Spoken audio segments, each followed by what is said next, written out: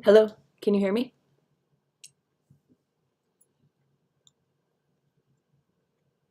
Let's see, hold on.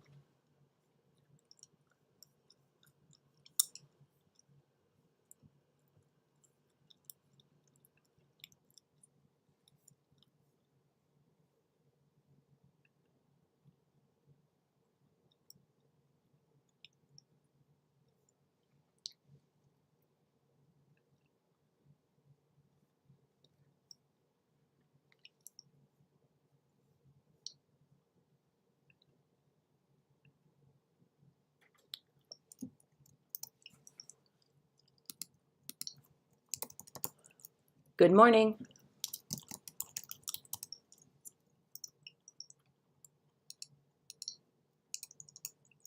Good morning.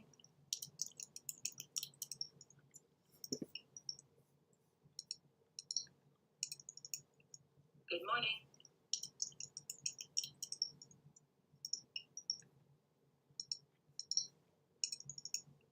Good morning.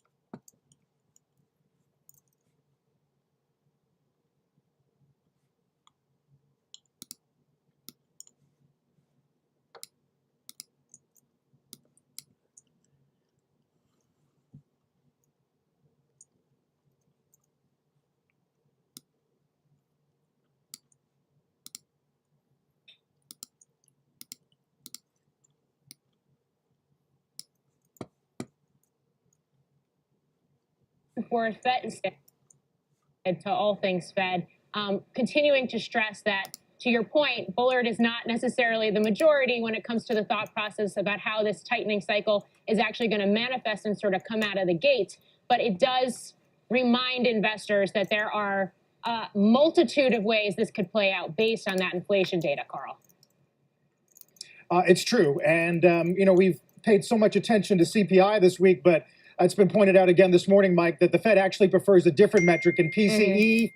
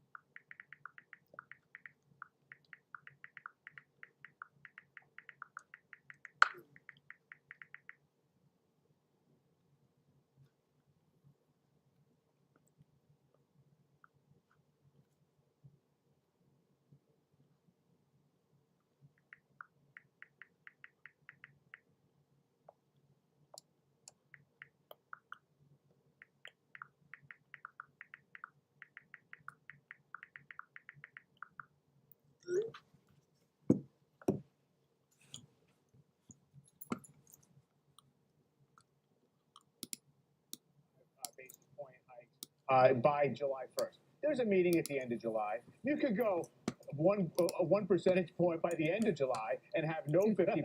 I mean, this is kind of absurd when we're getting down to it. Is it a matter of 4 weeks, and that's going to define whether, how much inflation is restrained or how the markets take it or what the cost of money is going to be? So I do think that we can get a little bit too caught up in it, but it does show the fact that the markets are going to remain a little bit unsettled, on their heels until there's a little clarity behind that, Morgan. Yeah, that's right. And it is worth noting that CPI number yesterday did show that broadening of price increases, higher food, utility, and electric prices as well. Housing is starting to make itself known in a more meaningful way, so perhaps that speaks to some of those about-face comments by Bullard yesterday. Meantime, earnings in focus. Again, it's been a mixed bag on the earnings front. Affirm Holdings taking a hit in pre-market in reaction to a wider-than-expected loss in guidance. The fintech buy now, pay later company accidentally tweeted parts of its quarterly results and then took those down. On the flip side, Zillow was up on better-than-expected quarterly results despite an $881 million loss on its now shuttered or shuttering home flipping business. The CEOs of Affirm and Zillow will both be on Tech Check at 11 a.m. Eastern. And as you can see, Affirm is down about 9% right now. Zillow's up meaningfully. Shares of Expedia also jumping, though, after earnings beat forecasts, despite Omicron's impact on bookings. And we've got that interview coming up in the next hour as well with Expedia CEO Peter Kern. Do not want to miss that either. And of course, Carl, it does speak to, in the case of Expedia, something we've been talking about really all week as we have seen some of those travel and airline and cruise stocks rebound very meaningfully and really sort of lead the charge this week. The fact that, yes, Omicron had an impact, but in the case of Expedia, for example, the impact was shorter, shallower. The recovery is faster than some of the variant impacts we've seen prior. And it does kind of speak to the fact that more and more people are looking to go out and travel, go out and book, and bounce back from these waves of coronavirus as we're now entering, what, the third year? Something like that, yes. You're right. The surprise profit out of Expedia. Mike, we mentioned earlier in the week that leisure and entertainment stocks are pretty much near a 3-month high on all the dynamics that Morgan mentioned. I can tell you, getting out to LA last night, TSA numbers have been suppressed. Let me know if you can hear me in the chat. But if you can hear me, just type something. To get around major cities, ridership in New York City subways, best numbers now that we've seen since Omicron. I think it was the JPM desk this morning that said, look, there's going to be a lot of volatility around the Fed. Stay with the reopening names until you get either clarity on the Fed or, as they always say, you get the VIX below 20. Right. And, the Fed also, whatever it does, it's going to be acting into a reopening dynamic, or at least into a little bit more of an energized, consumer economy, most Good likely morning. in the next few months. So I think that's You're my only viewer right now. It is a bit of an offset. Travel related, I think it makes sense to say that, those should be an emphasis in terms of.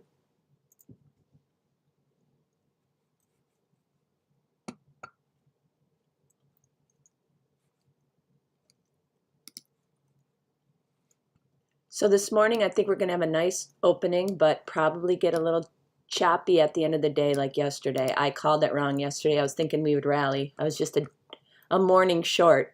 MU looks really good here. If you look at the chart, I don't know if you know that I always talk about the,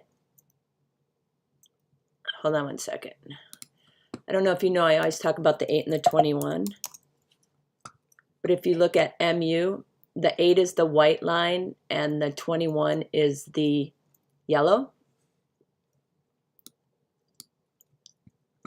Oh, hi, value play. This is so fun. I've never done this before, so this will be interesting. But anyway, you know how I always talk about the 8 and the 21. So I have my screen set up where when the 8 is above the 21, I get this green cloud. And when the 8 is below the 21, I get red cloud. So that's why when I talk about the 8 and 21 and how important it is, now this is the 15-minute chart, but if I'm scalping, I'll look at the 5-minute chart. And I also, when you have your charts open, you always want to do extended hours because there's a lot that goes on in the pre-market and post-market, and you want to capture that trading. So look at MU. 8 over the 21, perfect, looking good. Now, if I want to say, okay, do I think this is going to last? I'll go to a longer, like an hour, the hourly. Look at that. Green cloud, 8 is above the 21. Now let's look at the daily. The green just, or the 8 just started going over the 20, or it's almost going over. So I'm predicting a breakout with MU. And if you look at a really long chart, let's see if I go to the 6-month daily. I don't want to go too long. Let's say 1 year daily. You kind of see how it pulled back when the market pulled back. Now, if I expand that, I mean, we're right there. So, I don't know. I feel like it's looking pretty good. But you know me. I focus on short-term, quick trades. So, anything you want me to look at?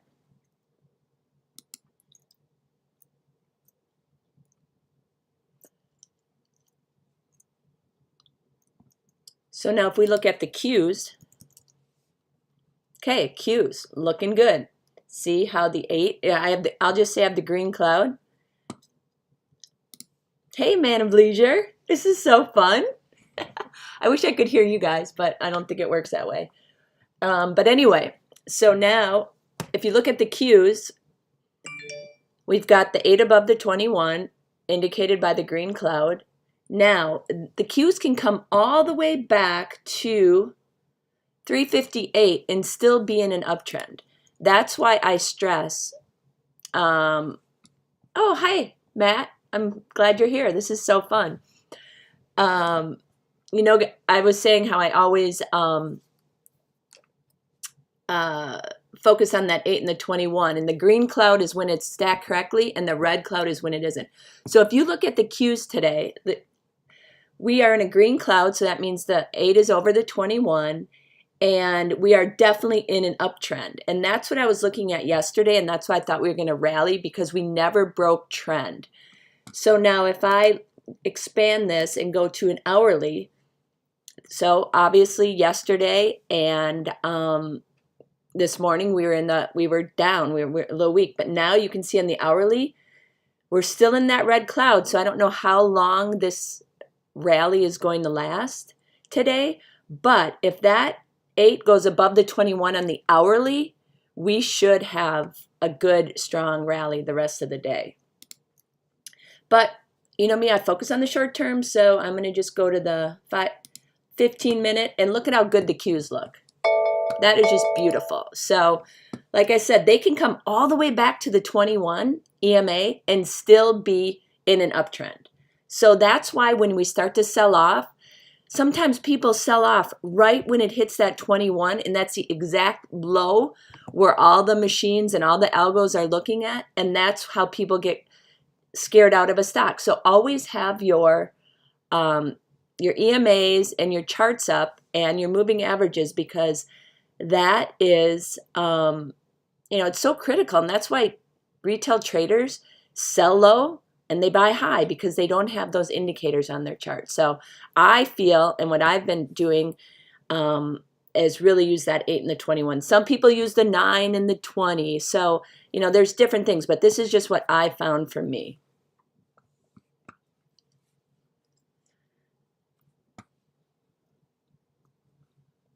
Do you guys have any questions? Anything you want me to look at?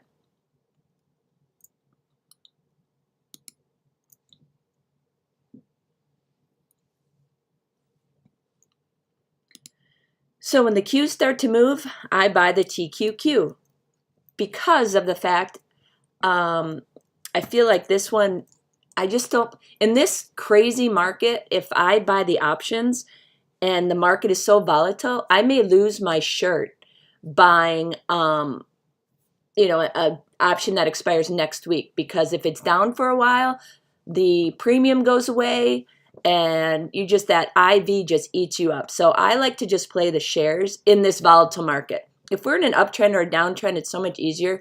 But with this chop, it's crazy. I just use Toss. So I'm on Thinkorswim, and they have a lot of good charts. I made this indicator on my own, so it's just something that I loaded on. Okay, you want to look at MGNX? Let's see. This one's not pulling up. Does it not trade? Oh, here's an hourly. Looks like it's bouncing off the 21 right here. If I expand, that's the hourly. Let's see if I can get a 15-minute. Is this thing really thin?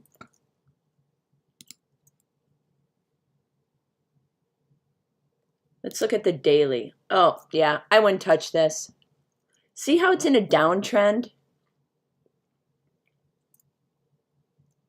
Oh, wait, yeah, so it's in a clear downtrend. You just don't want to buy stocks like that. And I can't find a shorter term time frame, so it must be pretty thin.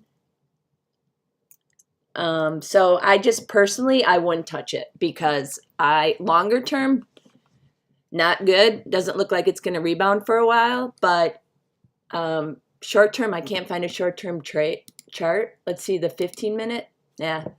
So,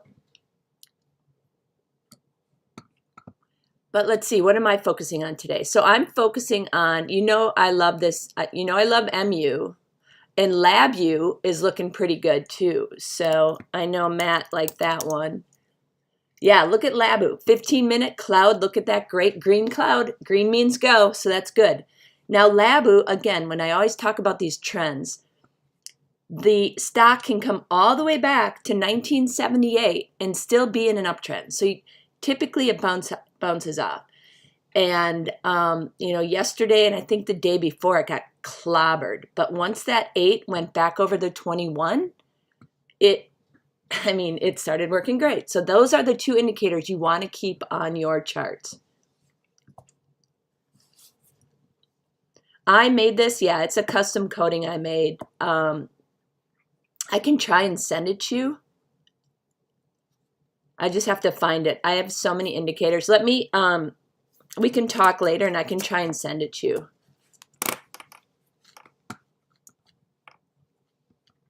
Oh, you want me to check SoFi? Sure. I love SoFi. Yeah, SoFi looks great. Look at that. Green. And if you want to see SoFi on a daily chart, would I hold it longer than today? No, because on the daily chart, so we don't have follow through. Let's see the hourly.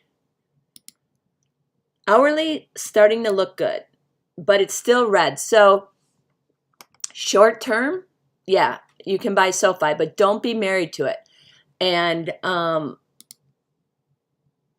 we can see if the 15-minute starts to turn and go red, then we sell it.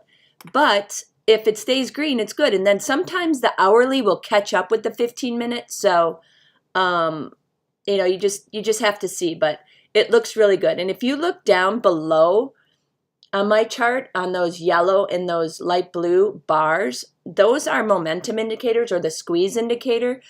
I think there is a squeeze indicator that's free called the TTM squeeze, but I have the one that I bought from Simpler Trading. It's the Pro Squeeze, and that's on Thinkorswim.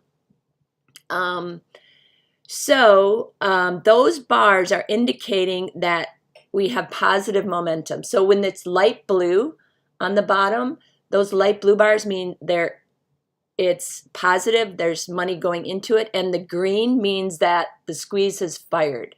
So I have green dots below the blue bars, and so we're good. But typically, the squeezes last between 8 and 10 bars. So, you know, that's why you have to go and check, okay, let's see what the hourly is doing.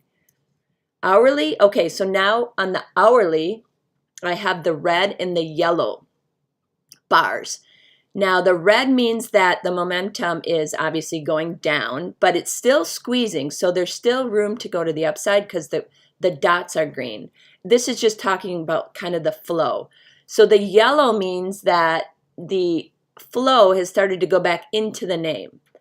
So once those bars turn light blue, that means that people are, you know, buying it again. So right now the yellow is just indicating less people are selling. So you don't want to buy it. Well, I mean, it's good. So when it goes from red to yellow, that's bullish. But again, I always look at the 8 and 21. I kind of use that squeeze indicator below with my 8 and 21. So once that goes above, and if it does, then you will, that's a good buy. So now looking above, I also have on my charts, you'll see these red bubbles and these green bubbles, and that just gives me kind of like a reversal indicator. But to tell you the truth, I don't use those alone. Those give me false signals, but I like to have them on my charts just to look back and see. You also have the high and the low bubbles. Again, these are just what I put on my charts.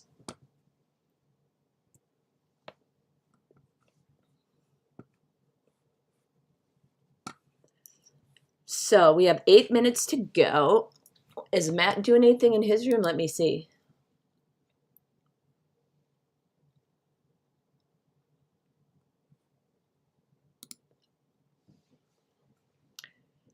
You know what? I look at the RSI. I have it on my indicators, and I have, and sometimes I look at VWAP, but that's kind of secondary. My best indicators are that 8 and 21, because every single stock will come back to its 21 EMA. Eventually, it may take days, it may take months, but it always does.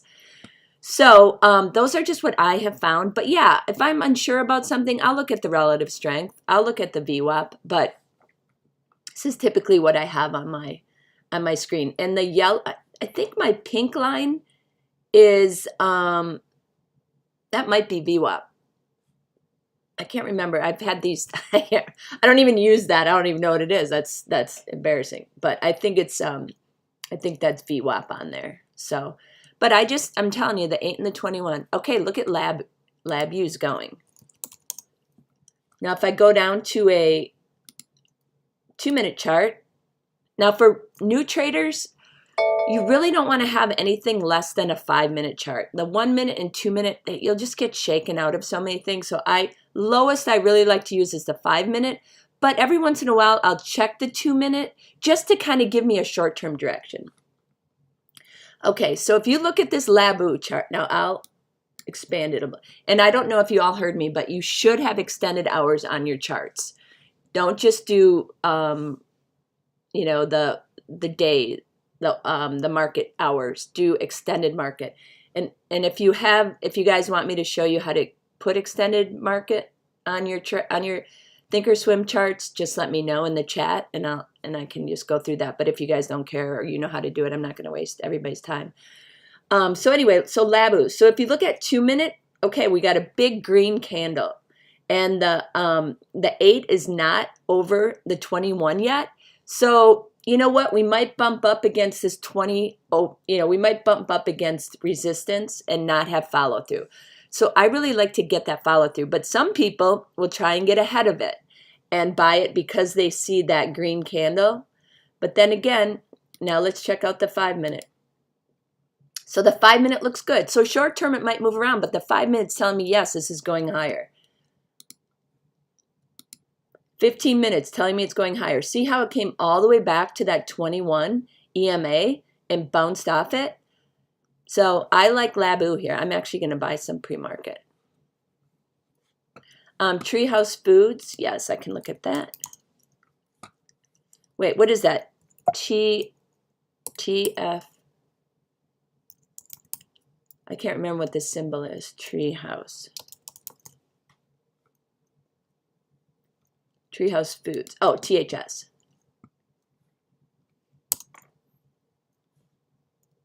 I don't know why it's not loading. Oops. Okay, I don't know why I can't pull this up.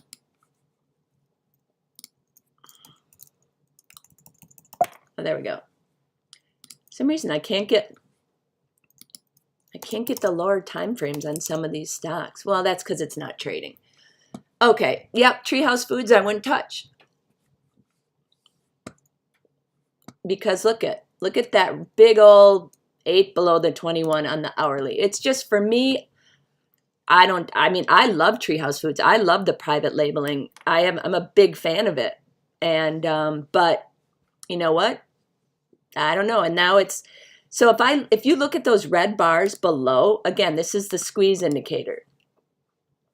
So this is telling me that the squeeze on the hourly chart now, so the squeeze, the red bars indicate selling. So when you have a red dot, that means that it's in mid squeeze, and the blue or the black dot is low squeeze. So you have a low compression squeeze that just fired, and that's indicated by that green dot on the red bar. So that means it's firing, and it's a red bar, so that means it's firing to the short side, to the downside. So Treehouse Foods, I wouldn't touch it, but I can't get let me see if I can get a 5-day, 5-minute chart.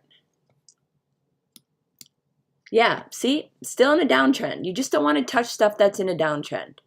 I mean, but then again, I'm a short-term trader. If you believe in this, let's look at the daily. 6-month daily, yeah, it's downtrend. Not looking good. So me, Treehouse Foods, I would not buy it. Even though I like the company, but the stock is not doing well. Okay, Matt, you want me to go over the light blue bars again? Okay, so if you look at my chart, I have a couple things on here. I have the top part is basically my, that's where I have my moving averages. And you'll see those light blue lines up here and down here. Those are my Keltner channels. And those basically are your average trading range, or your ATRs, your average trading range. And those are set at 3. So that's a third ATR. That's the widest. So when stocks are near that third ATR, typically people want to buy the stock, right?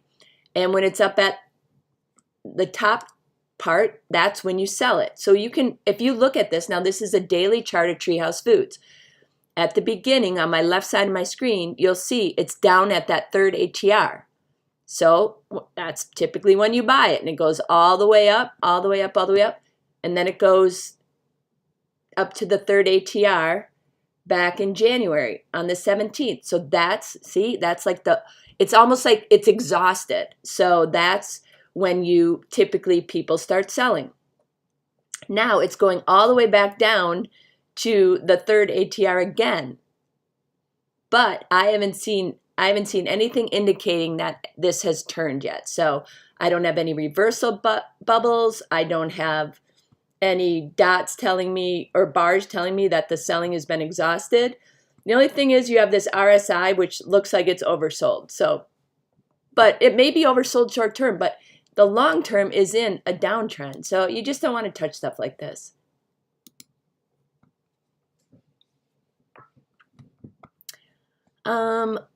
Okay, so Matt, did that oh wait, I didn't explain those bars. Do you still want to hear about the blue bars, Matt?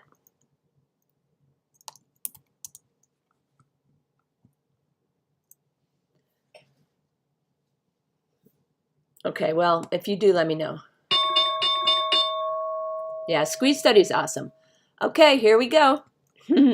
Let's see what let's look at Labo. Let's see what this one does.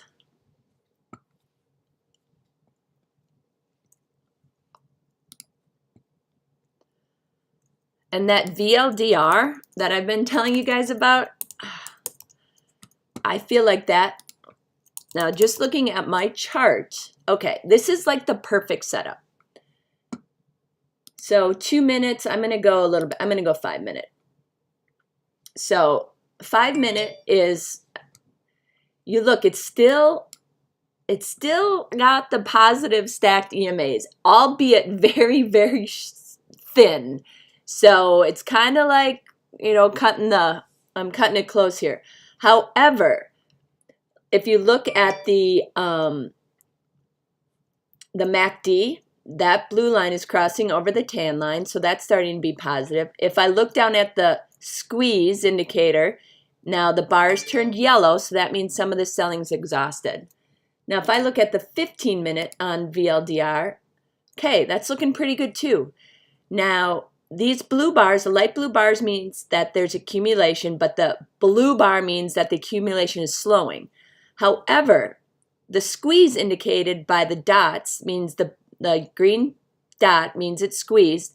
Typically, you get 8 to 10 bars of squeezing before it's done. So look at it go, like it's starting to go. So now I look 15-minute chart. Yep, it's looking great. Now I'll go down the 2-minute chart just to get direction. And if you look at the 2-minute chart, that green dot just formed. That means it's in a squeeze. So I should be able to get 8 to 10 more bars of squeezing going on. So, and look at that nice big green candle. But you know me, I like to go to the 5 minute and it's looking good. So I'm going to hang on to this VLDR. I actually own way too much, but I just think the chart looks good. It should go back to 420 at least. But at $4 stock, you can buy a ton of it. So I don't need it to move very much. Okay, what else is moving? Okay, let's look at that MU. MU's looking good. Woohoo!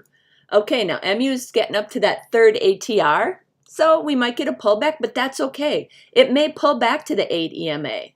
But that's okay. It's still in an uptrend. So you got to stick with it. Don't get shaken out of these names.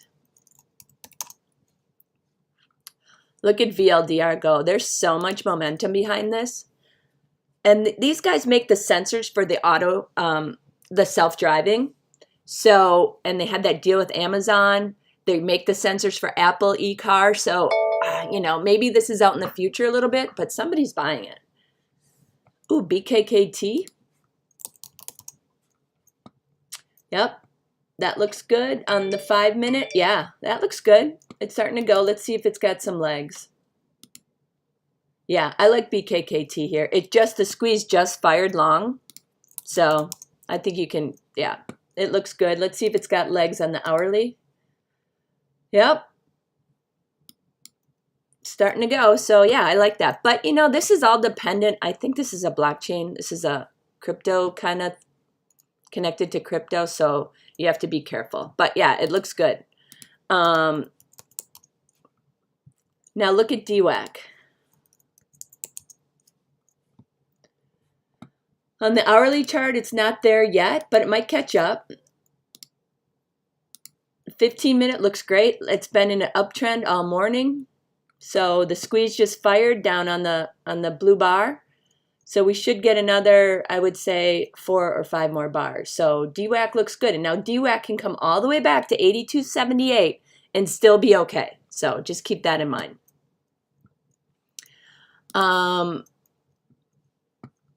Let's see, what else am I looking at? Okay, this MU is looking good. The Qs are, let's just keep an eye on the Qs. Yep, Qs look great. 5 minute.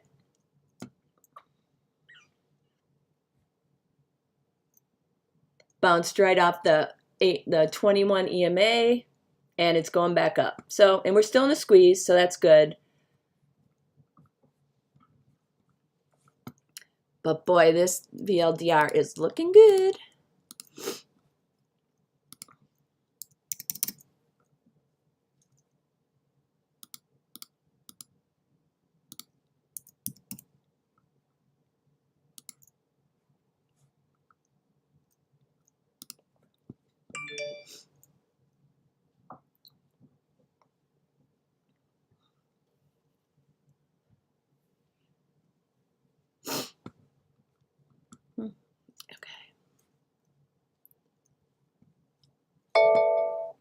So when I look at this VLDR,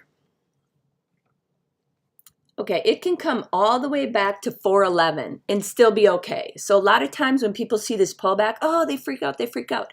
But it's just going to go back to the 8 EMA, which is fine. So that's why you don't want to get, that's why you want your indicators on your chart, because it takes all my emotion out. Okay, if it goes to 411, I'll buy some more because that's a nice support. And it can even go all the way down to 408 and it'll still be okay. So indicators are so important, or moving averages are so important, because you just want to make sure that, you know, you can take the emotion out of trading. And they can kind of, like I always say, it gives you a little window into the future. So you don't have to guess. You can kind of see, okay, this is where the trend is, which is so valuable. Okay, so you see how VLDR went all the way up to its third ATR? Of course it's going to sell off because it went all the way up to the third ATR. Got a little extended. It's going to pull back and it's just going to float upon that ADMA all day like it did yesterday. So hopefully, I mean, nothing's 100%, but I have to lower my risk and give myself better chances of how I make money, and that's pretty much how I found I can do it. So you look at VLDR in the 5 minute, that squeeze indicator just fired a mid compression squeeze. I think that was mid. Let's see. Yep, the mid squeeze fired. So it's like the middle squeeze. It's not the highest and it's not the lowest, but so I'm squeezing and it's firing to the long side because it's got the light blue bar. Now this RSI is saying that it's a little bit overbought, but I don't know. See, that's why you got to use more than one indicator. So I think it still goes higher because the trend is up.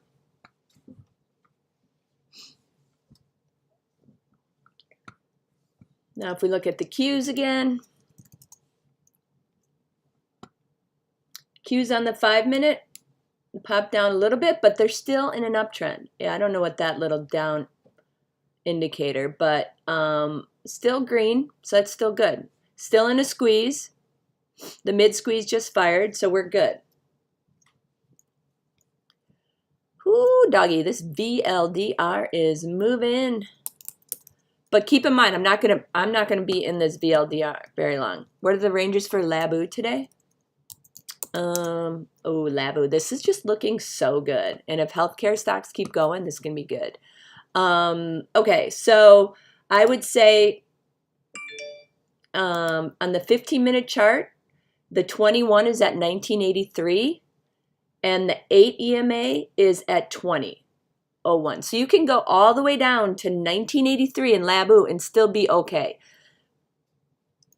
Now let's see if it's got some legs on the hourly. So, you know, the hourly, we might have to be, it's still not, it doesn't look good on the hourly, so I don't know how much follow through you're going to get. So if you're making money on it short term, you know, just follow the short term chart then. So the hourly chart is telling us right now that it doesn't have staying power. But as long as this 5 minute is still in the uptrend, you're okay. But once it breaks, it might break down to that third ATR at 1958. You can see that happened early in the morning. It went all the way down to 1908 earlier, right here. And that's that third ATR. And then it bounced off it, goes up to the third ATR to the upside, comes down. So if it comes down here, mean, that's a buy, but I would just keep an eye on that 8 and 21. If that crosses lower on the 5 minute, then you sell it. But as long as the EMAs are stacked correctly on the short-term chart, you can hold on to it. Oh, hey there. We got a new guy in here. I don't know how to say your name. Adnan? Adnan? That's awesome. Where are you from?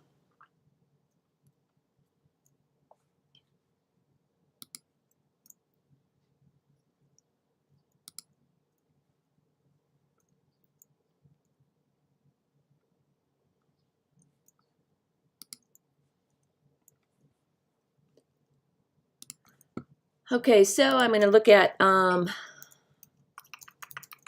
VLDR again. God,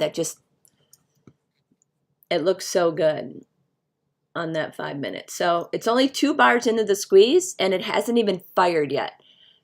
Oh, that's cool. I love Atlanta. I was just in Atlanta for a wedding a month ago in Midtown. Yeah, Atlanta's awesome. But looking at this VLDR, green cloud, 2 bars into a mid squeeze and it hasn't even fired. So you have to wait for that green dot and then you know it's fired and that means you have some, that means it's going to have some legs. So right now it's in a mid squeeze, which is good.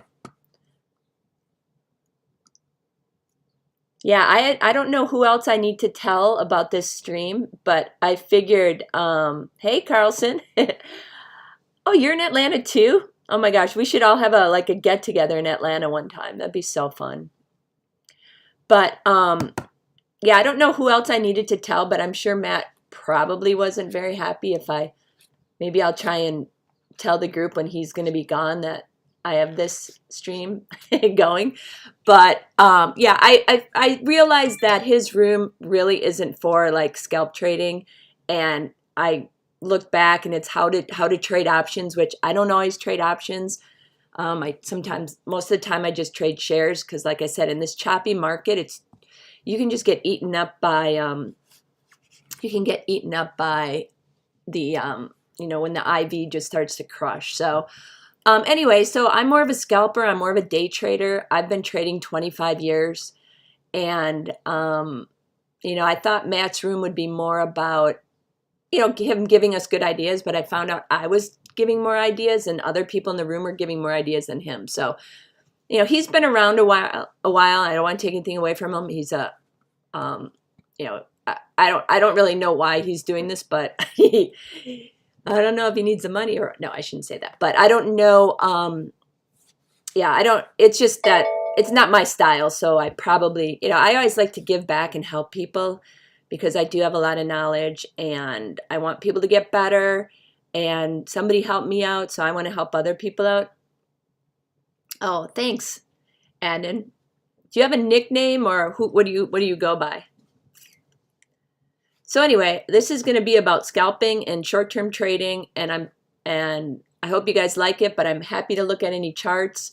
But again, everybody should have that 8 EMA and the 21 EMA on their charts, and have extended hours activated so you get the real feel of the chart. Don't just do the regular market hours on the charts. So look at this VLDR. Now let's take a look at the 15 minute. Okay, the 15 minute, ooh, it's way above that third ATR, but it'll come back a little bit, but that's fine. But if you look down, the squeeze has fired. So again, we should get some follow through on this. Yeah, Michael, I agree with you. We will test the lows, and I just heard that if the 10-year goes to 3.7, we're going to be lights out. The market's going to just tank. But right now, I go a lot by gut and I go a lot by experience. I was in the 2000 bubble. I was in the 08, the financial crisis. I was in 2015. Obviously I was in COVID. So I've seen a lot of bear markets. That's why you have to be nimble. You don't fall in love with stocks unless you don't look at it and you have a 10-year horizon, right? If you have your retirement account, you take dips to buy as an opportunity to buy. But if you're trading, like I mean, I held this VLDR overnight, but I rarely swing trade these days because we are in this chop and you have to take advantage of the chop. This is a day trader's dream. Like we want this volatility, and do I have a chat group? What are you saying, Adnan? This is my chat group. I don't know how to do all that Discord stuff, so maybe somebody can help me and I can actually, financially benefit from my knowledge. But right now, I'm just going to do this YouTube channel and we'll see. But this is my chat group for now. But yeah, that's what I have going. So this VLDR, still going. Now I'm going to look at the 2-minute chart just to give me some short-term direction. And look at it. It's still beautiful. You got that green cloud. That means the 8 is over the 21. It's just following that 8 right up. I don't know how far it can go, but when this thing runs, I usually sell it because it always gives you a chance to pull back. So energy, PTEN. Oh my God, looks beautiful. 2-minute. Let's look at it, see if it's got some staying power. 15-minute looks great. Hourly looks great. Yeah, I would stay long PTEN. Did you say BTU? Yeah, BTU looks great too. Now BTU is just going on the, that's the hourly, so that's good. But short term, 15, yeah, I mean, it looks great. These are going to go, all these energy stocks are going to go for a while. Yeah, PTN, yeah, that's good. Let's see, some other ones that I was trading yesterday. Oh, and also, do you guys put the new highs and new lows on your screens? I know on E-Trade, that's where I execute my trades. You can have new high and new low tickers. It just gives you the daily new highs and new lows. So that's a good one to watch too, to see if there's some momentum, and you can kind of see which groups are moving.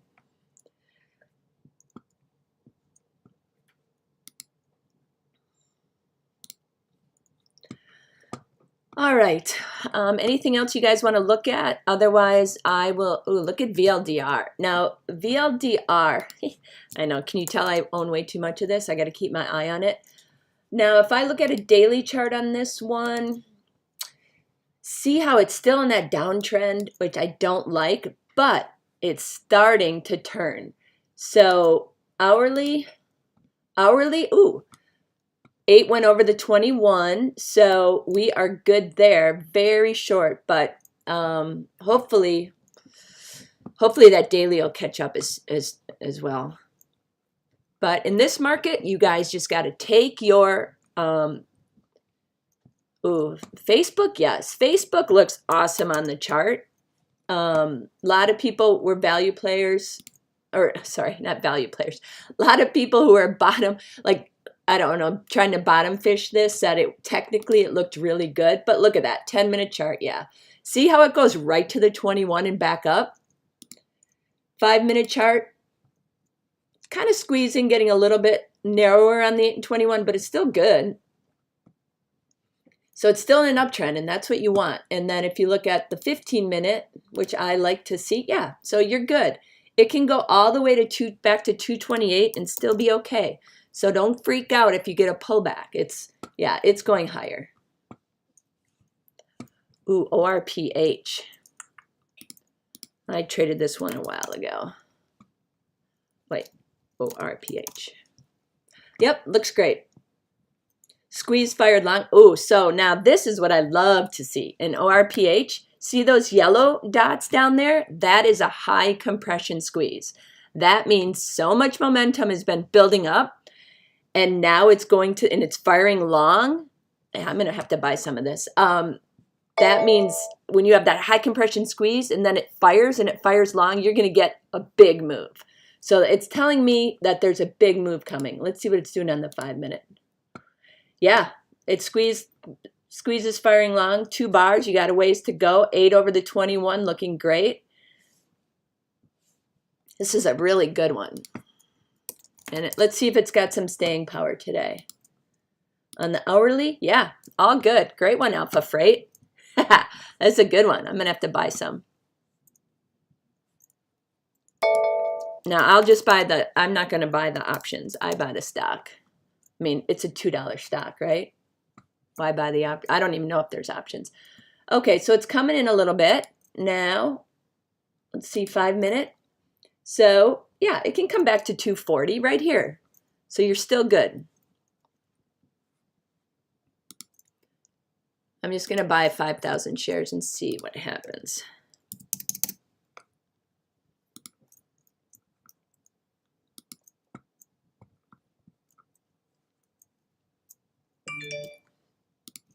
So now look at BLDR. See how it's pulled back?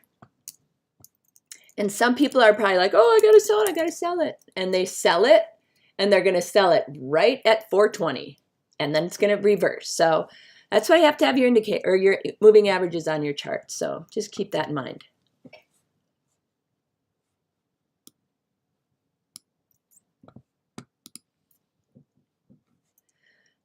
You know what? Sometimes I use stops. I just don't have that many stocks on my screen, or I just don't trade that many stocks at one time. So I don't really put stops in because in these small cap names, they can move so big that you can get stopped out. And a lot of times I like to watch the machines troll these stocks and just find the stops and then hammer it. And then at the bottom, they'll rally right back. So I don't like to use stops, but that's just me. Everybody should use stops if you're not looking at the screen 24 hours. I just have mental stops. So and I just like, until it's not working or until it breaks down, the chart doesn't look good, then I stop buying it. Yeah. You bought Waste Management? Oh, that's cool. I like Waste Management. I mean, we're always going to have garbage, right?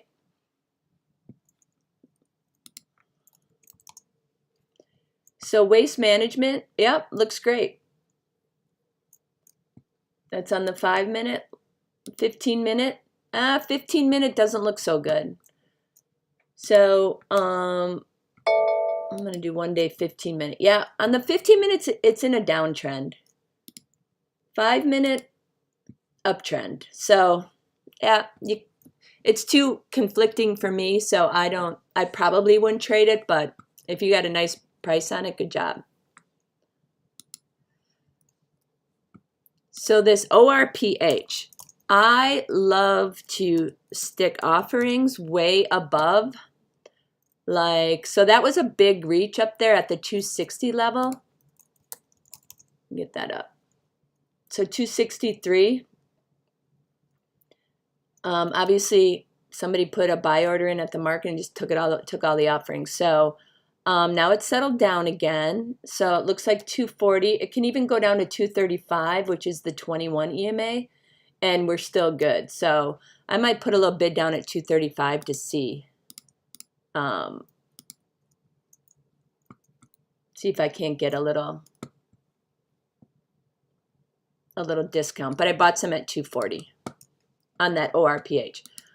Good job on that Waste Management. Oh, Disney? Disney has been running like crazy. Yeah, Disney looks great.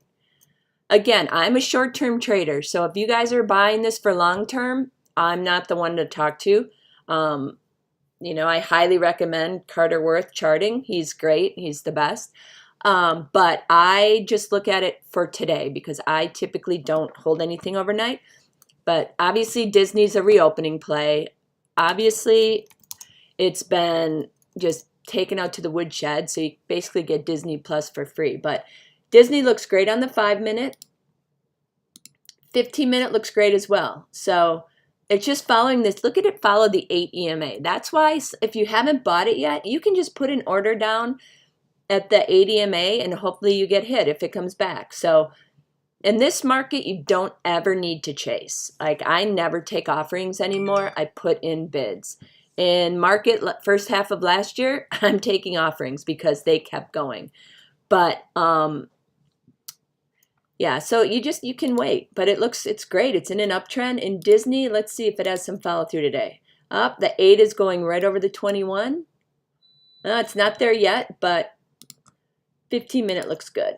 So you've got some room to go on the upside. And if you look, the squeezes, 1, 2, 3, 4, 5, 6, 7. We're 7 bars into a squeeze of between 8 to 10. So when that's done, when that gets to the 8 and 10, then I'll switch over to the hourly and see if we have some follow through. But yeah, Disney looks great.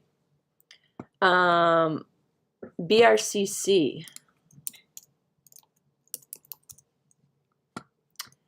BRCC. Yeah, look at my screen. There's a nice green cloud on the 15-minute. See what it looks like short term? Yep, looks good. If you don't own it already, I would probably just put a bid in at 17. Let's see, where is it trading right now? I don't know. Yeah, I think you can buy it right here because it's right at the 8 EMA. Let's see if it's got some legs today. Yep. Hourly looks good. Let's look at the daily, and it's in an uptrend on the daily. So yeah, I like it.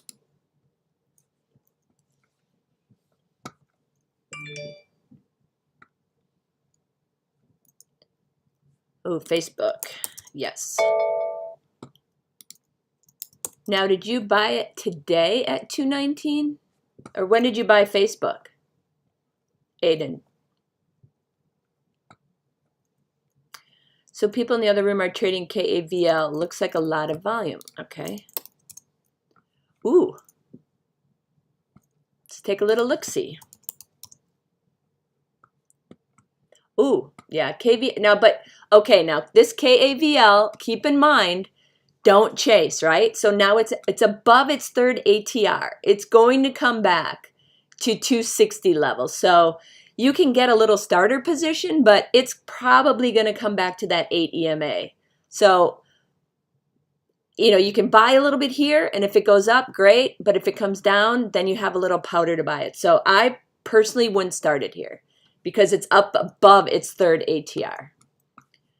So you want, you want to swing, you mean you want to swing Facebook overnight, or are you just saying hold it to 240?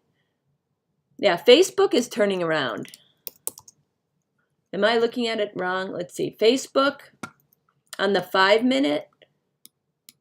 See, the 8 has gone over the below the 21 now. 15-minute. 15, it's still okay. So, but I don't know. The EMAs are starting to not work out. So let's see. Facebook. Yeah. If I were to put a bid in Facebook, I would probably put a 225 bid, see if it hits this third ATR down here. But on the 15-minute, the EMAs are still stacked correctly. You know, actually, you know what? I might buy. Short term, the 5-minute doesn't look good, so I would just hold off on Facebook. I don't have a direction that I would go. See, what are the markets doing? Markets are just not cooperating with us today.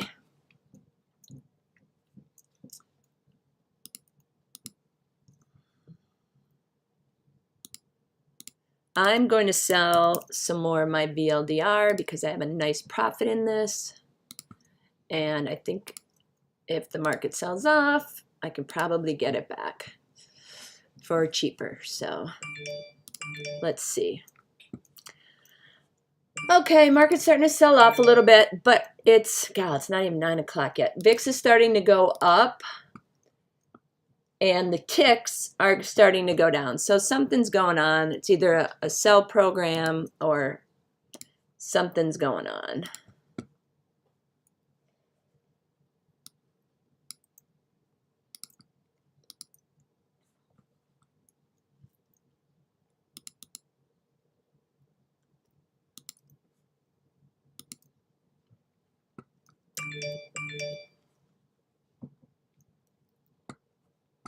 Yeah, I mean, Facebook, you can hold it. I mean, people love it. Everybody on CNBC loves it down here.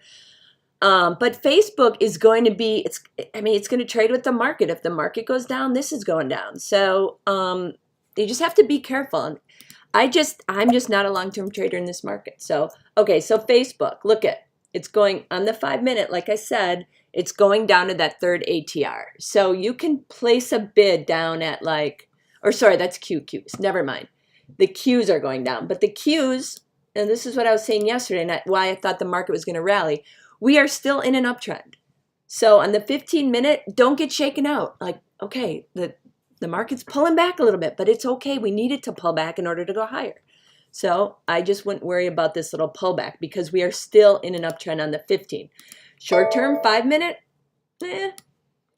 looks like, yeah, it looks like it's going to sell off a little bit. But until that long-term, like at 15-minute or an hour, that breaks down, that's when I get bearish. But right now, I'm still bullish.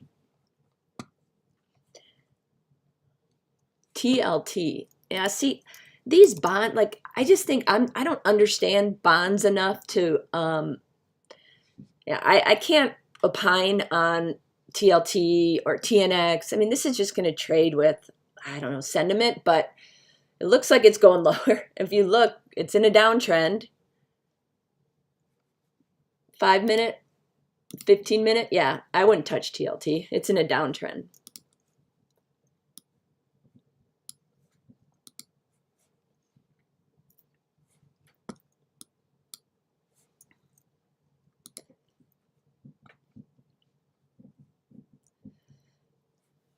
Mm-hmm.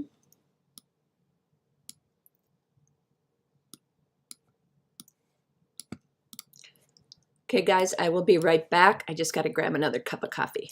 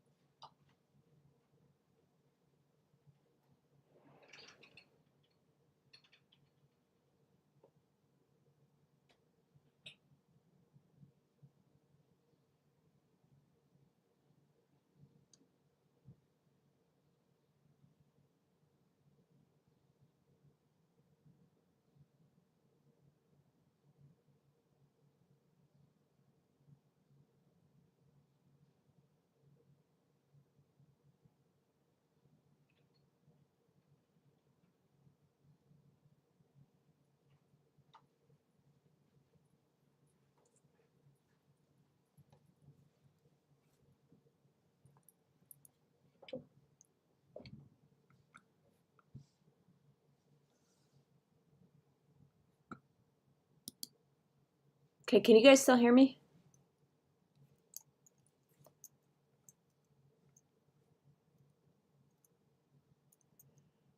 Michael, can you still hear me?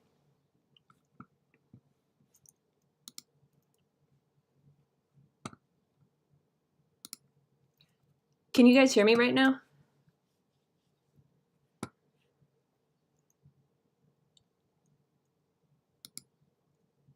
Check one, check.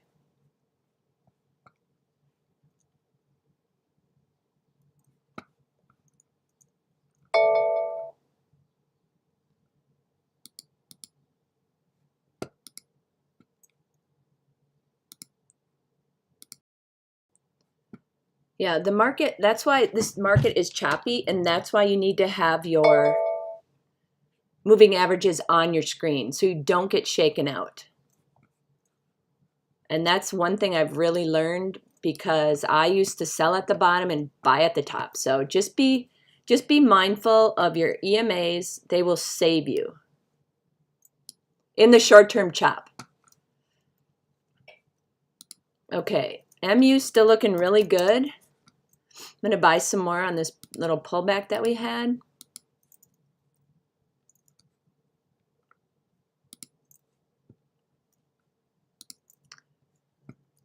Okay, thanks. Yeah, I put it on, I changed my microphone settings, so I didn't know if it was still coming over. Yeah, okay, cool. Let's see, MU. Okay, MU, look at, I mean, it's so high. That's why I love my 8 and 21 EMA. Look at MU come right down to 91.30 and reverse. How many people would have gotten shaken out and sold at 91.30, right? Now it reversed right back up. So that's why you need, I mean, these moving averages are just gold and they're free. That's the best part. So I don't know. It's just, if there's one thing I've learned, that's definitely good one to use. All right, so market turning back up now. Now, I don't know if you guys have the ticks on, it's TICK. On E-Trade, it's the $ TICK. And it basically gives you the up, I think the up volume versus the down volume. And there's just a lot of chop going on right now. So the big indicators are when those ticks are above 1,000, or I'd say above 900 or below 900. Everything in between is just chop. So right now the ticks are at 245. They went down as low as 600 and change. So still don't have a real direction for the market. And so that's why we're just going to have chop. So just be careful. Now this ORPH, let's take a little look-see. It's a little lower than where I bought it. And I want to see where it's at to see if I should buy or sell. Okay, so ORPH. Okay, look at right down to the 21 EMA. And what's it going to do? Is it going to bounce back up? See what the 5-minute tells us. Yep, so it's right there. So I'm going to buy a little more right there because that's where I think there's going to be support. It may be off a couple pennies, but, you know, probably some good support there.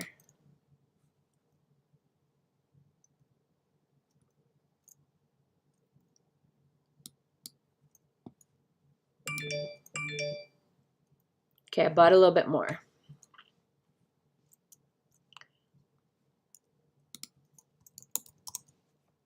Okay, see why I told you not to chase that KAVL? I think it was at 285. It was way above that third ATR, which is that light blue, very thin light blue line. So see how when it goes above that, that's an indication that it's probably going to pull back. So that's why I didn't want you to buy that down there. So now it's bouncing off the 8 EMA. So if you want to, like, I might start a little position here because we're still in a nice uptrend, and that's a 2-minute. So we'll probably bounce right off here. So I'm going to buy it at 260, put a bid down at 260 and see if I can't catch a. Okay, so you took, okay, so why did you take losses on ORPH is my question. Did you get a stop loss?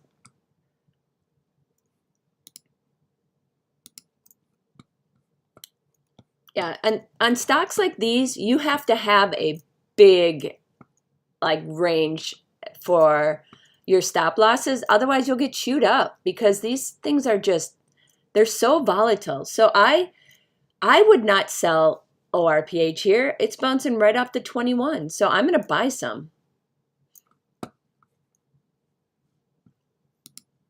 And I just bought some at, where did I buy it? 238. A little higher, but I paid a little bit too much, but I feel like we're going to get a little bounce. Because if I look at the hourly, look at that chart.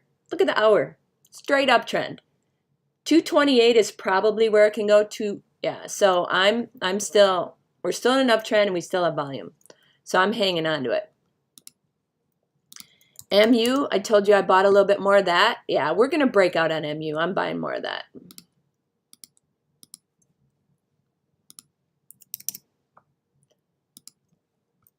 And if you're playing the options on the MU, because it is a little bit more expensive of a stock, I think you can play, like, I think you could buy the 95s for today if you want to take higher risk. Otherwise, I'd buy them for next week. But if you look at MU, we are in definitely breakout territory. And one of the, I can't remember which plant had to get shut down because of some bacteria issues. Another semiconductor I think, was it KLAK? So they're going to get some more business from that. And yeah, I like MU a lot here.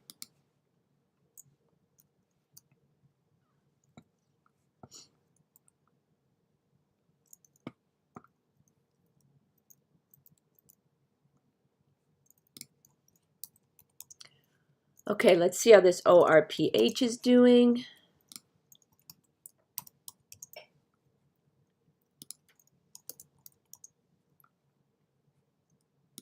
Looks good there. 5-minute chart. 5-minute chart. Still good. So right here, 233. We're still good. Let's see the indicators. The ticks are still right around 55, so it's pretty much flat. VIX is moving up a little bit. Let's see what Qs are doing.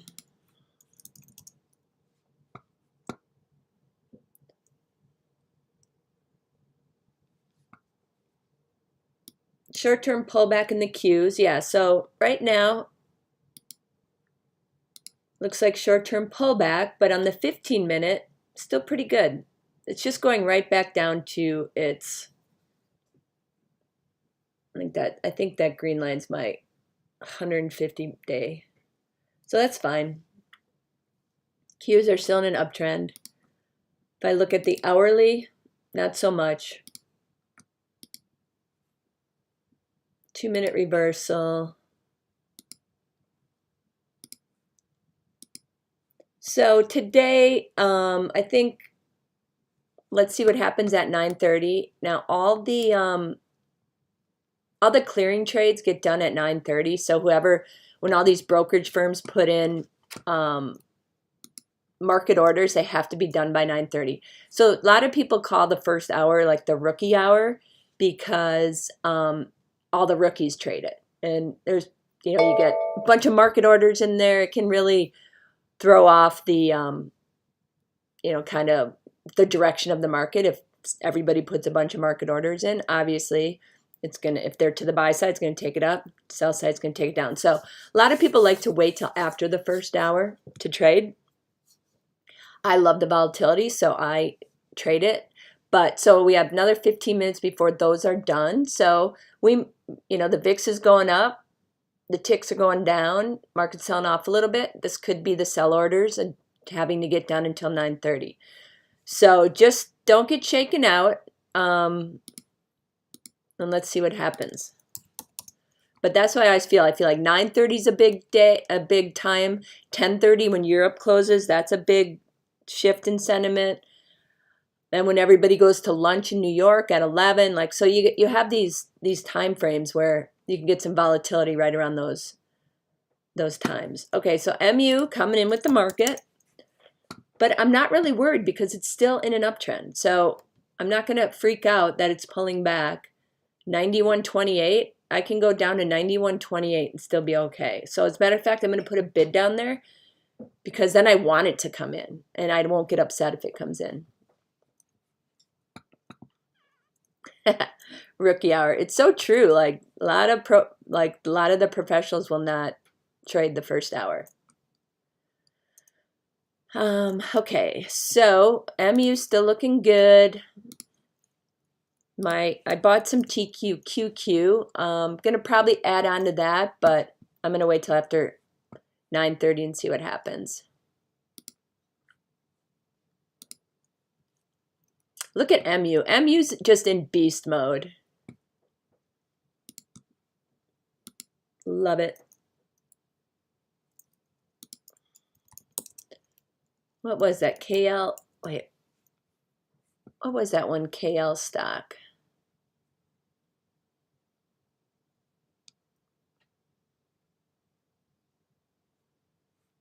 Do I have history on my thing?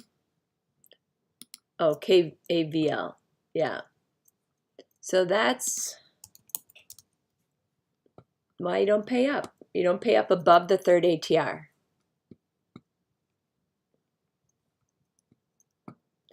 Oh, free Facebook? Okay, Matt, real quick. Are you a long-term holder or are you looking for a day trade? Because that's different.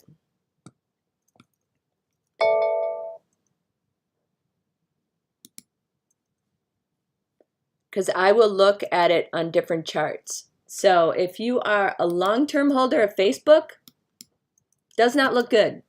I mean, it's in a downtrend.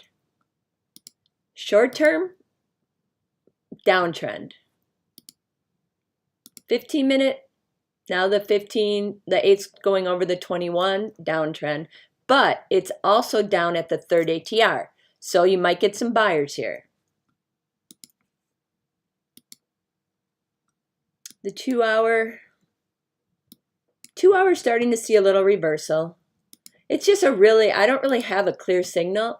I mean, first blush, I would say it's going lower, but then it's also down at its 3rd ATR. So you might get a little, so when it goes down to its 3rd ATR, you're probably going to get a bounce back to that 8 EMA. So maybe 226.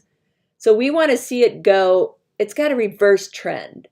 So if it keeps following that 8 EMA to the downside, you know, then you're probably just going to have, it's just going to keep going lower. But you could probably scalp a little bit here at 224 to take it to 226. But I don't know what your cost is. So it's hard for me to tell. But, you know, the market's turning around now. So we're just going to get some volatility. But just when you come back and it's after 9:30, we'll probably get a better picture on where Facebook's going. But I know a lot of people like it. It's just if you look at the short term, it's in a clear downtrend. But it's also at its 3rd ATR, so there might get a little pop. But it's only going to be short term because you're in a down, your 8 EMA is downtrending. So you have to be careful. Okay, so you want to look at ORPH. Would you buy some at 230? Yeah. I mean, I bought it at 238. 2-minute, you got the green candle. The 8 EMAs still aren't good, but I don't really use that. I use the 5. See, it's right there. Yeah, totally buy it. 15-minute, yeah, right to the 8 EMA or the 21 EMA. 230, 231 is good support. Matter of fact, I'm going to buy a little bit more. Now I've got way too much of this stock. Why is this even moving?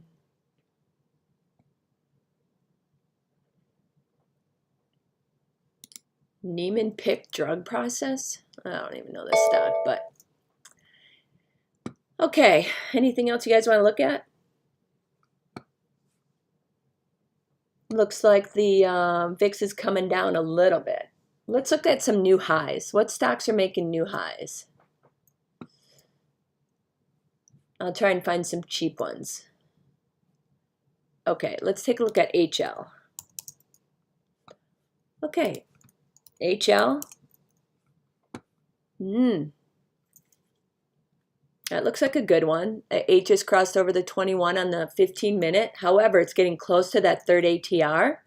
So if it comes back down to 520-ish, 523, I'd buy some. But look at that's a nice little breakout. It could probably even go to 533. Yeah, it looks like it's going to go there right now. But yeah, I might want to just wait for a little pullback to the 523 area. And then that probably is going to be a good trade.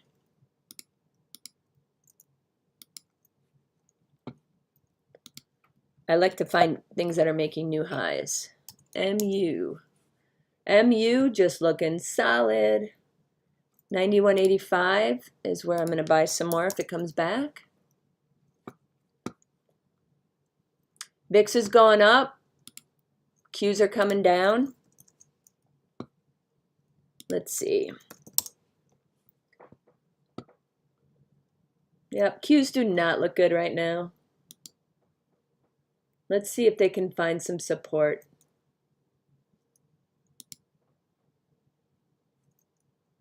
Yeah, we'll see. We'll see what happens at 9:30. I'm not going to buy any more MU until I know.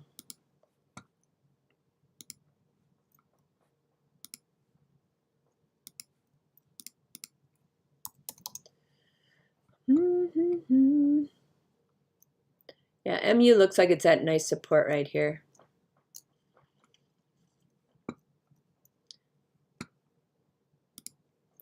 ticks are picking up. VIX is coming down. So choppy. That's why you need that long-term chart. Longer term. And when I'm saying longer term, I mean like 30-minute or an hour, not 2 minutes, because you'll get eaten alive on the 2-minute.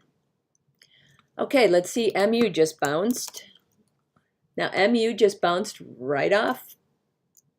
Pretty much, let's see, it was 92.16. So it looks like it bounced right off of VWAP. So, yeah, it's good. Qs are moving back up. ORF moving back up. Let's go. I'm going to buy a little bit more on this uptrend.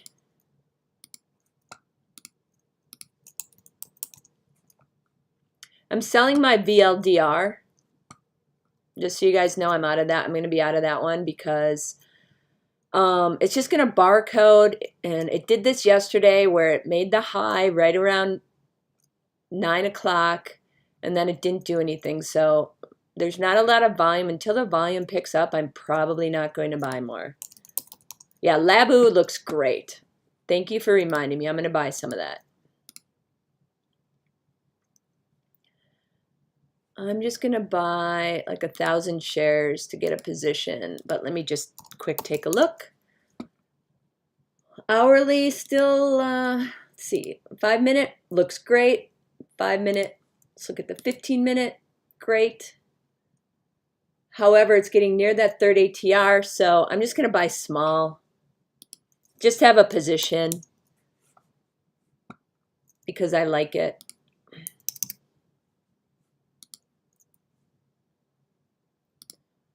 Ooh, MU. Let's go.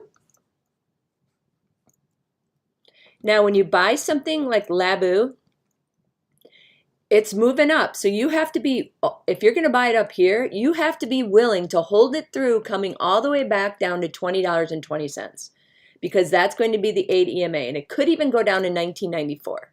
But do not get scared out of it until it goes and it breaks trend. There's just no reason to. One that I bought yesterday that I bought and I couldn't get out of because it basically stopped trading. The volume just dried up was this Celsius Holdings, CELH. I don't know if you guys drink this stuff, but this Celsius energy drink, my kids love it. My husband loves it. I'm not a big caffeine drinker, so I don't drink it, but it's really, they love it and they sell it at Costco, so you know it's good. But that one made a new high yesterday right on the bell, and now it's starting to go back up today. So just keep your eye on it. CELH, Celsius Holdings. It doesn't look very good. Never mind. 2-minute, short term. Well, I will buy more. Now, this is interesting. So it's in a high squeeze. Not high. It's in a mid-compression squeeze. Nope, sorry, low. Sorry, the red. Low compression squeeze. And it's about to fire to the upside. So I'm going to wait to buy more until this 8 goes over the 21. But it's in a mid-squeeze, so we're starting to get volume in there. The MACD looks good. RSI is fine. So just keep an eye on it. If it makes another new high today, it could get back up to 60. Let's see, 5-minute one day. Yeah, yesterday it went up to 60. So it could get up to, probably get up to 59 and change, 59 and a half. I'm going to sell it. Yeah, this thing just doesn't trade. It's not liquid enough for me. I don't even know why I bought it. I just saw a new high and I bought it yesterday. So when I don't follow my rules, that's when I get in trouble. Oh, we haven't checked out Snapchat today. Woo! Look at Snapchat. Thank God. Now that's in a, it's going to a mid-compression squeeze right now. 8's over the 21 on the 5-minute. It's not even close to the ATR, third ATR, so that's good. Let's see what it's doing on the hourly. Everything looks good in Snapchat. I'm predicting a breakout in this one today. And I'm going to buy some more. Now this one, I own the $50 options for March 18th, I think. I gotta double check. It's in a different account. Ooh, there goes VLDR. Of course, when I sell it. Just whenever I sell something, you guys buy it because it's just gonna go up in my face. Okay, we need ORPH to go. And it looks like it wants to. The volume's kind of dried up a little bit. MU rocking and rolling. I mean, MU, if it breaks out of yesterday's high of 94.60, we're going to 100. We're going to go to 100 anyway. Typically, when stocks go over 90, they go to 100. It's just a weird concept that happens. So keep your eye on MU. Breakout coming. IONQ. Ooh, that one looks good. The squeeze just fired long on the 1 hour, but let's see what it's doing short term. Okay, it's way at the third ATR. I would not buy it here. If you want to take profits, it's probably going to come back a little bit, but it's probably going to come back to 16.14. But it's still in an uptrend, so you can, but if you're scalping it, you scalp it at the third ATR. But I think you can hold this one. I like this a lot. I'm going to put a bin at 16. I'm going to put in at 16.20 and just see if I get hit because it ran up pretty fast. Let's see what's doing on the 2 minute. Yeah. So it's going to come back a little bit, but right here, 16.20, I'm going to probably start a position there. And that's also 1622 is the previous high, so that might provide some support. So yeah, I like it, but I would wait to buy it lower. Unless you want to just buy a little bit now, but I think it's going to come into 1622, 1620 range. Thank you for that call on MU. Yeah, we're going to 100. MU, I want to swing it so bad for next week, but I can't hold stocks in this market. It's just crazy. If I miss a couple points, I can always buy it back on Monday. But yeah, MU's a great. I mean, again, it's just the charts. Look at that breakout. The charts tell you everything. Yeah, Michael, the Celsius, for sure. If you like that kind of carbonated energy drink or caffeine drink, it's like seltzer with caffeine in it. The mixed berry is really good, I hear, but I'm not a fan of that. I just like regular seltzer. But yeah, it's good. Okay, so MU is the charts tell you everything, right? Look at the 15 minute. Everything's in an uptrend. It bounced right off the 21, which you gotta love it. You gotta love it. And then it goes right back up. Now it's up at the third ATR. We're going to get a little pullback here. It just by nature, it's going to come back in. However, it's probably just going to come back to like 92-ish. So we're still in an uptrend. But if you want to scalp it, you can sell it here because you can probably buy it back $1 cheaper because it's pretty high if you're a scalper and you want to do that. But it's going higher today. It's going to go to 100 at some point. Not today, but I think we're going to take out yesterday's highs if the market stays going. Yeah, the VIX is down, market's turning up. 928, all these clearing trades are going to be done. I think we go higher after it, but I don't know. I haven't had the best calls on the market, but intraday scalp trades, yeah, I'm good. Okay, you're going to buy Microsoft at $299. Ooh, yeah, Microsoft below 300. Okay, so now this is my theory. 15 minute. Okay, so 2 minute chart. Yep, it did a little reversal, but we're still in that downtrend. That's what you have to be careful of. So I'm going to go with the 5 minute. Okay, so you bought it at $299. It probably goes to $350, and it's going to sell off again. Now it's following. When you're in a downtrend, stocks bump up against the 8 EMA and then sell off again. So I would scalp Microsoft. Obviously, Microsoft is a great stock to hold in your retirement account long term. I mean, you just tuck that thing away. They've got the best cloud with Azure. They're just amazing, right? Microsoft's a great long-term hold, but we are in a downtrend. So be careful. That's all I'm saying. It might go back up to 384, but I don't think it's going to go higher than that. Let's see what it looks like on the hourly. Yeah, this isn't a downtrend, so just be careful on Microsoft.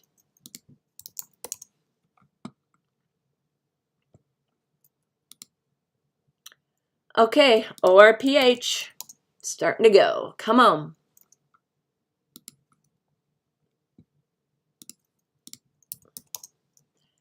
MU, I am setting a buy stop, and I also like to set buy stops for breakouts, but in this market, not the best. But on certain stocks, I think you can buy breakouts. So like MU, I think MU, if it breaks over yesterday's high of 94.54,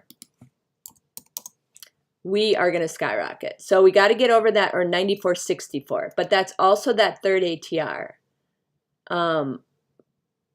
So I probably actually yeah, I don't know if I'm going to add on there. Maybe I'll just add some more here, because I know we're going to go back up there. The chart says we're going higher. Beautiful uptrend. You got it. Oh my gosh, look at VLDR. Why did I sell that? It's breaking out. Not going to look back though. I'm moving on to ORPH. It's going to be my next breakout. Yeah, now it's not doing anything. So I look at ORPH and I see if there's momentum building up.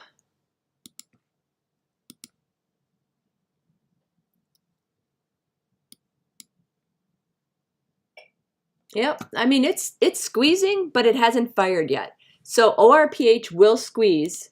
Let's look at the 2-minute. Yeah, so it's about to go to the upside, and it's in a squeeze, and you can tell by the yellow bars that the selling has slowed down and accumulation is starting to come. The black indicates a mid squeeze. So the red is a low compression squeeze.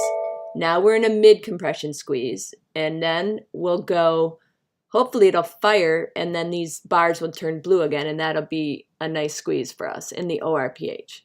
So still looking good. Let's see what it's doing on the 5-minute. Yep, still looking good. You know, and it always, you know, the second move, sometimes when this busts above the ADMA and goes way up, sometimes the second move, it retreats back, and then that second move is even higher. Why did I sell VLDR? It's breaking out. And now I can't buy it back.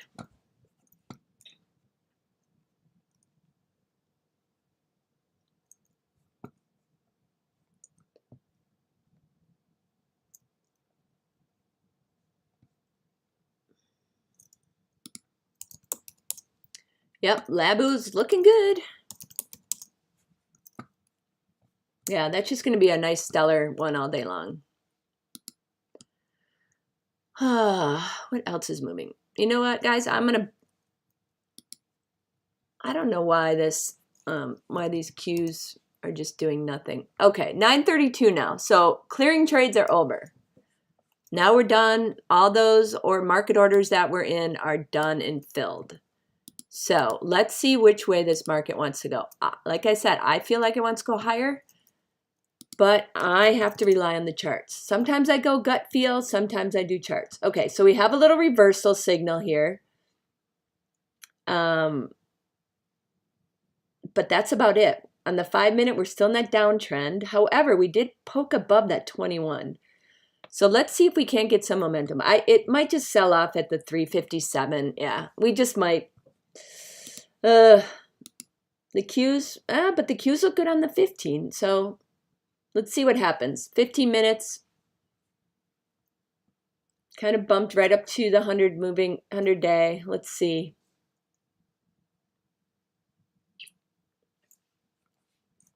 Yeah, I don't know. I just can't tell this direction. When I have conflicting charts, it's so hard. I mean, short term, it looks like we're going to go down, but then the 15-minute chart tells me we're going up. But, it's just another typical day where we have volatility. But in the meantime, MU, it's just pulling back. It's fine. It's consolidating.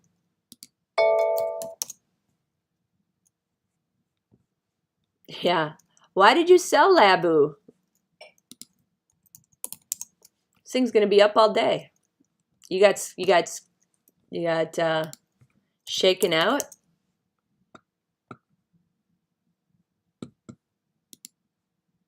So if I look at Labu, yeah, there's no reason to sell this stock. But you cannot, I mean, obviously you can sell it if you have profits, and if you want to scalp it and just day trade it all day, yeah, look at, boom, you sell it up here and you buy it back at 2060. Or thereabouts. Okay, ORPH. This is my average right here, 239. So let's see if this thing can't get going. Oh, VLDR.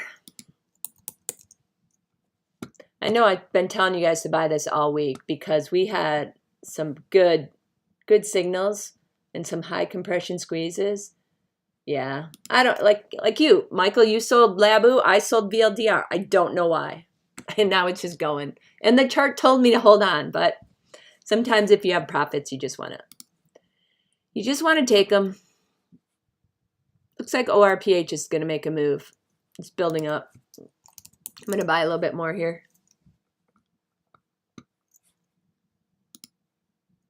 2 minute, I look at the direction. Okay, we got that mid squeeze. Got some green candles.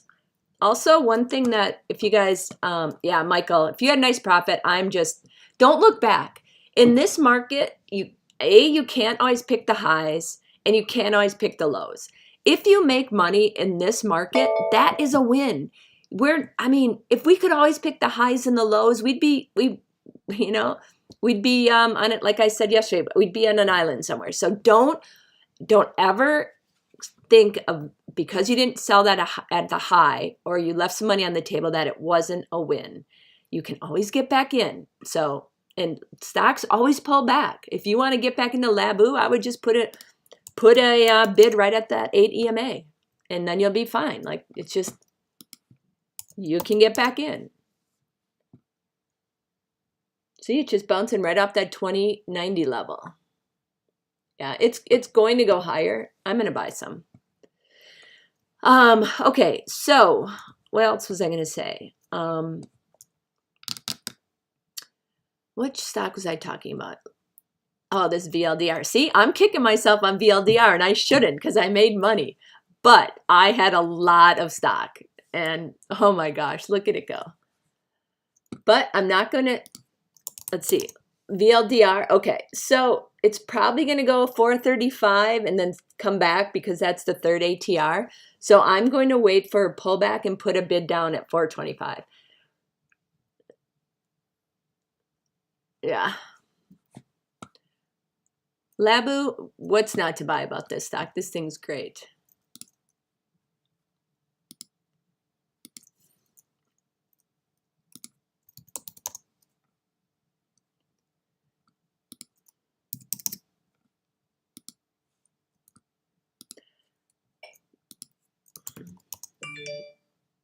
Look at Snapchat. Are we going to go to 45 today in Snapchat? I'd totally buy options today on this one.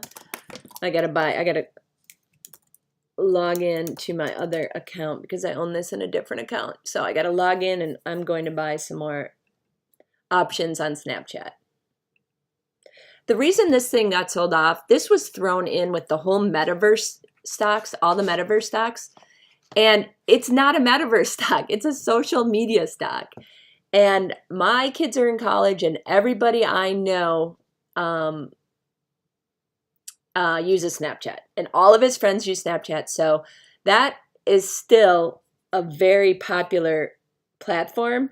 And it's not part of the metaverse. So, and they had record subscribers last quarter. So this thing should have never come down from $80. I'm pretty upset about it, but it gives you an opportunity to buy. You always get another chance to buy stocks.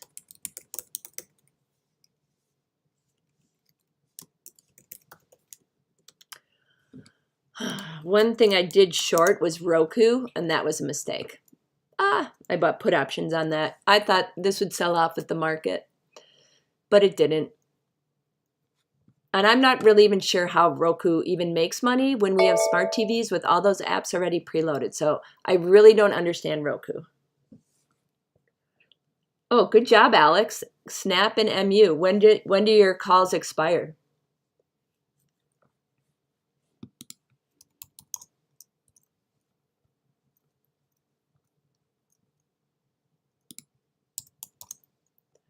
Here goes MU. It's taken off, guys. Woo! It's got to break through that yesterday's high. Let's see. Yesterday's high of 94.64. If we break through to that, we could see 100 today. If the market holds on. But look at it go.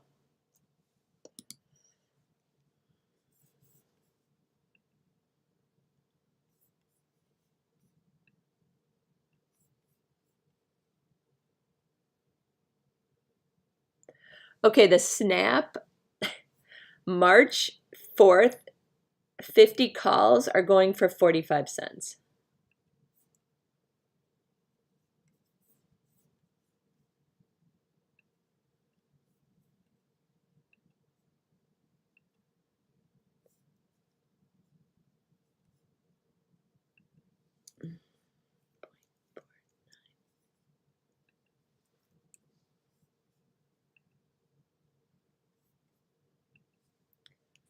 Okay, I just bought some more March 4th 50 calls and Snap. Yeah, MU, I'm telling you, MU is breaking out. It's going to go to 100. I also had another one, a new one that I wanted to look at, and I forgot about it. Let me find it.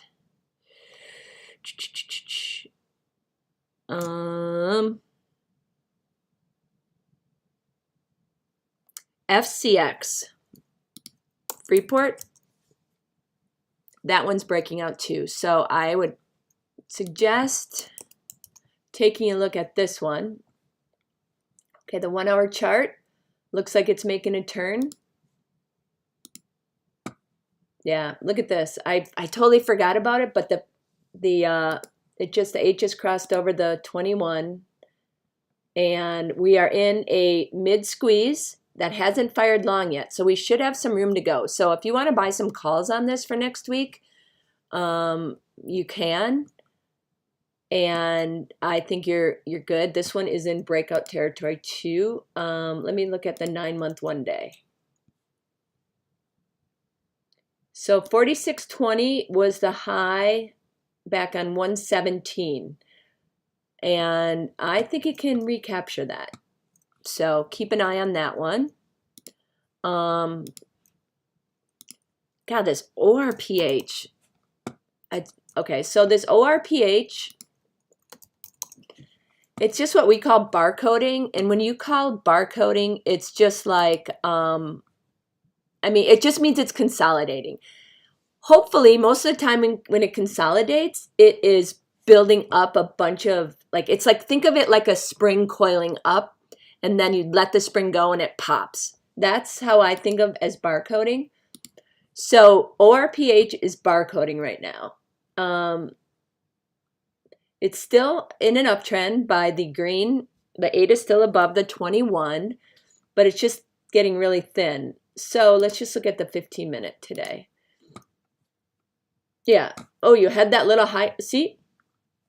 Okay, this is the power of the squeeze. So earlier, right on the open, pre-market, you had 3 dots, orange dots. That means high compression squeeze. So that typically means there's going to be a big move one way or the other. So it happened to fire up, long side. So now we are in a mid compression squeeze indicated by the black dots here. So those will fire, and when they fire, that means there'll be a green dot, and then if they're either light blue or dark blue bar, that means it's firing to the long side. So keep an eye on this one. I still like it. It just might be consolidating for a little bit. Okay, guys, market, it's kind of hanging in there. Hanging in there. Ooh, there goes, oh, there we go. ORPH starting to go. Now I look at the 2 minute for short-term direction. Okay. Look at the 2 minute. It's in that low compression squeeze indicated by the red dots, but it's going to the upside. So when those turn yellow, or sorry, when those turn green, that means the squeeze is fired. And then we'll get about 8 to 10 bars from that squeeze. So when you see that, I'm going to keep this up. And when we see that dot turn green, I'm going to buy more because that means it's going up. So looking pretty good. And do you guys have one thing I highly recommend for the for your bars is that Haiku candle. Those are really good. I like those way better than just your standard candle.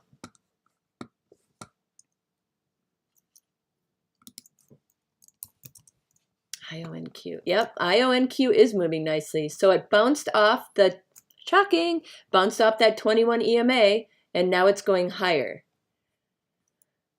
Short term, it looks like it wants to go higher. Let's see what the 5 minute is. Yep, 5 minute looks good. 15 minute looks good. And do we get follow through on the hourly? Yep. It might pull back a little bit just because it went way above that third ATR. But you could hold this today and you'd be fine. Oh wait, it already did pull back. So it went to 1714. Yeah. So you're good. This is good. IONQ is definitely a buy, even on this pullback. YMAB. Woo! Therapeutics.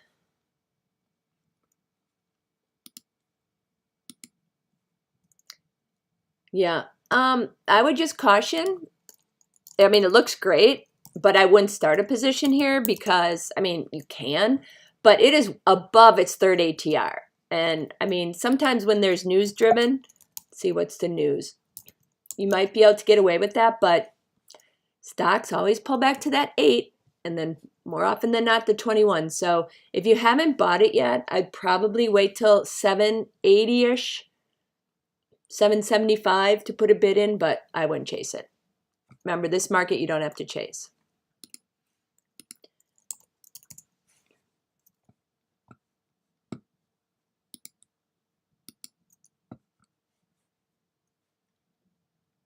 Yep, just be careful. If it's, you just, like I said, in this market, do not chase. Look at your indicators. If it's way above the third ATR, wait for a pullback to the ADMA.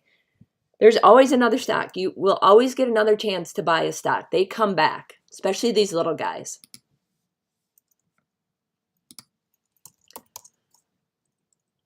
Okay, ORF, let's go.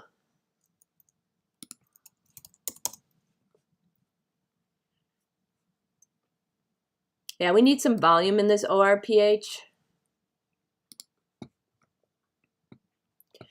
No, on mine, the magenta line is VWAP, I think. I gotta look again.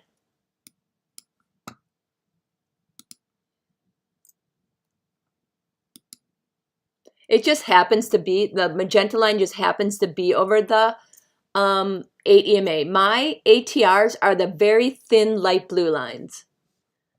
Okay, so what do I have? I think I have the, shared.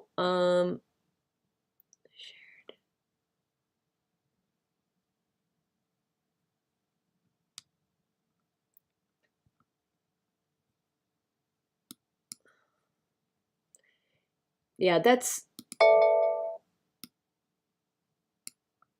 I don't know why my screen is going really slow right now. Hold on. Yeah, that's my VWAP. The big thick pink line is my VWAP.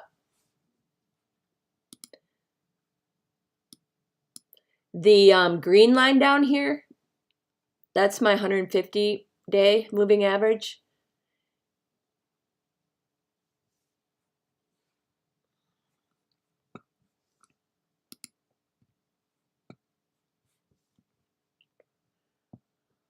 Oh, VLDR. MU will make up for it though. I just can't buy as much of a $90 stock as I can of a $4 stock, so oh well.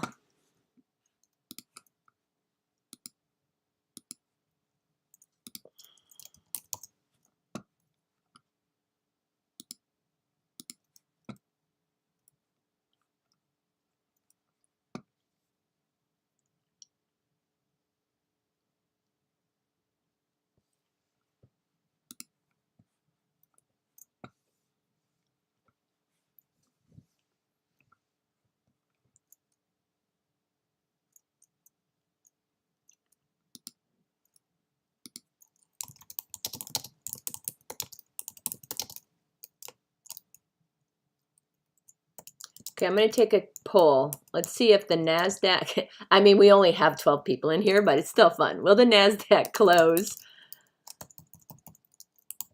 red? No, I'm optimistic. Will the NASDAQ close green today?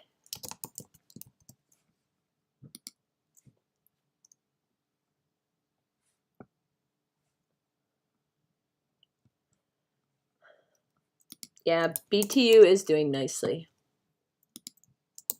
All the energy stocks. That's why I can't believe Matt shorts energy. But I guess XOM was due for a pullback, but now it's right back up. Ooh, everybody says 100% people think NASDAQ's going to close green. Yes. My kind of people here. Now let's see what the chart says. 1 hour. It's starting to turn around. Let's see what the 4 hour says. It wants to. Nah, it's still in the downtrend. 78 minute. I can't find anything that's telling me it's going to go green today. So beware.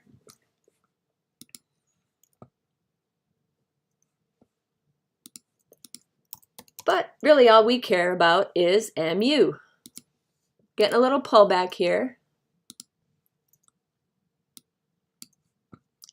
I don't know what just caused the VIX to go up and the market to go down a little bit. So let's see what's going on. I'm going to get another chance to buy VLDR. Oh, wait, now there's 75% people say it. Oh, I didn't read about, sorry. I didn't see that not everybody answered it.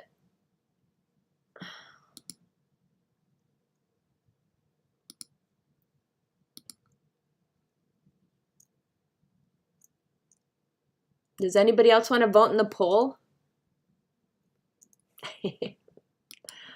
Slow day. All right. Look at MU. Look at MU.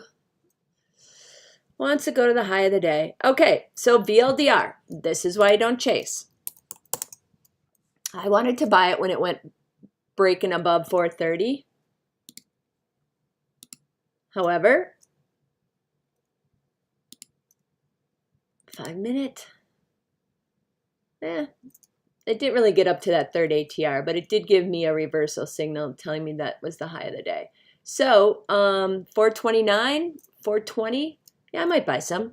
See if we get another run at it. But this market, oh, it's just so choppy. Doesn't really know what it wants to do.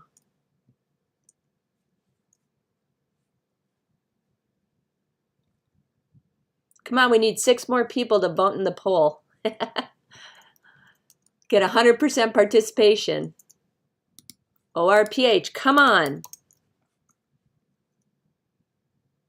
God, that's bar. I mean, I love the barcoding because I think that'll make it go higher.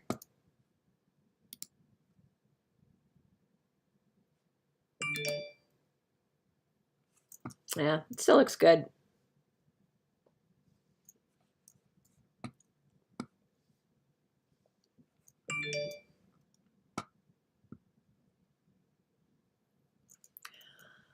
Is anybody in any of the cannabis names?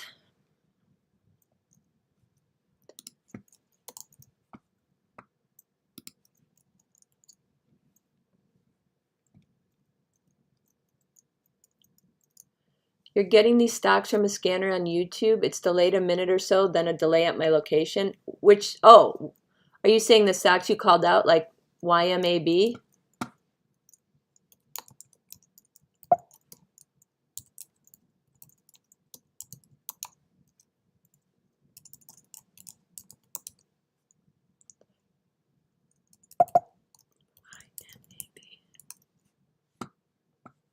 Yeah, that looks good. YMAB.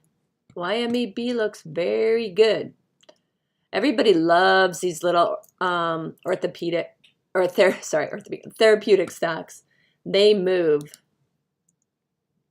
So short term, it's following right along the 8, but it's losing a little bit of its momentum, but doesn't really, it's not impactful, but it's definitely in an uptrend on the 2-minute, 5-minute. Yeah, it looks really good. See if we got some legs. 15-minute indicates that it might pull back to the 8 EMA. So if you don't own it yet, I wouldn't chase it. Did we talk about this one? Oh yeah, we talked about this one already.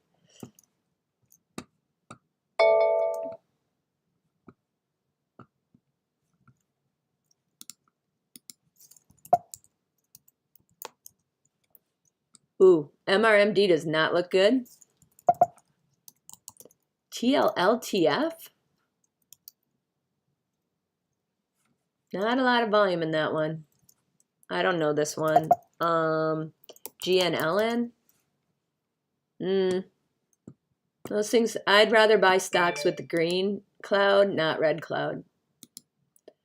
And I don't ever try to pick the bottom because I'd rather have something that people want to get into. So then try to pick the bottom and have it be in a downtrend. It's just, those to me are just not fun trades. So this GNLN is in an uptrend on the 5-minute, and the mid squeeze is about to fire long, so that looks good short term. 15-minute, I just don't like the stock. I don't think it's gonna last, but it might be a good scalp.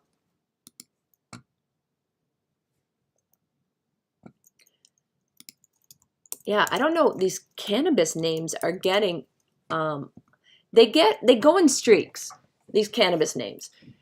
They get all this volume, all this hype, they suck everybody in and then do nothing for a month. So I stay away from it. The only stock that I will buy is Constellation Brands because they own CGC. So if you want to play the cannabis with some big backing in deep pockets, I would do Constellation Brands, STZ.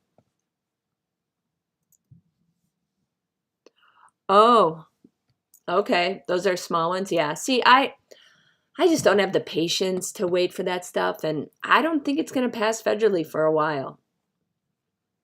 So I'd rather put my money in something else, but that's my personal opinion. I've gotten burned on these dumb stocks. Tilray I've traded. Let's look at the last 2 years of Tilray. Like, it gets all this volume, and then it sells off and does nothing. It's like watching paint dry. And then I end up selling it because I'm just too impatient. But if you stick it away in a long-term account, I'm sure you'll be fine. RSG. 123.85, you shorted it. Nice job. Yeah, this isn't going anywhere. That's for sure. Yeah, you can stay short this. What is it? Oh, Republic's, I don't know what this does, but if you want some sort of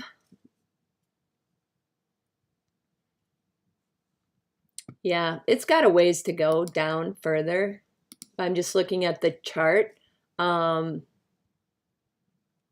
don't, until the 5-minute, the 8 is above the 21, I wouldn't cover. This thing is just going lower. Obviously, they had some bad news out today. What, did they have earnings?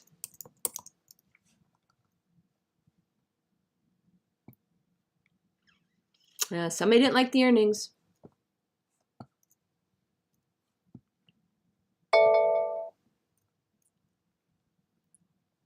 Yeah, I agree that I know there's going to be some laws, but I just don't know federally if it's going to pass.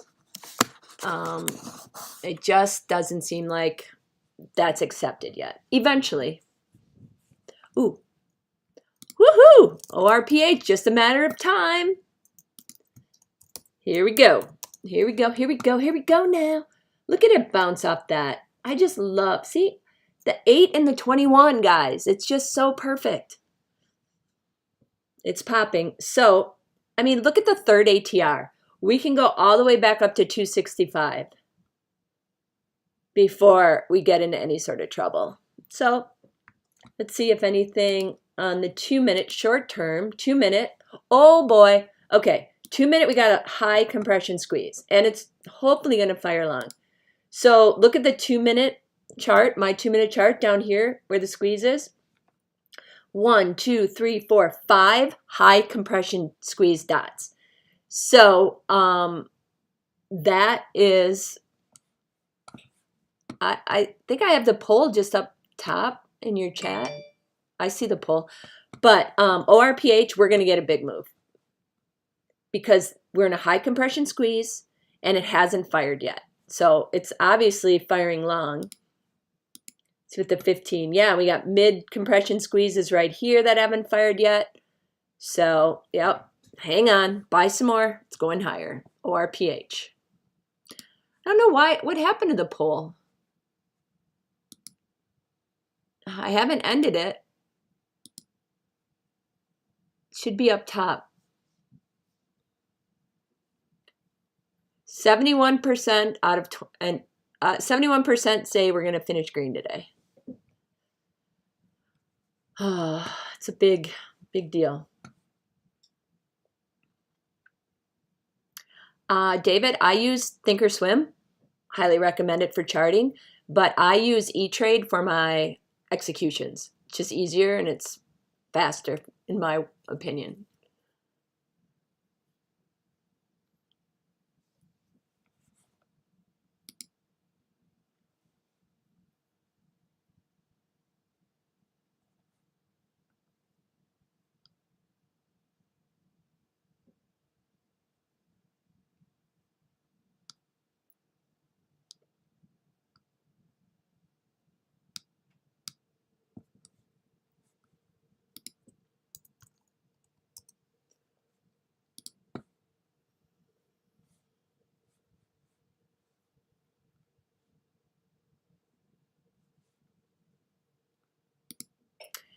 So, yeah, don't you love E-Trade? I love E-Trade for execution. Okay, did I see that Tesla's going lower? It's, oh, darn it. I put, in my son's account, I put a bid down at 880 to buy it just because it seemed to be liking that 880 number. And it went to 885. Darn it. But I think I put it in there a week ago. It's good till canceled. Hopefully I'll buy it. Yeah, Toss, that's why I have both of them. So I use E-Trade for execution and Thinkorswim for charting. Now Thinkorswim, you can just open an account, put $20 in there and you get, it's free. And you can also do paper trading, which is, some people like that. But they just have great charts.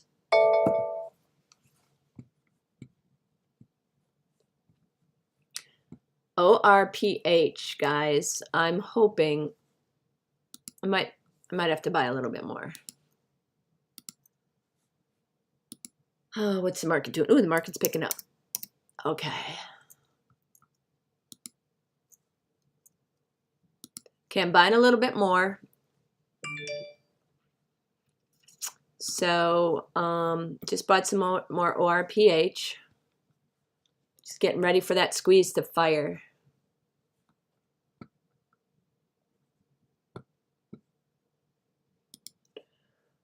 Wow, lots of new highs today. Let's pick out one to look at. Hertz. Ooh, Hertz Global breaking out. What's going on with that one? See what the news is. Oh, some big options going on, call options for the 22.5s, February 18th. So Hertz looks like it would be a good play here. You know, if it comes back below 21, I'd buy some. HTZ. Actually, I'd buy some at 21. David, I did not list the indicators. As you know, I'm a big fan of the 8 and the 21 EMAs. Then I have the VWAP, which is the pink line. I have I think it's the 100-day. Let me just double check on that one.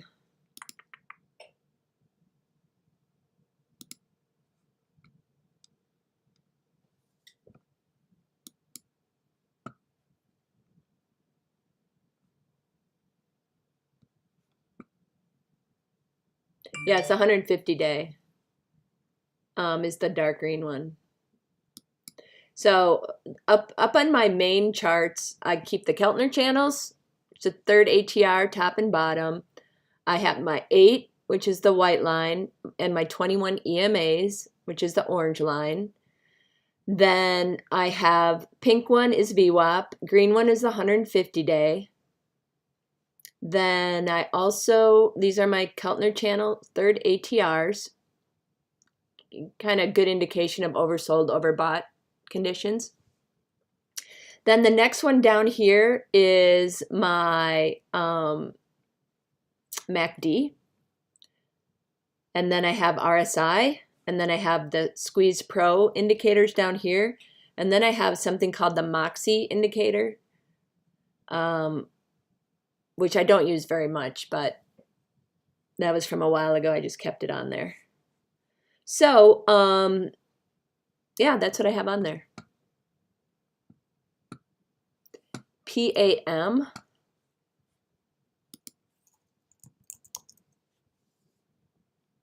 Yeah, all energy is just going to be up. You can just throw a dart.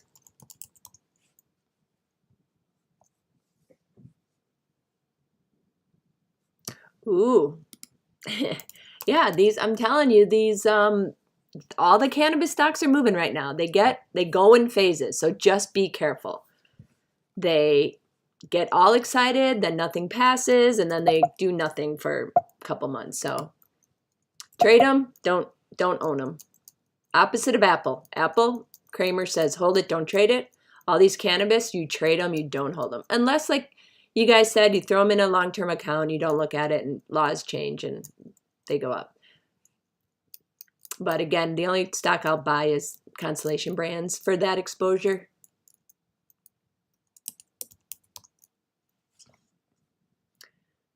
Okay, Orf wants to go.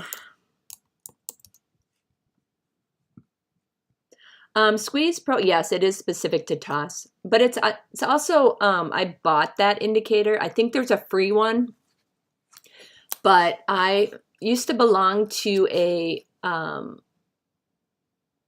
don't know what you call it, a service that's called Simpler Trading, and they had a lot of proprietary indicators that I bought.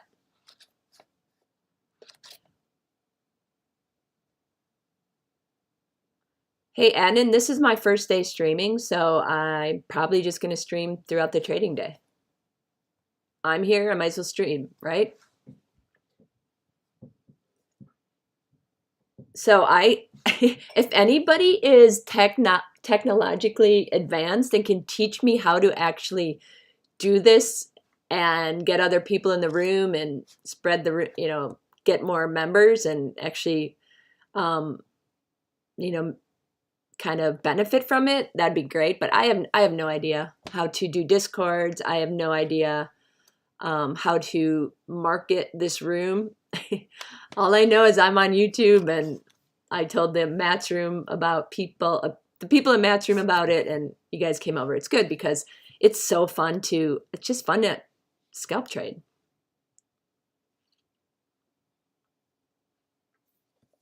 Yeah, and I want to make sure, I don't know, Let me know if Matt leaves, because then I'll tell everybody that wanted the link for the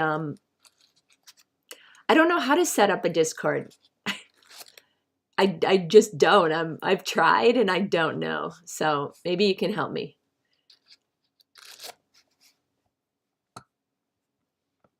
But I love I just love trading and I love helping people. Like I told you guys before, somebody helped me way back when, and this is how I give back. So it's just fun. Oh, thanks, Alpha Freight.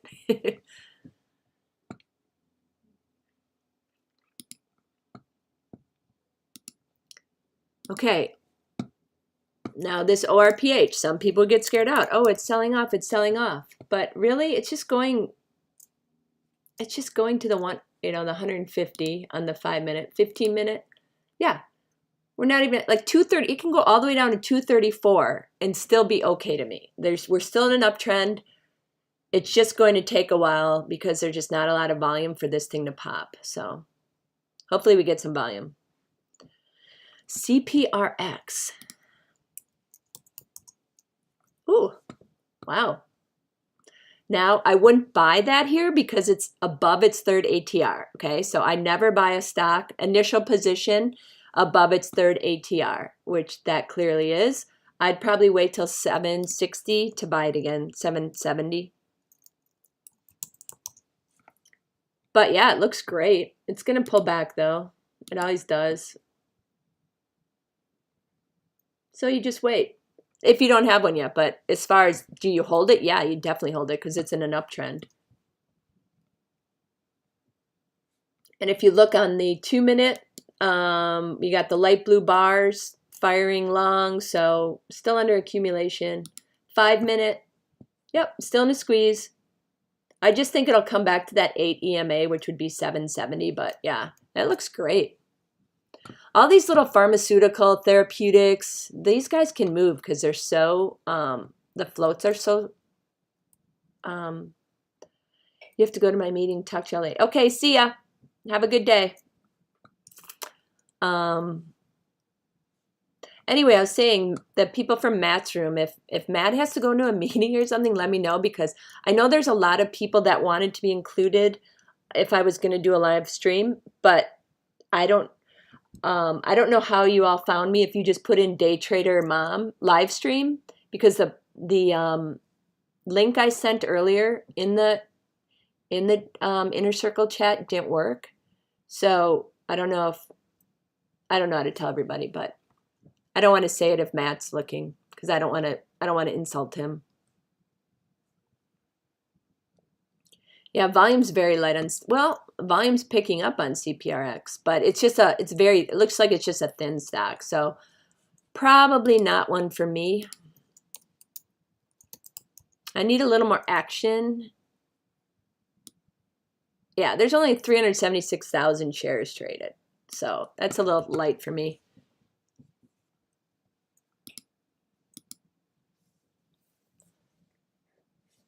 Labu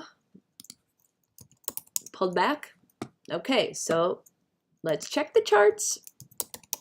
No emotions in trading. Check the charts. It might just go back to VWAP, which would be 2054. Still in an uptrend.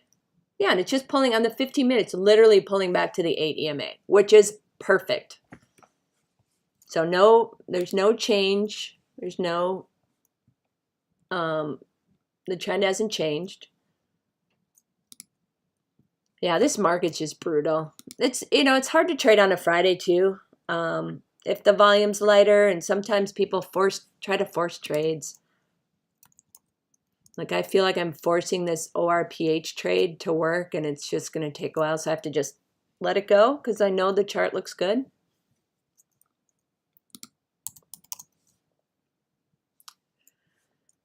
Yeah, and you really need pullbacks in order for a stock to go higher. I mean, that's just rules of trading. So some people get upset when stocks pull back. I love it because I know that's just building up to go that next leg higher. Like MU.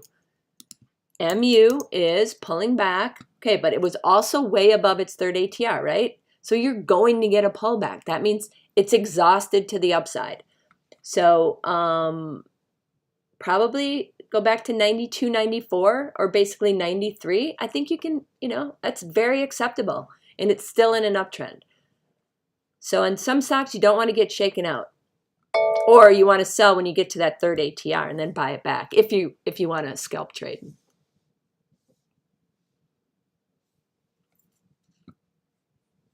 Yeah, these Qs just, they don't want to do anything. Okay, now we're coming upon the European close, which is at 10:30. So let's see, we'll see what happens. And then I'm also going to do a video live stream when I get better at this. And I will also have my own microphone, so the sound quality is better. I have no idea how it sounds on the other end. So hopefully it's good.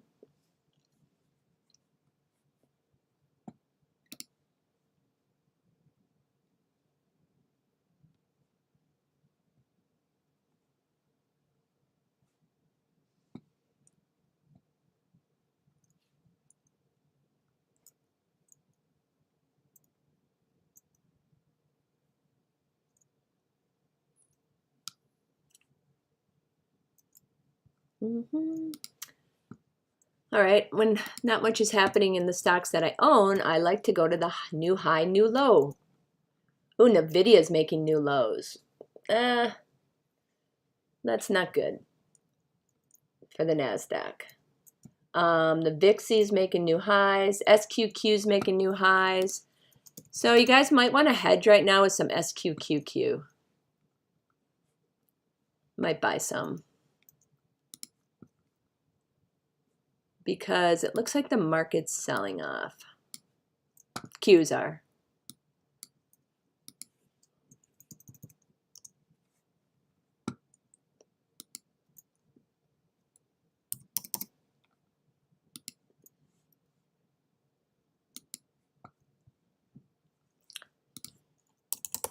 Anybody trading BBIG? Totally forgot I own this in one of my accounts. So we're waiting for the spin-off of Cryptide, which is I think it's the NFT spin-off or the crypto, I don't know, but it's a big deal. So when they do that, the stock is supposed to move higher. But I think the longer it takes for them to spin off, the more the stock just trades down. So I'm a long-term holder by default in this because I forgot I owned it and I forgot to sell it.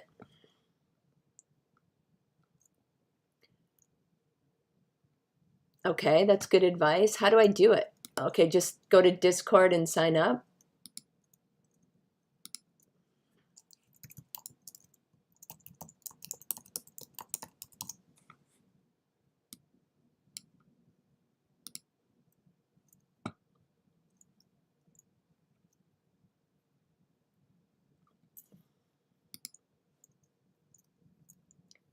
So log in.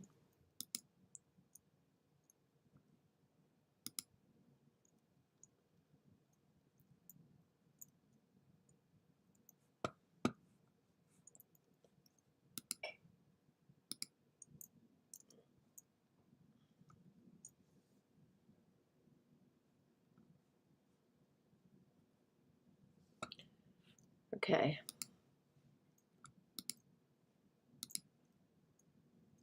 So I have an account with them, but I don't know how to open up my own room.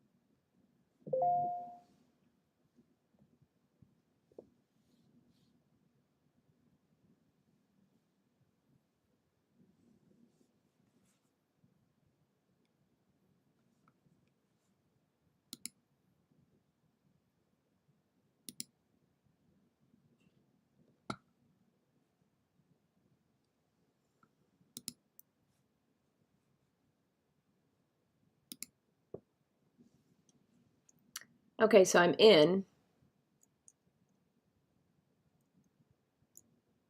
I just don't know how to, I mean, I have an account, but I don't know how to do my own. Okay, yeah, I'll Google it. As my son always says, Mom, just Google it. Don't ask me. So I'll figure it out.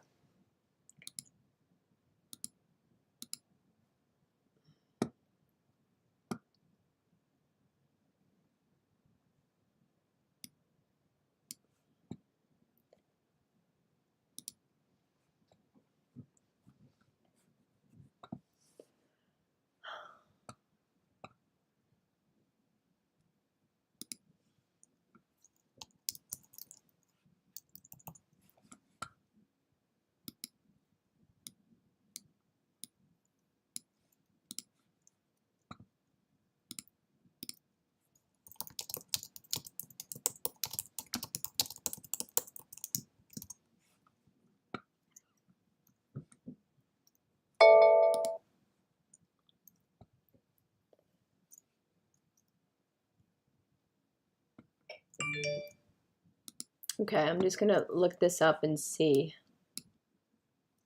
how I do it. Oh God, so fun.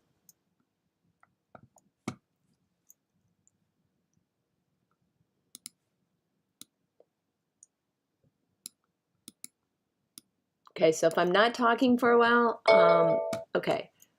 Wait, it says join server second spec. Wait.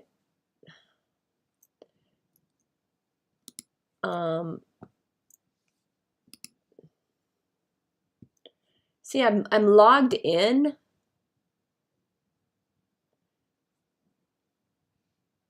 But I think when I log into Discord, I log into this other guy's. Oh wait, add a server?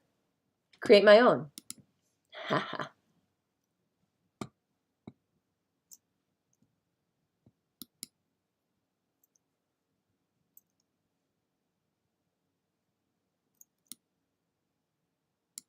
Server name, Day Trader Mom.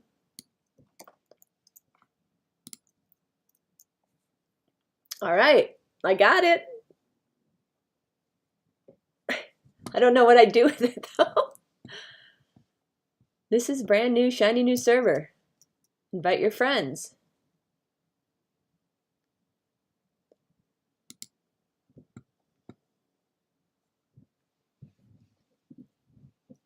Okay, this is fun. I'm very excited. Thank you for your help, guys. Alpha Freight, thank you. All right, where are we going? I gotta check these stocks again. God, ORPH. You just want to get shaken out because it's not doing anything, but you can't. You got to sit tight because the chart still looks good. Okay.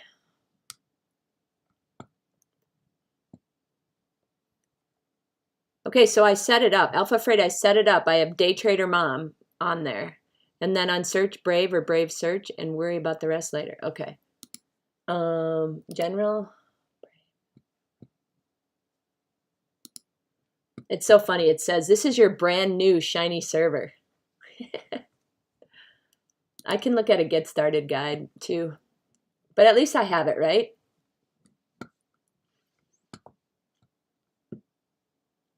So do you think Alpha Freight that having a Discord is better than having a YouTube live stream?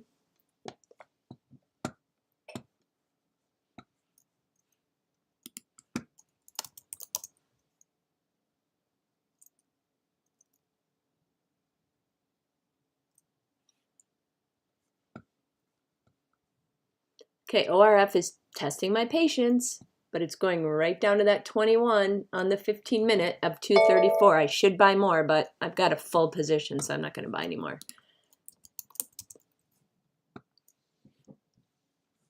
Oh, that's cool.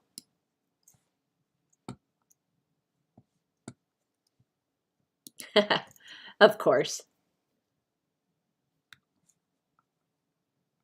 Well, you guys are on the ground floor of something bigger.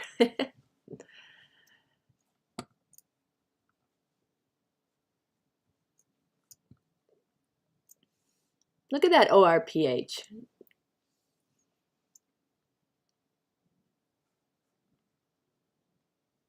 That's why you can't buy when it goes above the third ATR, and you have to buy at support, even when it hurts. But like I said, I can't.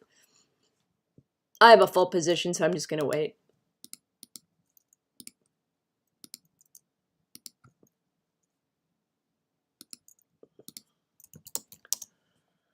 Oh, Labu.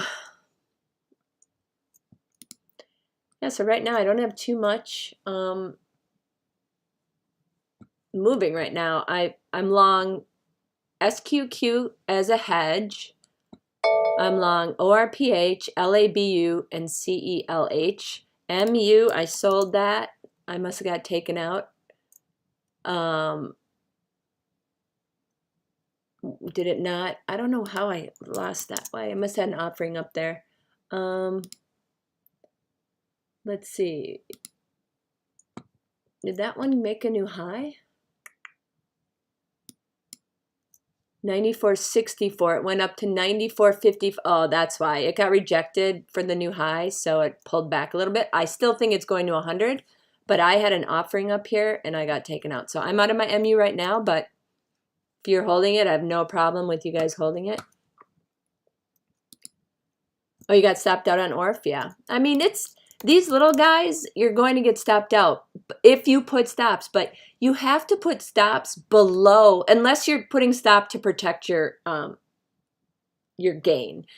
But if you see, this is major support right here. Like, I'm not going to sell it until it breaks major support. So, like I said, my average is well, let's see. Ah, shoot, I bought a little bit on that last move up. So my average is 241 right now. And I'm not worried about it because it still looks great. It's holding support, the trend, and the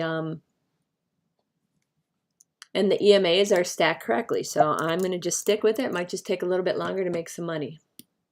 Okay, Europe is closing in 3 minutes. Let's see what the market does. Sometimes it sells off right before because they're closing all their positions for the weekend, and we'll see if it pops after.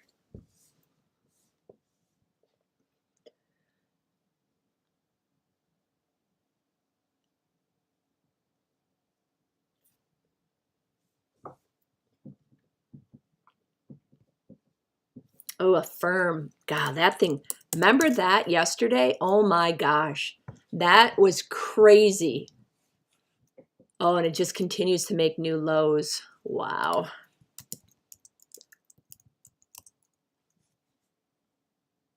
Yeah. Somebody in Europe wants to get out of their Affirm right now. So let's see what happens when it closes. It's kind of like all this movement right before 10:30. You got to be careful.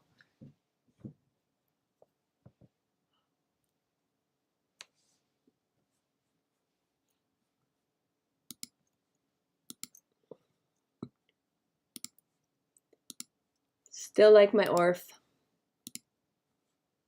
Yeah, 5 minute might be worrying me a little bit.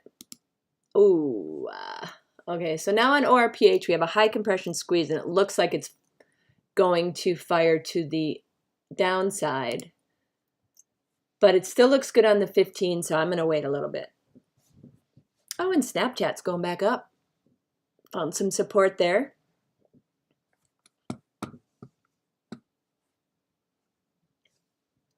Somebody gave me VMEO yesterday. I traded it, and now it's making new highs. Woo! That one's moving.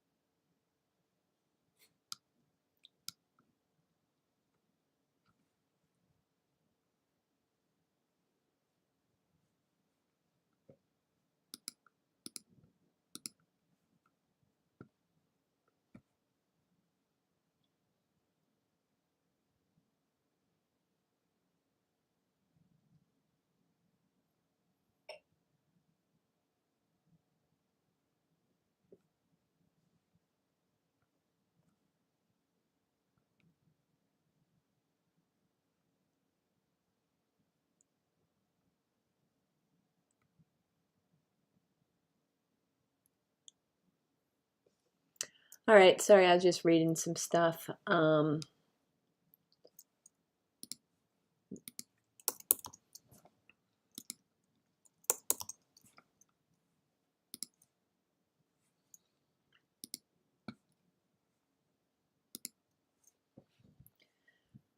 Okay. David, yeah, on these, you just have to remember that these small caps, like this ORPH, you have to have a totally different mindset than you do with like a Snapchat or a Microsoft or Apple. You know, a little tighter range, a lot more volume. You know, again, they're just a little bit. You have to have the stomach because they're going to trade and they're going to be more volatile. That's why it's so important to have your moving averages on so you don't get stopped out. And like to me 233 is big support and it's holding. Whether it goes back up, I don't know. I guess it depends on what the market's going to do. But yeah, just make sure you do that. Have that ADMA on there and that 21. It's a game changer. Oh, Zillow's making a new daily high. Wow. That thing came back from the dead. And VMEO continues to make new highs, David. Wow. Thanks for the heads up yesterday on it.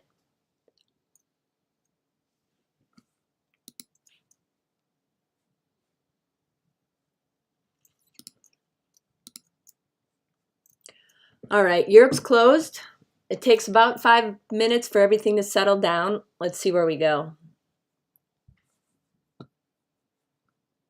You know, sometimes Europe provides liquidity and sometimes it doesn't. So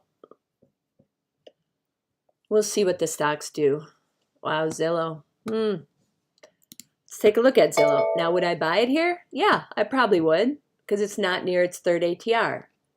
And you have the mid squeeze just fired long. And you have the stacked EMAs. Good.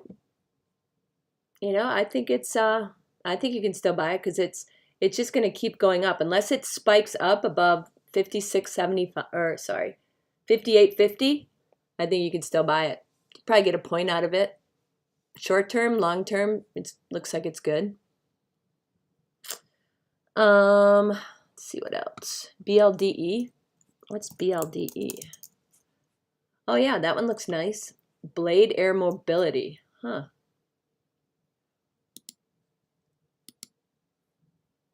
Wow. Okay, now that one has a high compression squeeze going on the 5-minute. So there's going to be a big move one way or the other. Hopefully it's to the upside. It looks like it wants to go to the upside. But if I go the 10-minute chart, looks good. 15-minute, still good.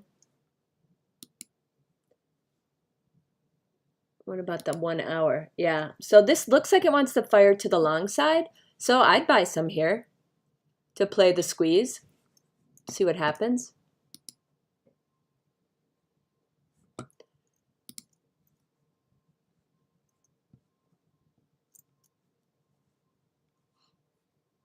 Shoot. I forgot to put my garbage out, guys. I'll be right back.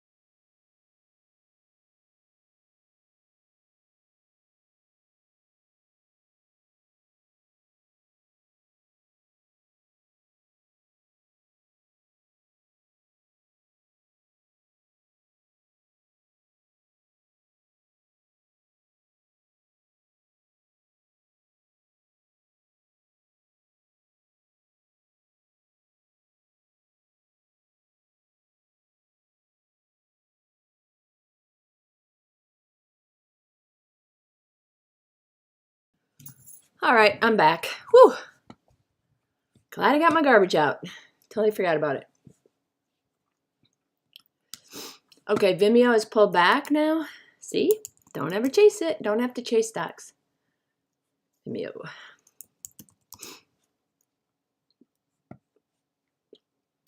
Okay.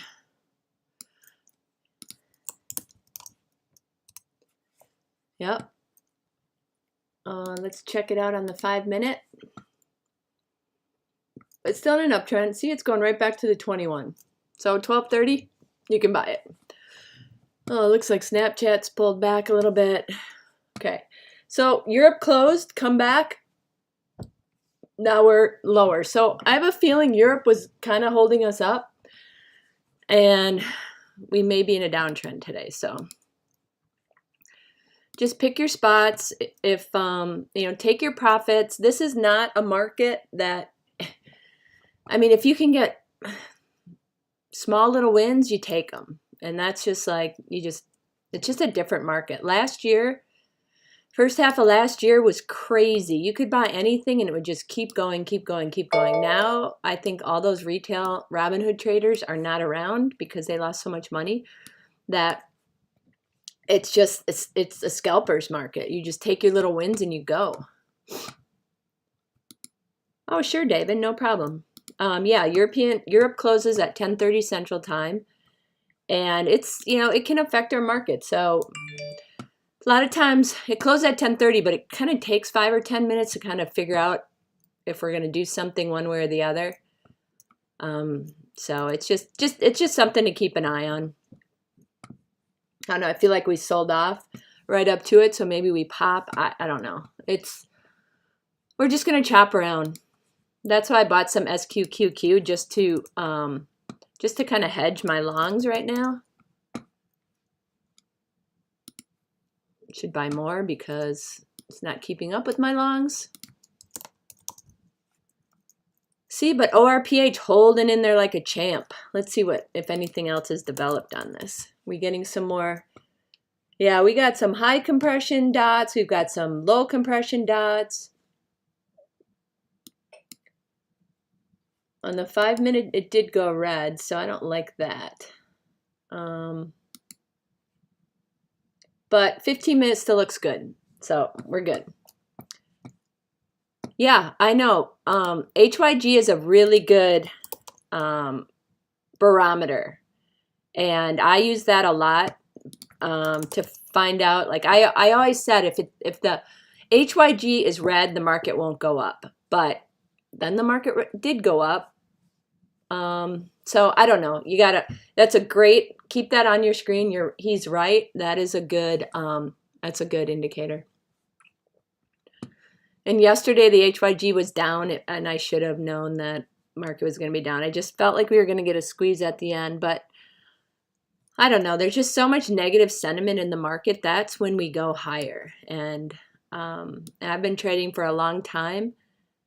And, when it hurts, that's when you buy it. It's hard to do, but you have to do it. So, I don't know. I just felt like sentiment has been so weak lately. But then again, we're in chop. So, we're going to get big rallies. We're going to get big sell-offs. It's just part of it. And that's why I don't hold stocks overnight.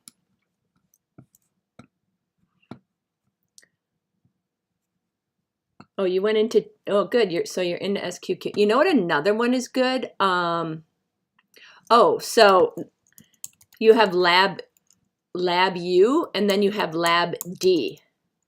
And that's the 3 times inverse of the biotech. So it's the Bear Biotech Index. So that's also one to play when the biotechs are down. I like that one.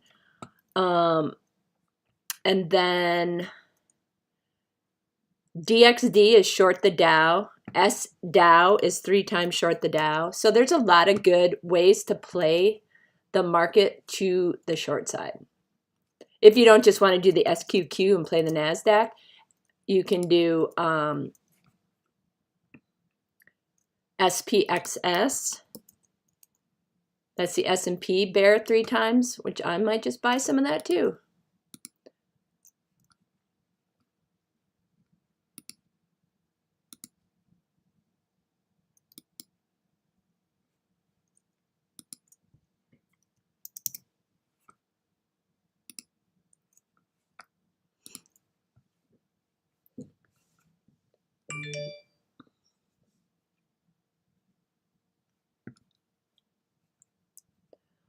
Alpha Freight, what are you saying on ORPH?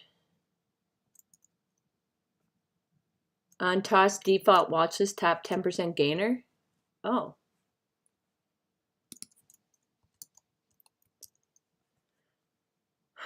It was. It's not a gainer. I mean, it is. It's still up 13%, but it's not moving anymore with this market pulling back.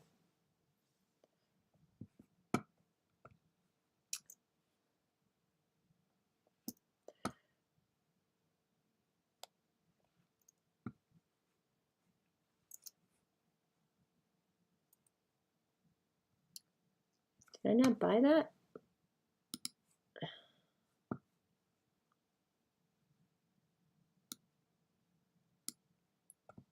NDX.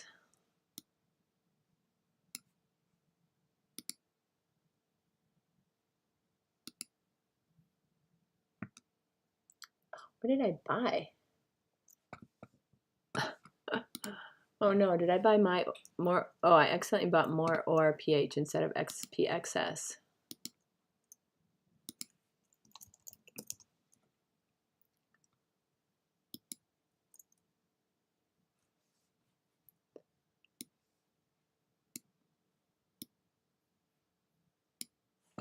Oh, the Zillow guy is on CNBC, so you might see a little activity going on there.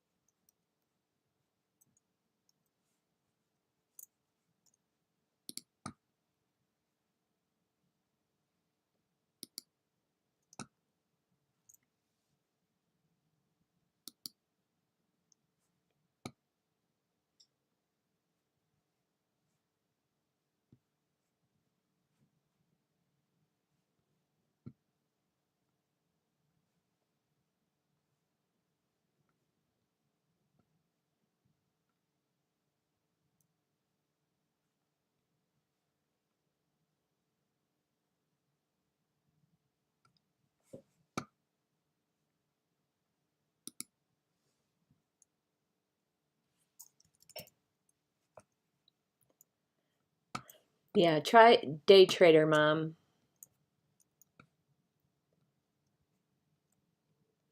What did I put? Oh, Day Trading Mom. What is my... Yeah, Day Trader Mom. Oh, I should change that, right?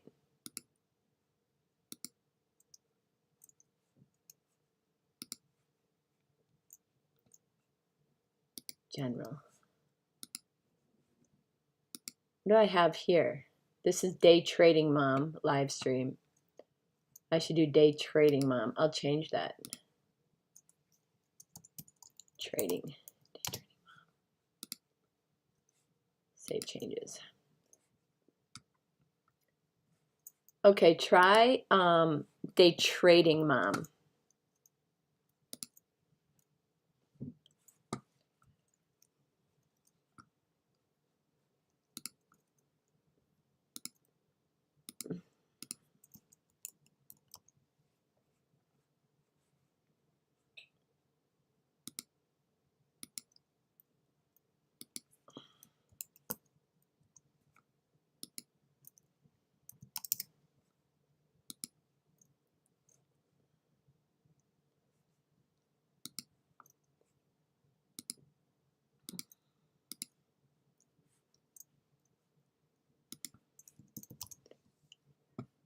Guys, I don't think the cues look good. So, I think you should start hedging your positions. 15-minute doesn't look good. 5-minute doesn't look good. So I think we're gonna get some weakness for a little bit. So do what you need to do. to hedge, I'm going to just buy a little bit more SQQQ.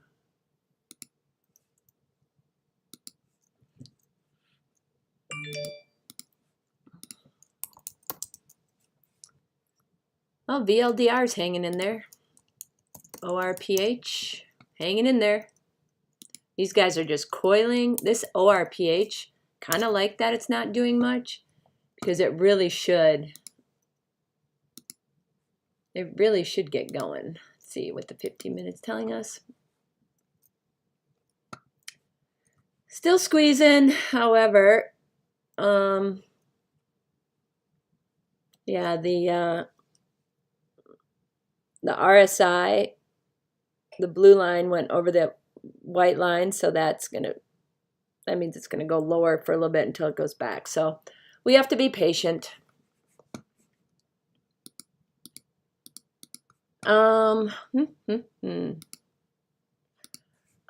What do I have? Okay, I have it as Day Trader Mom. Here, I'll type it in there. I have it as Day Trading Mom. Just like this room.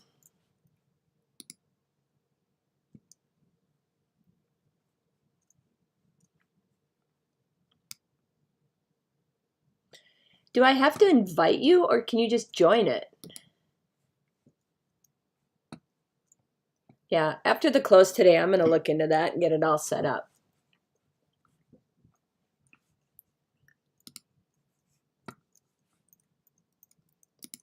So VLDR,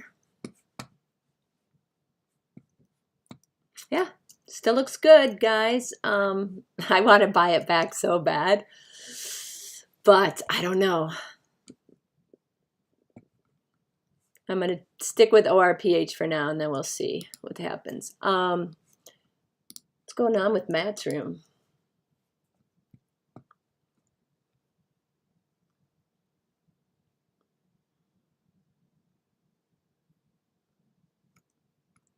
Oh, I forgot to ask you guys. Maybe I asked you and you responded and I didn't see it, but when you found me, did you just search Day Trading Mom on YouTube, or did that link work?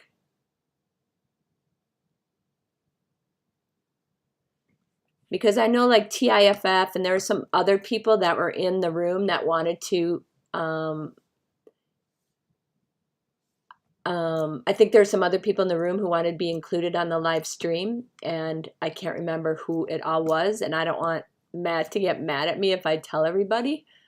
Not that they'd go away anyway, but because they signed up for a year, I think. Okay, gotcha. Thank you, Dan.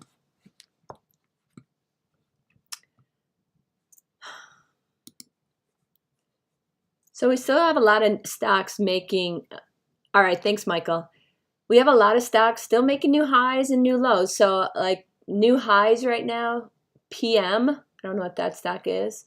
Let's get some cheaper ones. PRVB, Paul Robert Victor Boy. That just made a new high. That's an interesting one. But you can't chase it because it's over the third ATR. Wow. So if you wanted to buy this, I would put like a 660 bid out there and see if it comes back to the 8 EMA.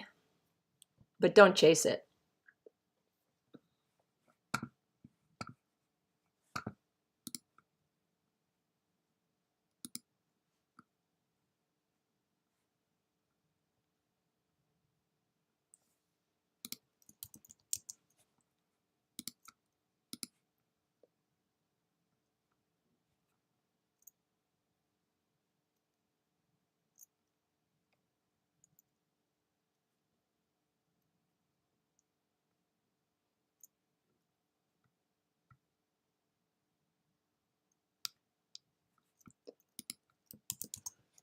It's just kind of a boring market.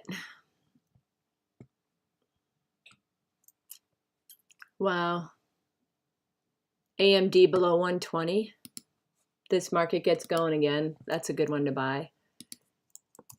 Snap wants to go higher, doesn't it? Come on, Snapchat. And Roku, the one I'm long puts on, just cannot fall out of bed.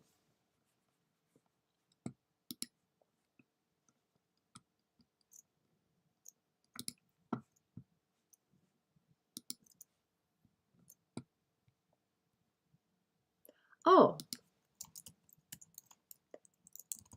cool. I don't know.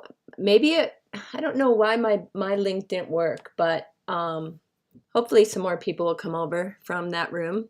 It's a good, like you said, it's a good compliment. Michael said just combined with Matt's chat. And Matt has a whole different set of knowledge than I do. He's so much better on the whole big picture where I'm short term. And so, yeah, I think it's a good compliment. I just don't think he's been trading that long. He's a portfolio manager, so he knows how to invest. But if you want like good trading and scalp trading, it's good to have that compliment.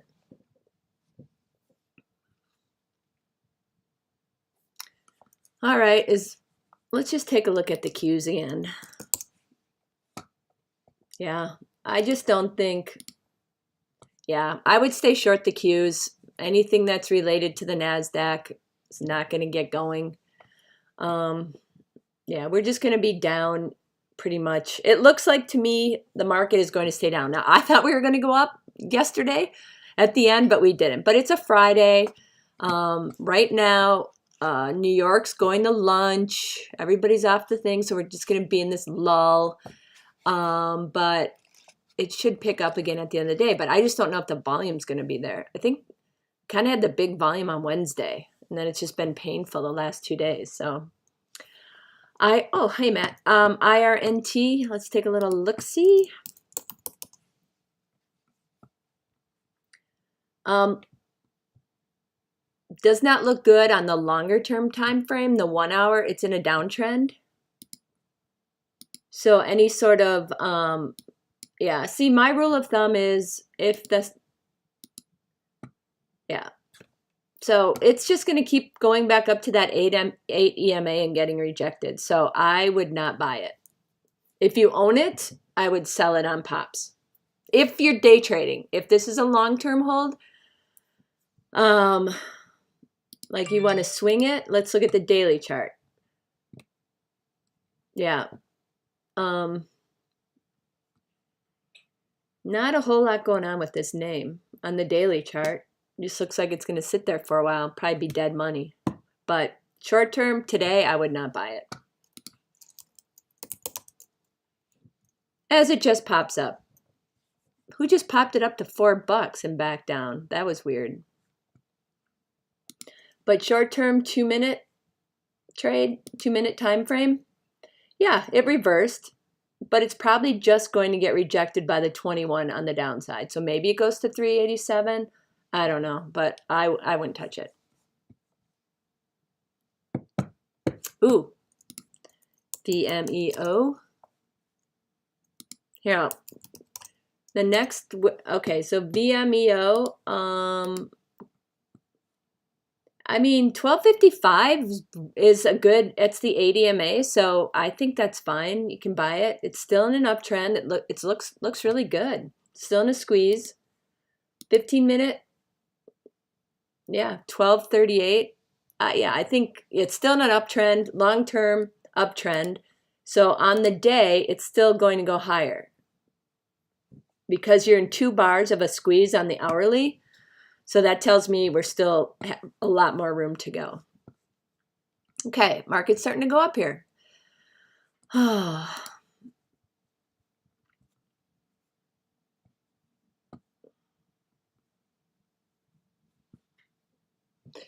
Qs are going a little higher. I would take that as a sign to sell because our ticks are only up 500.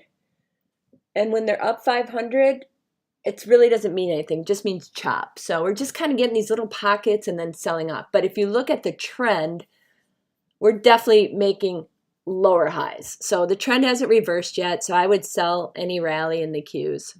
My opinion.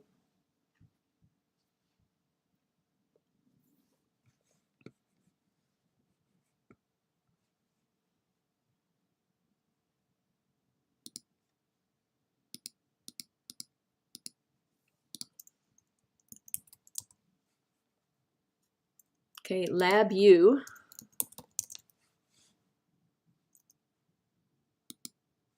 Looking like it wants to make a reversal on the hourly. Yeah, the 5-minute, 10-minute, all in a downtrend. Let's see what the 15 minutes doing. 15 minutes still looks good. So I might buy a little here at 20. It's because that's some good support. And see if we get a little bounce off of it. As long as the 8 is still above the 21, I still like it, but I don't know. Market, it's almost like when the trade is forced and you have to keep buying it at support. It's just really hard for it to get that bounce. That just means you just walk away from the trade.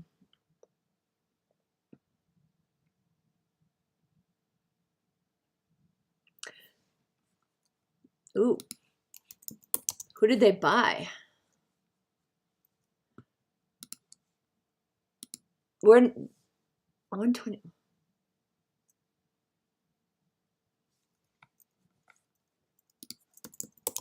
So RSG, you bought at 121.50. Thought on an exit on the long side. They're down because they bought a company with cash deal. RSG is a major player trash can. Well, this must be a dilutive acquisition. Otherwise, it wouldn't be down. But they had earnings out. And, well, RBC raises their price target to 134.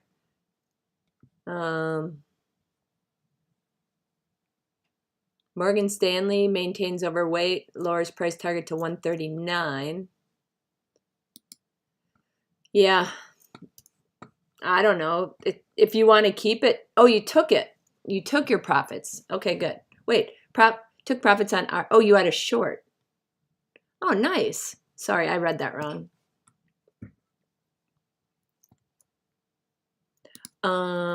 Is this, yes, this is Thinkorswim. Are you looking, what indicator is printing reversal on your chart? Oh, I just have a proprietary indicator that I have on there.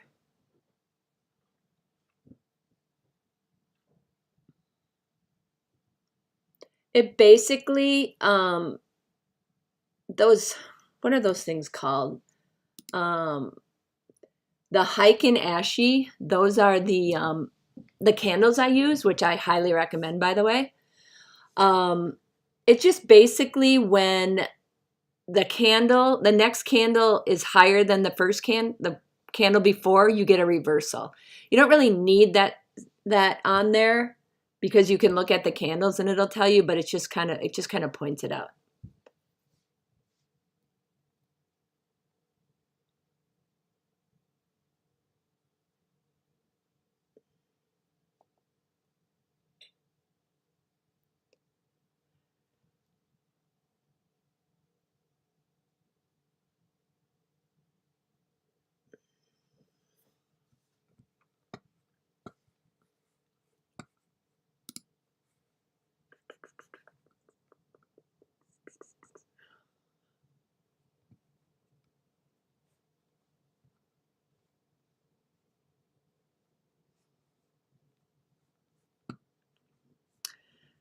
Yeah, pretty boring. We need some, it's so much more fun. Like I always say, it's so much more fun when Tesla's green.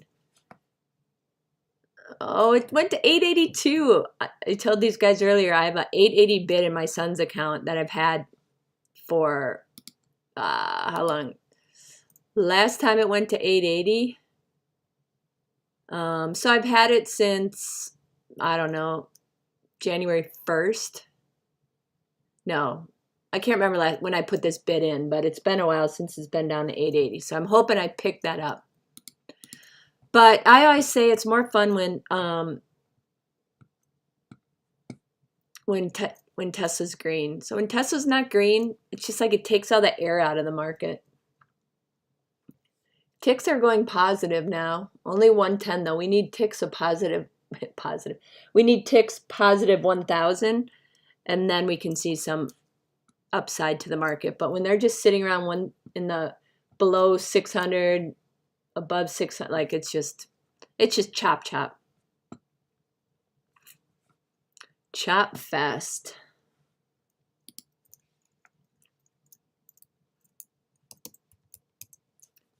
Okay, my ORPH is not, it's just really pissing me off right now.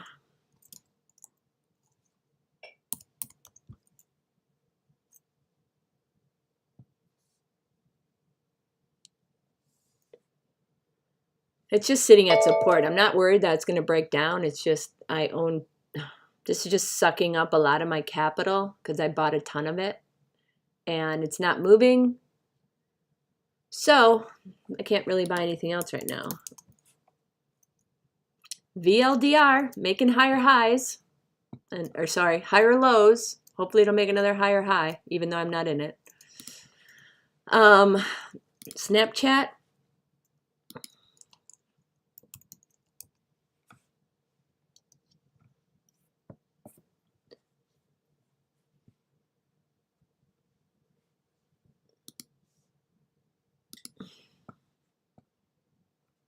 Snapchat needs a turnaround. Otherwise, the 8's going to cross below the 21 and it's going to be in a downtrend and go lower today. But I don't know. This is one stock I'm going to just hold until I make money on it. I told you, I think I have the March 50 calls in Snapchat. So hopefully it'll get going at some point.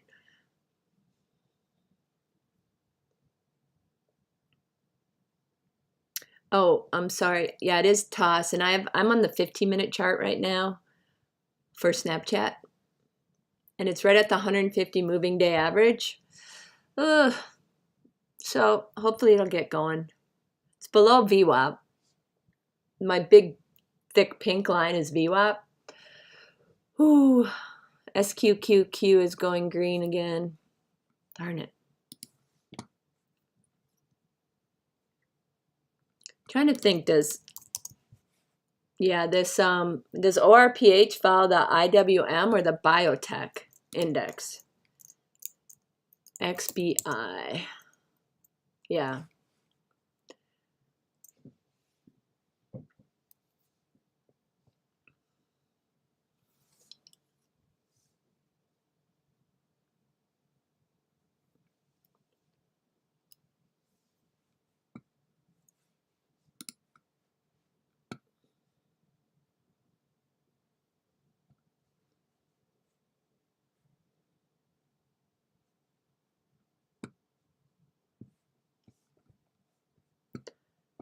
There's just nothing going on.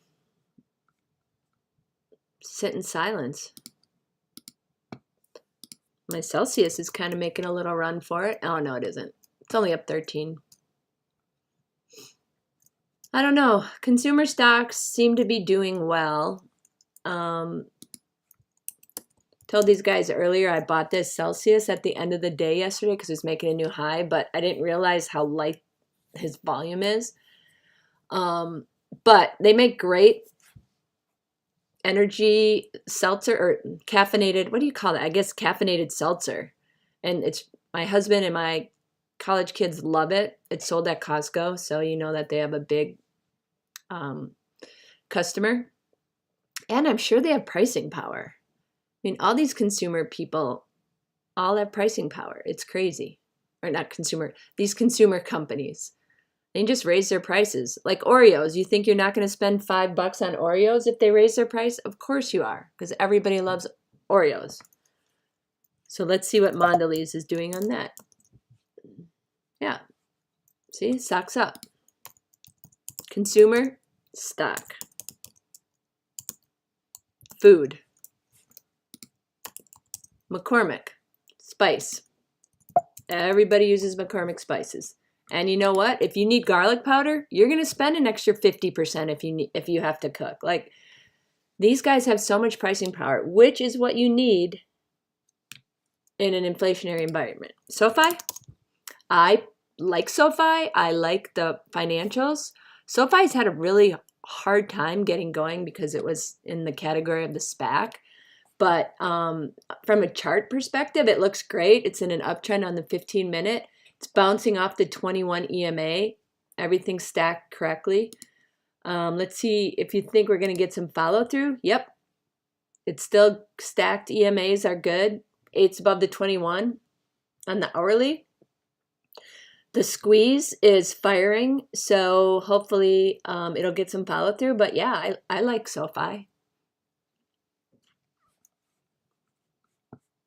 Where would if you're not long it, I would probably buy it at yeah, I think you can buy it at like 1280. That's the 80 EMA. It'll probably come back, or it's below VWAP. So, I think you could start picking away at 1295 right at the VWAP. So, yeah, that's a good, let's on the 5-minute short term. Looks like it's going to go lower short term on the SoFi. 2-minute looks like it wants to reverse. 5-minute, not so much, but let's look at my favorite 15-minute. Yeah, looks like it's going to bounce right here. See how it goes. But I like SoFi.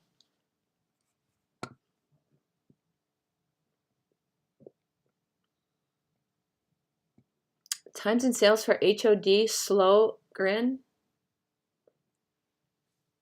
Oh, you bought some SoFi? Yeah, I think it's good. Let's see, what are the financials doing? What are like Bank of America, JPM?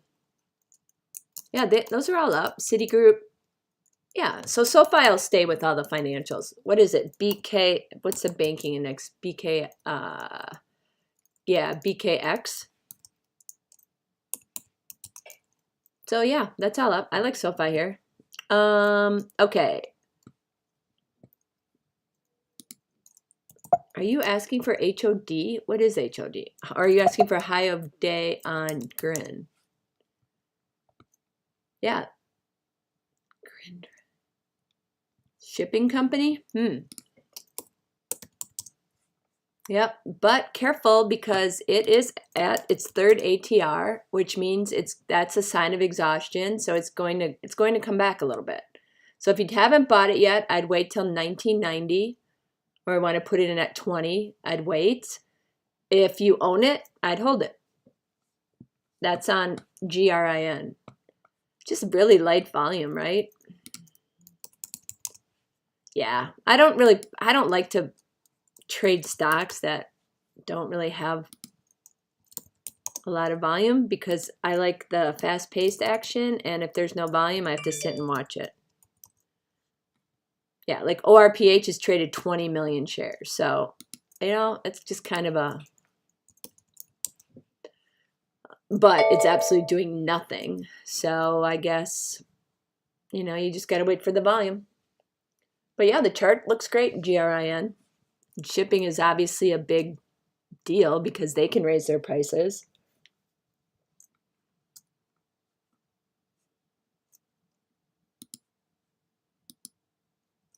Oh, Celsius above 658 now. That's good. Wait, what'd you miss? Alpha.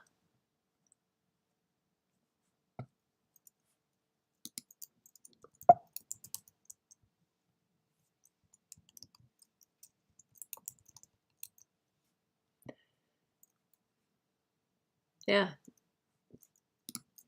VMEO is just, look where it came back to. It's just following that 8 EMA the whole way up. It's a great looking chart. It's going to go higher too. Look at that. Went down to the 21 and bounced off, and now it's following the 8 EMA. Like, why wouldn't you hold this stock? I didn't buy it today, so I missed it.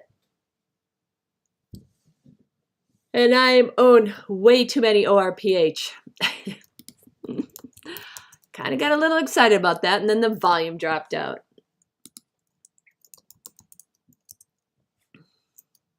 Yeah, VMEO traded 4 million shares so far, so you know you got a little bit of volume there. I'm just hoping ORPH gets going.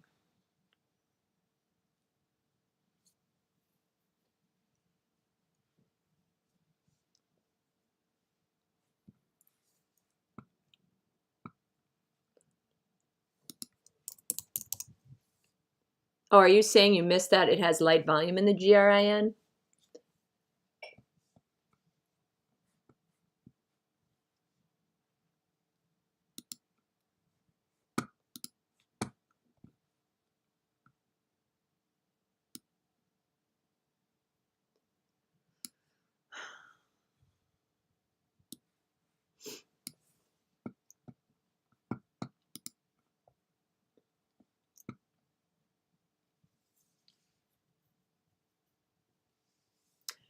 Yeah, that GRIN keeps making new highs, but I'm not going to chase it.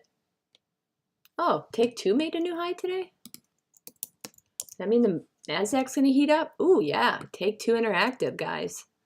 That's breaking out.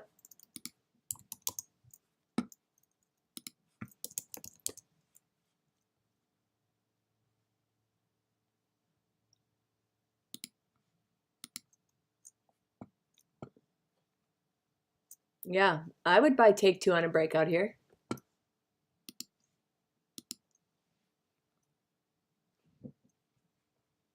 It looks really good.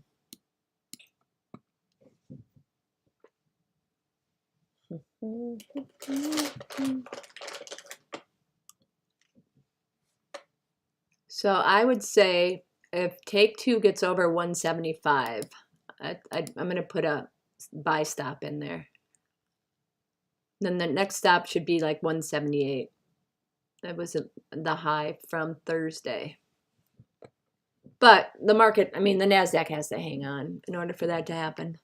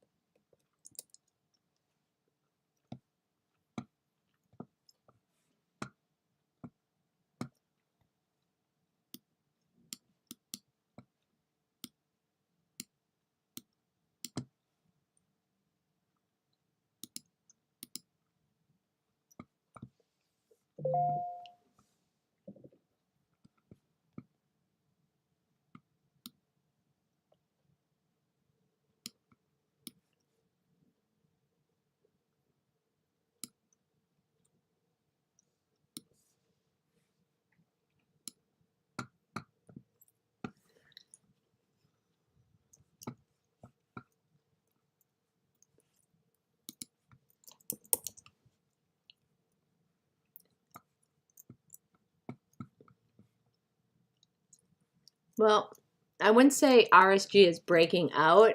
I would say it's trying to reverse, because if you're breaking out, you have to make a new high.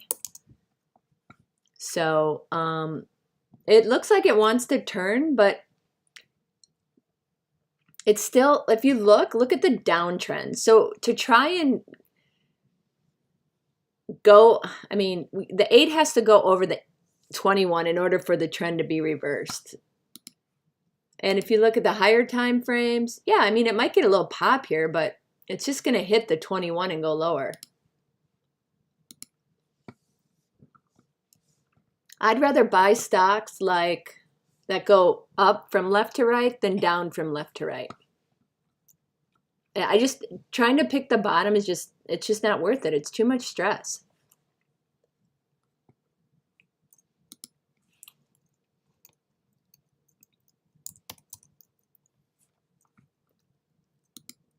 Like Snapchat. Does not look good on the 5-minute. 15-minute starting to turn, but it's still in that uptrend because it still has that green cloud. Will Snap just hit up, you know, the VWAP and go back? I don't know. But that's when I have to look at the longer or the longer time frame and see what it's going to do. So hourly, yeah, it's still in an uptrend, just hitting the 21 EMA and should go back up. But it's just kind of it's in an uptrend, but it's a very flat uptrend. See what MU's doing. Yeah, MU looks great on the hourly. There's definitely going to be some follow through, but short term, yeah, it's kind of taking a little breather, but it hasn't gone below VWAP.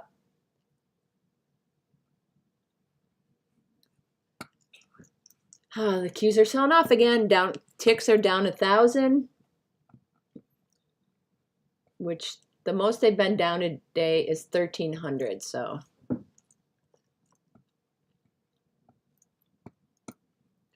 yeah, I would short any pop in RSG because the trend is down.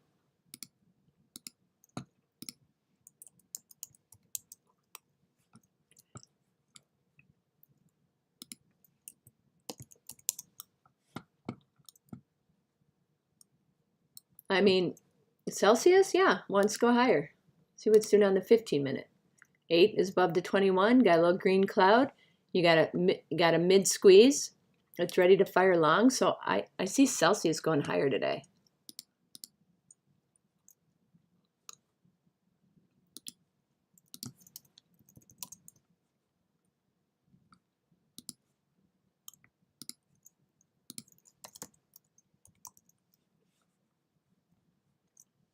ORPH, just sitting right at support.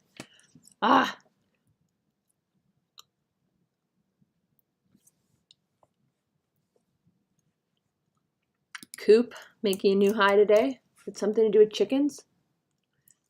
Yeah, like look at this. Wouldn't you rather buy this chart than the RSG chart? Like, it's so pretty. 5-minute. Wow, look at that thing. It's just going to be a slow, steady climb all day long. I don't even know what they do. Cooper Group.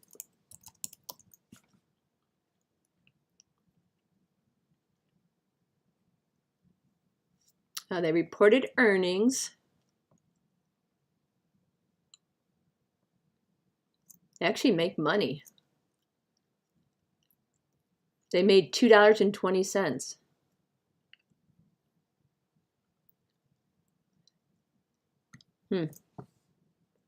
Credit Suisse has a price target of $52 on it.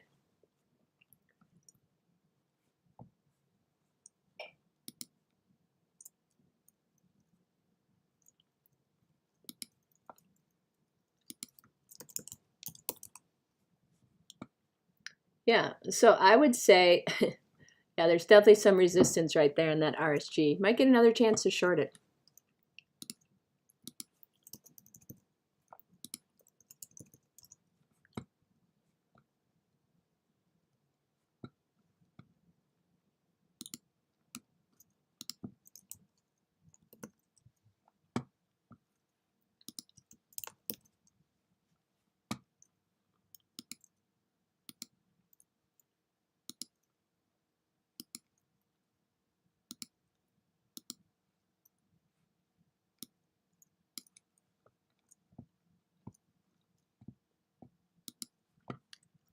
Did you sell it today, Michael? The Coop? Wow. Wait, you had it at $14? No, but they said that, well, let's look at the longer time frame on this thing. Wow. Yeah, I don't know anything about the company.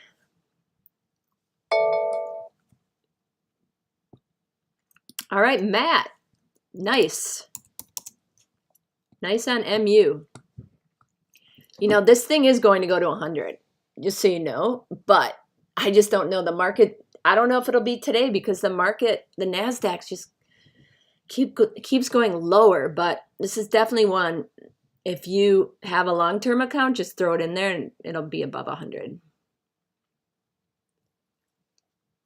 Okay, ORPH is really... Oh, Michael, you sold your Coop a while ago. Yeah, I mean, if I had $1 for every stock I sold too soon, I mean, I'd be a millionaire. So it's okay. This is a tough cruel business, but it's a lot of fun. And it's a lot of fun when you have a lot of people around you that can help you and teach you new stuff and making money together. It's just, I find it a lot of fun.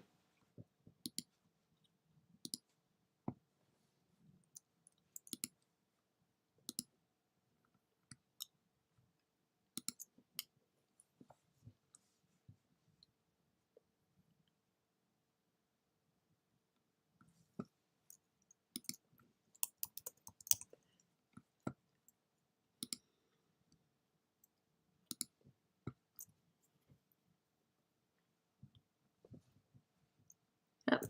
VMEO still in an uptrend. But then you get on the hourly, looks good, but then the daily doesn't look so good. So I don't know, the hourly still looks good. So you're going to get some follow through today.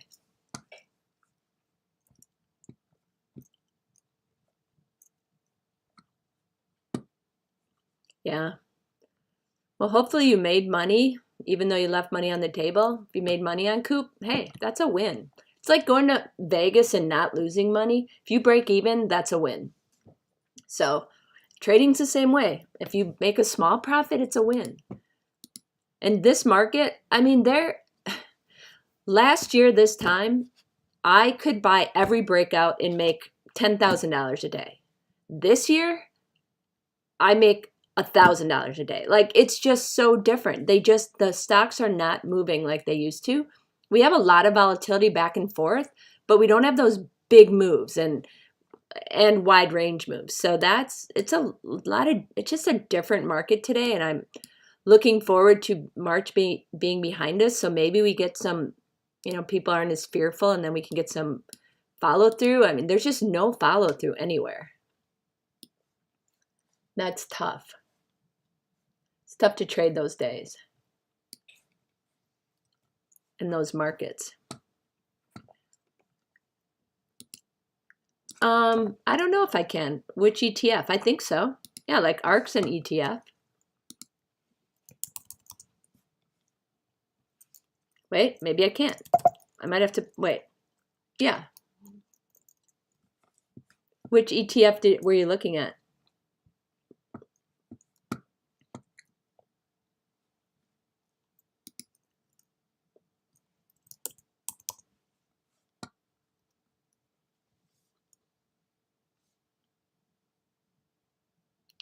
Well, the good news is I bought this SQQQ, and it's basically just right where I bought it.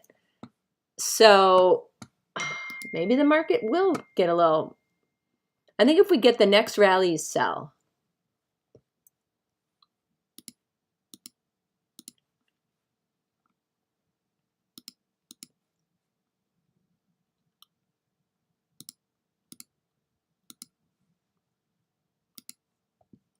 I mean, people want this market to go higher.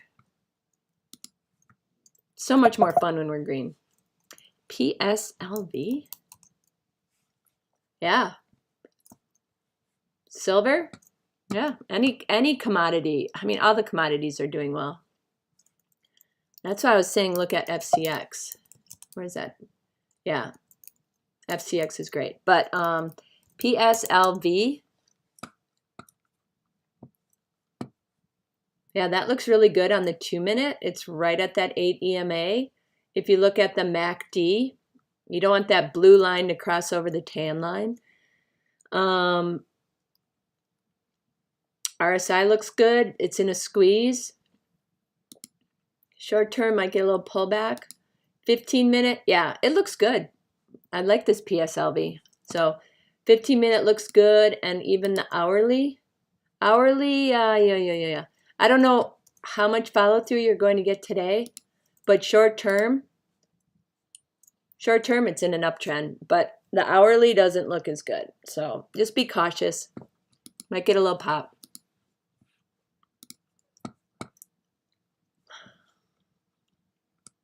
Oh, the daily?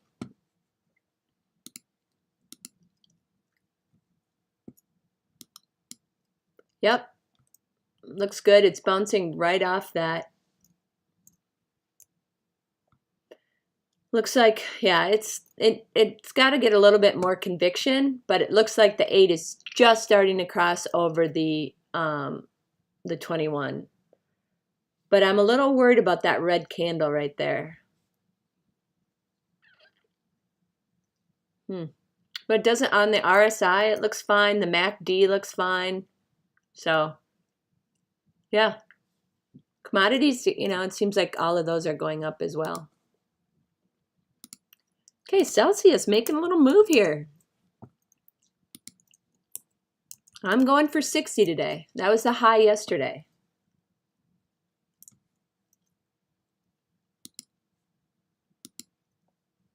All right, looking good on the 5-minute. Now, my biggest holding today is this ORPH.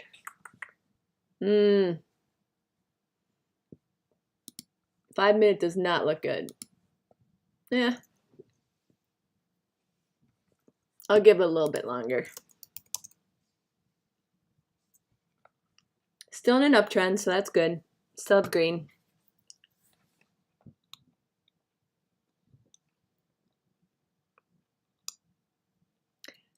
Good. Glad you're enjoying it, Ed, and have a good meeting.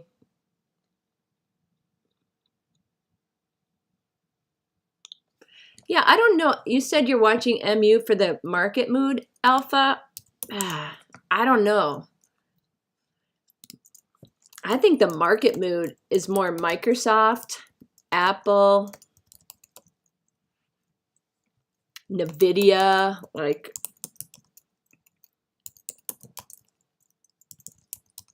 Apple's been our strong leader. If that goes green and Amazon goes green, which by the way, why didn't I short Amazon when it ran up on earnings? I'm still so mad about that. Because I knew they did not have good earnings. The only reason Amazon went up the way it did was because of Rivian. And I missed that. And I'm really mad at myself. But look at how far it's come down since then. They don't have any pricing power. So they are not going to do well in this environment.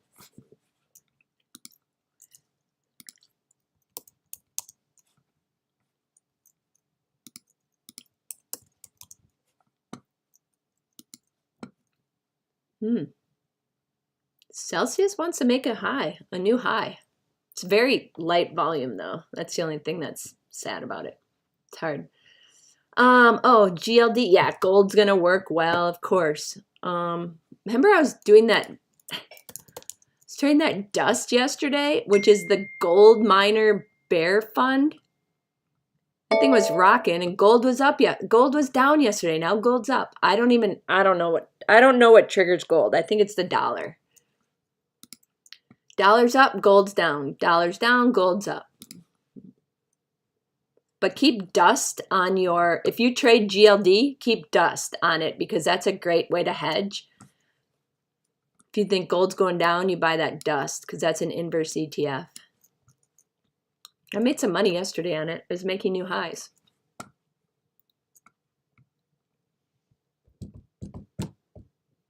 Oh, PTEN making another move today. New highs. Yeah, that's a beautiful chart. It's so pretty. So easy. No questions, nothing to guess. Just gonna go up. Celsius. I'd have to buy a little more here on this move.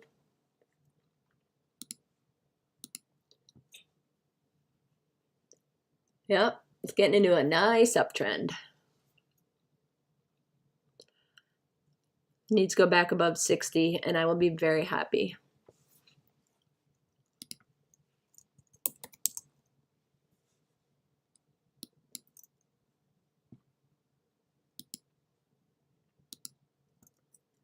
Yeah, Lab really disappointed me. See when that 8 crossed over the 21, it just hasn't done anything since. But 15 minutes, still looking good. But that next candle's got to do something or I'm going to be out.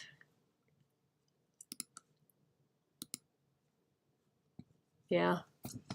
I'm not long for Labu if it can't keep going.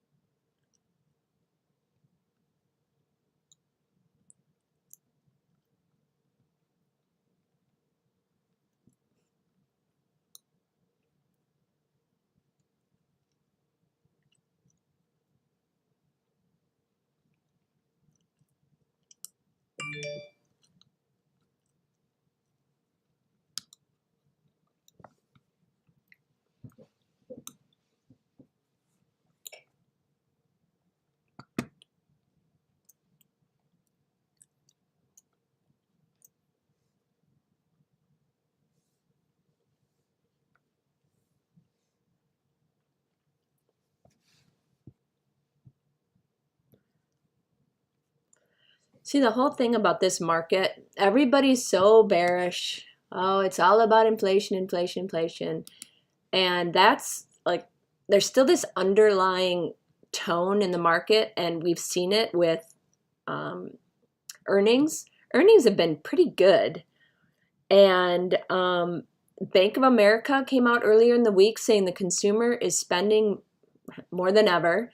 So this environment, you have a demand-driven inflation versus and strength, I think, versus liquidity-driven, which was other bear markets. So I feel like we will be okay, but we're going to just chop, chop, chop because nobody knows what the Fed's going to do. And I wish they would just tell us that they're going to raise rates and raise them. Well, we know they're going to raise rates, but just tell us next meeting we're going to raise them 50 basis points or whatever, and just be done with it. But they don't want to raise it too fast, too far, too fast, because then we'll have, they could just put us right on into a recession. We just need a nice soft landing. But what I do like about Powell is he won't keep raising until he sees data. So I'm hoping he doesn't overdo it, but never say never. But this is going to be earnings driven, and I know I always mention Tom Lee. He's a great analyst and a market commentator, but he even says earnings are going to come through, and then inflation's not going to be an issue because earnings are going to come through.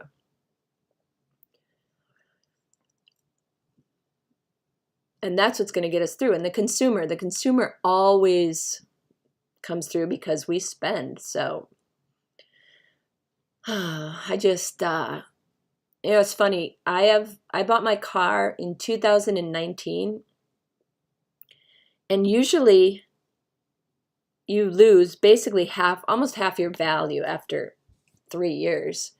And I can almost sell it for not what I paid for it, but basically if I had leased it, it would have been like $10,000 a year to lease. And it's just crazy how much the inflationary, how inflation is showing up in the used car market. The problem is I can't sell my car because then I have to pay up for another car. So it doesn't make sense. I wish I had an extra car that I could sell because it's crazy.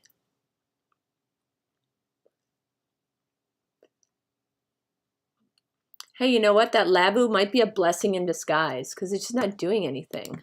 I don't know how much longer I'm going to stick with it.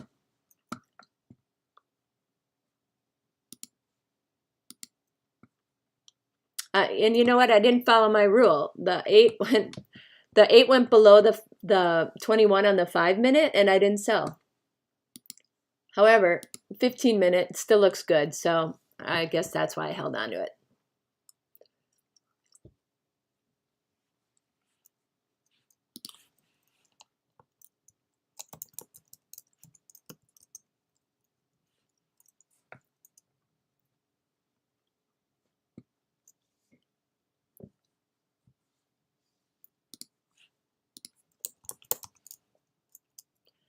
Well, good news is there's still a lot of strength in this market. Like GME's making a new high, AMC. So maybe the retailer Reddit crowd's still around. Dollar Tree's making a new high. This BOIL, BOIL, which is natural gas, that's made a new high. There's definitely pockets of strength. Not like that one Monday where we made those new lows that just everything was just getting thrown out.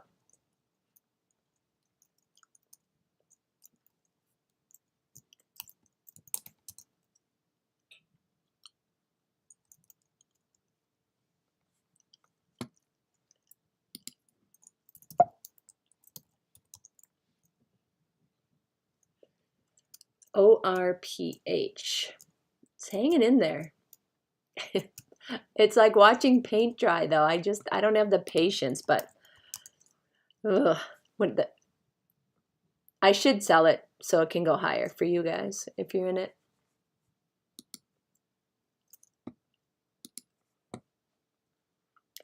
Oh, Matt, you sold your Labu, but I know, like I said, it could be a blessing in disguise.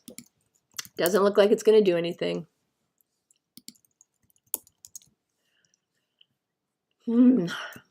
Yeah, this is a long lunch hour. You are right, because nothing's moving. Flat markets. That's why on Fridays, like days like today, you just can't force anything. Don't try to force trades. Let the setup be there. And there's no reason you just don't have to trade today either. When I was first beginning to trade, I just thought I had to trade every single day, and you end up losing a lot of money when you force trades. Which, when the market kind of changed halfway through last year, I was still trading like it was a bull market and everything was going up. I lost so much money. I didn't adjust. And I forced trades, and I kept saying it was going to turn around and go up, and I just didn't have a good system down, and I never adjusted for the different market type. And that can kill you. So like today, it's not an easy day to make money. It's just not a lot of stuff is moving. So you tend to try and force stuff, or you sell stuff too early, or you get impatient. Half of trading is being patient, and like that's the hardest thing. I mean, I sit here every day in front of the screen every day. I eat lunch in front of my desk, and it just takes a lot of patience. And when you find yourself not having patience, you just got to walk away for a little bit. I don't know, Alpha Freight, I don't feel the energy is bullish today. I feel, I don't know. I feel like I don't feel bullish. And I don't know why. And I think it's probably because Tesla's down. Tesla is my mood barometer. When Tesla's down, I don't like the market. Tesla's up, I like the market.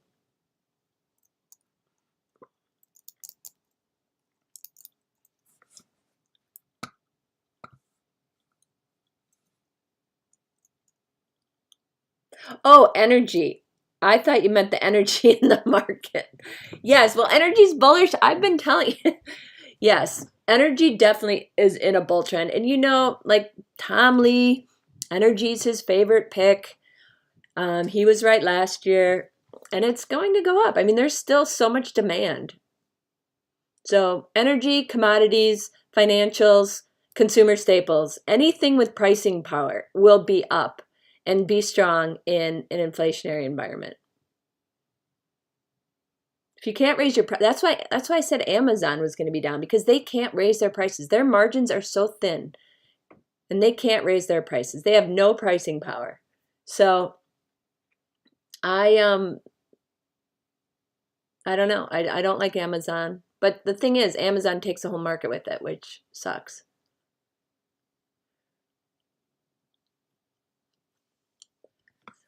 Okay, because ORPH isn't doing much, I got to go down to a lower time frame chart to watch it, because the 15-minute really is boring. Let's go to the 2-minute. Ah, looky, we got a mid squeeze going on, mid compression squeeze. 8's crossing back over the 21. Got a green cloud. Got some bullish candles. RSI looks good. MACD looks good. Moxie indicator looks good. This is good. Fortunately, I just can't buy anymore.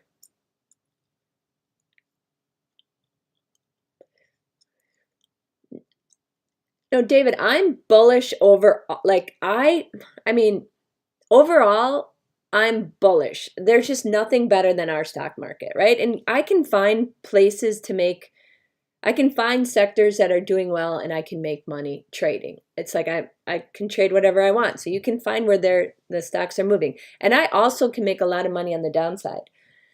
But I just feel like Fridays are super hard to trade. Everybody's going to try to get flat ahead of the weekend. Not a lot of people make new bets. But we're going to get a big move one way or the other with the interest rate hike, and hopefully they'll do it before March so we can just get it over with. But February is typically a good month for the stock market, and midterm elections are huge. I shouldn't say are huge, but that's typically good for the stock market. So, and I read a stat that market performance after the S&P posts more than a 27% gain, which is what happened in 2021. The median return since 1938 is plus 16%. So that implies that at the end of the year, the S&P should be at 5,600. We also have midterm. It's also a midterm election year.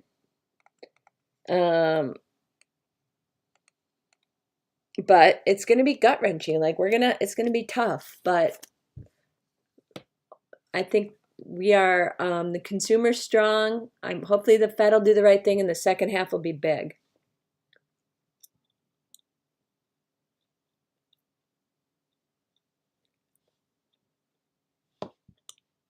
Oh, look at ORF. Starting to move. Okay, so now the mid squeeze just fired. If you look at my chart, that blue bar has a green dot under it. That means the squeeze is fired. So that means we're going higher. Look at it go. Thank God. Back in the green. Let's go, everybody.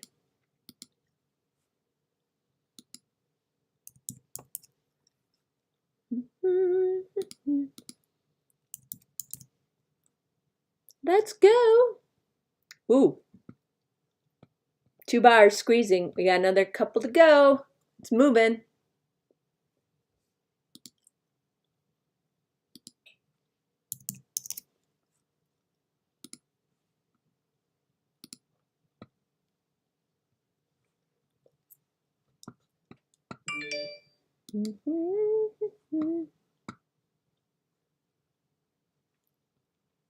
Come on, baby.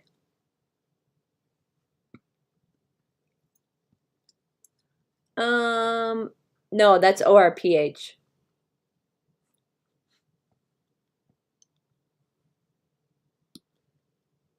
Oh, I'm sorry. Let's see if I can change that.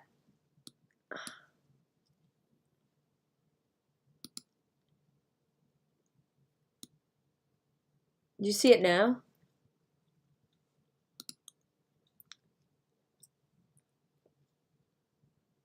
Dan, do you see the chart, the stock chart, like the little box where the stock chart's in now? So you can see that I'm doing ORPH.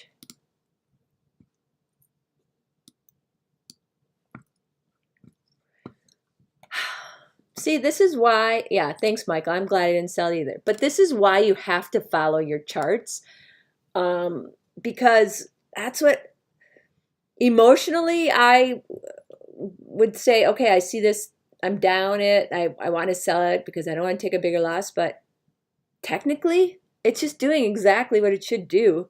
Go up, pull back to support, and go up higher again. So that's why you have to rely on technicals.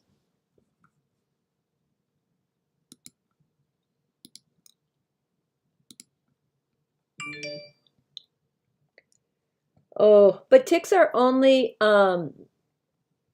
ticks are only down 900. It's still chop. We need like a solid 1,200 for a long time. I mean, we just keep going down 1,000, up 1,000, down 1,000, up. We're just in chop fest.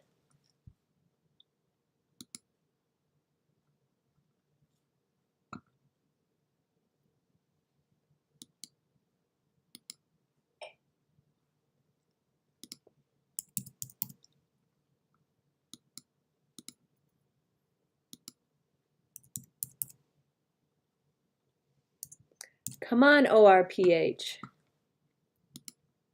Yeah. Here we go.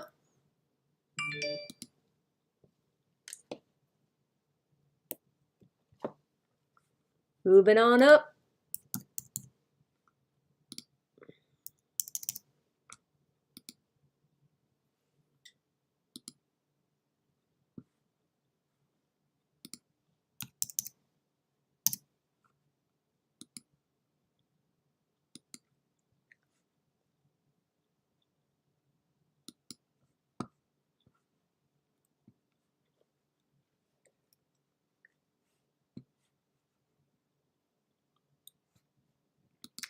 Now I'm gonna start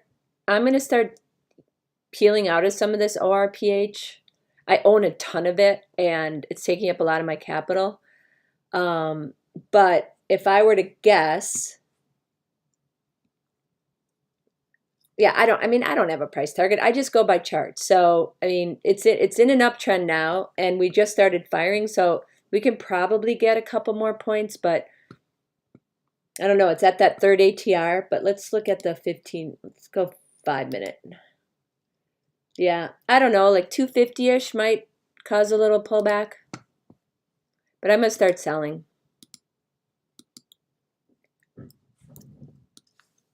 Okay, guys, I got a call from my son. Hold on one second.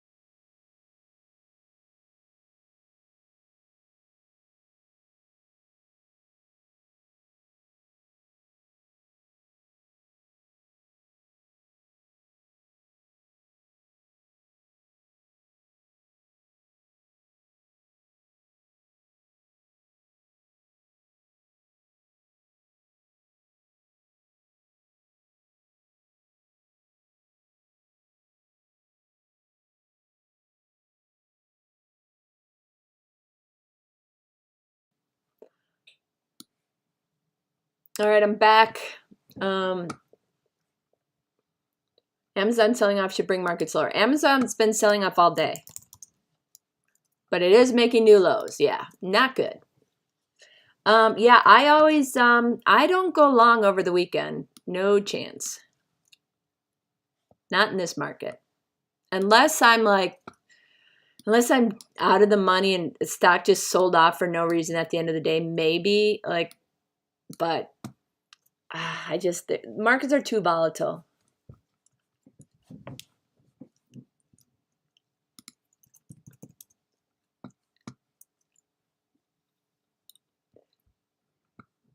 Yeah, so the ticks right now are only down 279. They just keep going down 1100 and then they go up 800. So they're definitely still to the downside, but not anything that's gonna like, doesn't feel like a flush is coming on. And VIX is coming off its highs. Yeah. Ooh, Labu's coming. Labu back above 20. Okay, so I sold that ORPH on that last run. So that's like I said, you got to sell rallies. This may go higher, but I'm just going to take advantage of pops. So I'm out of my ORPH. I still have LABU. Wait for that next pop, but I got to look at the charts. So LABU 5-minute looks bad. 15 doesn't look that great. Still kind of there.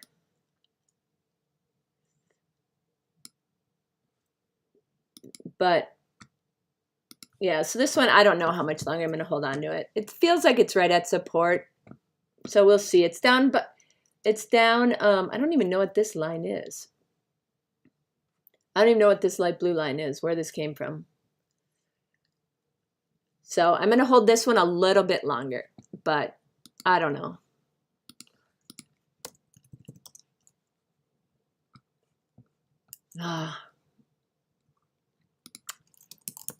Tesla, ooh, 883. Amazon making new lows. I should have bought more puts in Amazon. Instead, I bought Snapchat calls. But that's okay.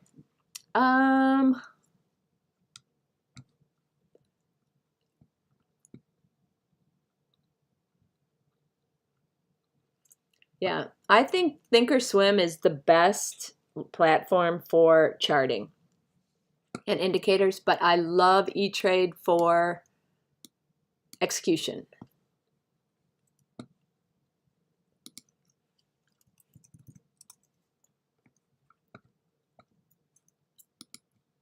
Yeah, I'm going to buy some more SQQQ.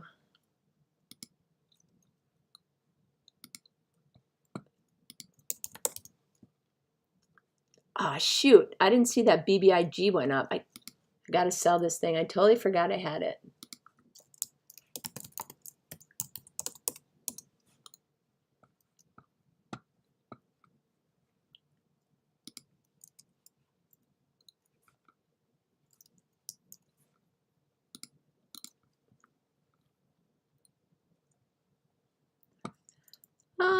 Q's following the lows of the day.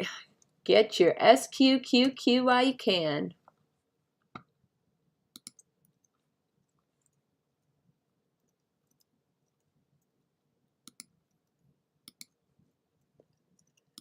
Let's just see where Q's are going. Yeah, so they could fall to 352.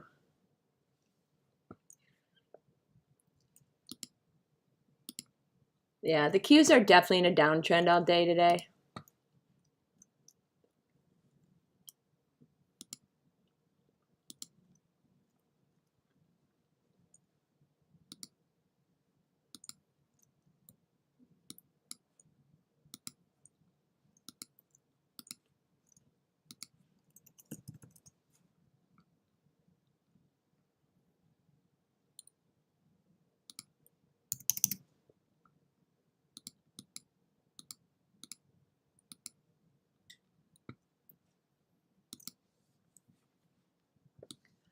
That's why I said earlier, just sell. You got to just sell rallies in this on today. It's just nothing's.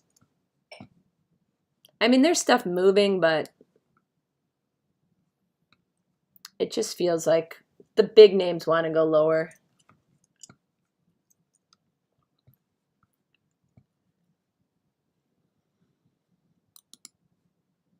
I mean, you look at the 5-minute on Qs, it's just going to keep bumping up. And I don't think there's going to be any news out that's going to reverse it.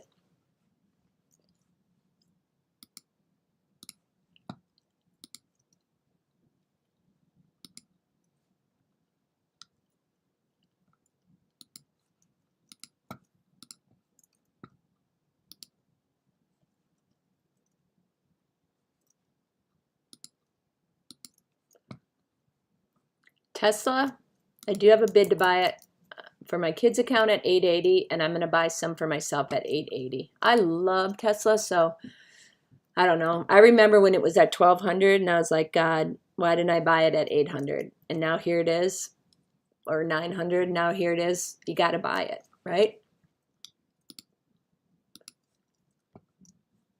Let's see what BBIG is doing. I own this stock from earlier in the week that I forgot that I had it.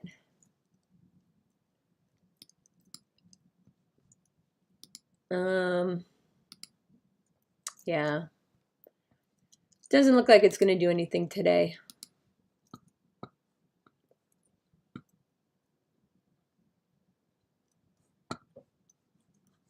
Dang it all.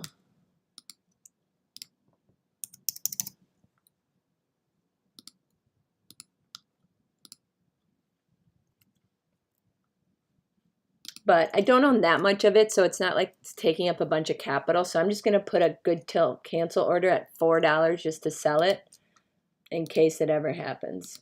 And I forget about it again. Ooh, look at Tesla curling up a little bit.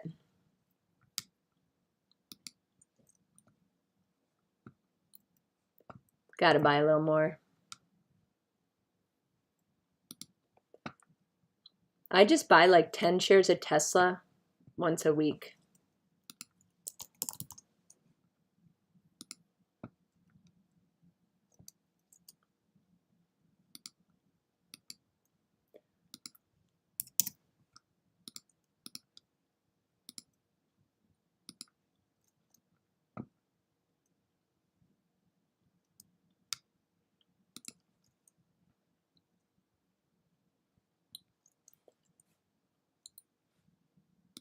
So I was looking at a new car, and my husband and I, we really like the Tesla Y. And I mean, it's really nice looking. And they got all new batteries, and they put new like glass in. So it's like soundproof glass, because there's a bunch of feedback that when you're on the highway, I guess the batteries made a lot of noise and it was loud on the highway. So obviously Elon Musk listens, and then he put new soundproof glass in, and then he put a new floor in for the batteries so they can't move around as much. And I mean, it's just crazy cool. They're so cool. So, but they made all those improvements for 2022, and they're still working through the inventory of 2021. So I don't want to order one yet because I want to get all the new batteries. I want to get the soundproof glass. I want to get all the upgrades. So I can't wait. But they're just such cool cars.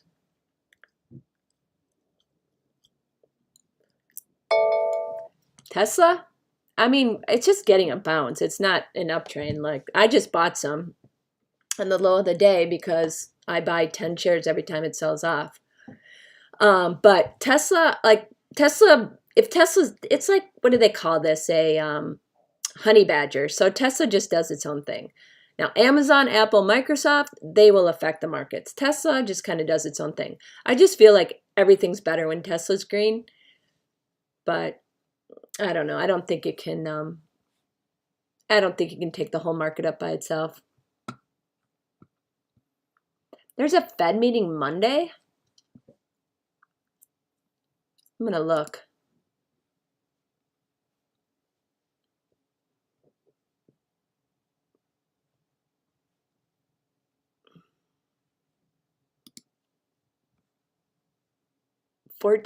Valentine's Day?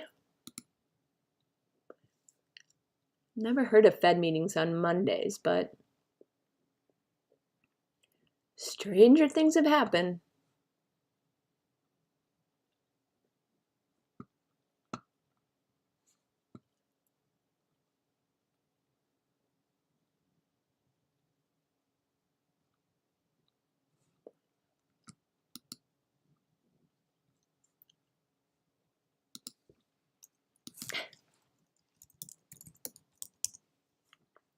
Matt, yeah, that's a bummer on Orf. I sold when it went back up and got that little pop. But, you know, now we have some support here. So you said you stopped out. Darn it.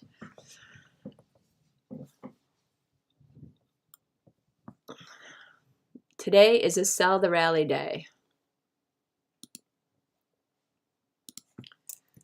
Amazon, oh, Amazon got a little pop. See, Amazon gets a little bounce off the lows, but it just makes a new lower high. So it's just not, this market's just not going anywhere. And if there's a Fed meeting on Monday, nobody's going to stay ahead. But then again, if they say something, that's going to be like a relief rally. We kind of want the Fed to be done. Like, not done, but we want them to do something. They're so behind the curve. Like, just do something so this market can just know where we're going. Yeah, I hated Greenspan. Greenspan, like, he raised rates before the other rate even got into effect. I'll never forget that. He killed the market single-handedly.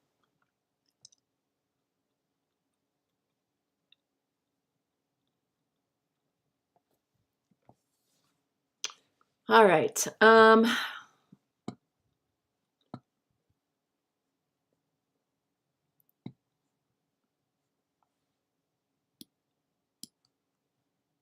Just buying. I'm going to buy some more SQQ. Wow, the ticks. This is so crazy. The ticks went all the way up to 829, where that's the high of the day, and just sold right back off. It's crazy. We are in such a range. So, but it's kind of predictable. So you buy the low end of the range, sell the high end of the range all day long. But I'm going to buy some more SQQ. I sold it on that last pop.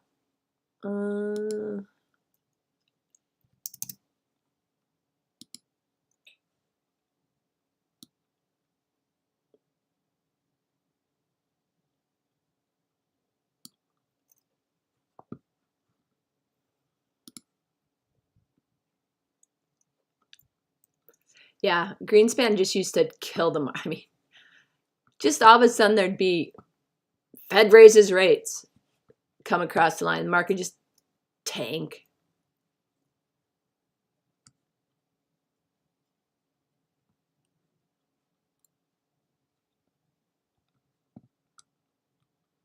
Oh, stock that I bought the other day was that APRN. Remember on Citron Research? No, there sure weren't. Too bad there weren't any ETFs.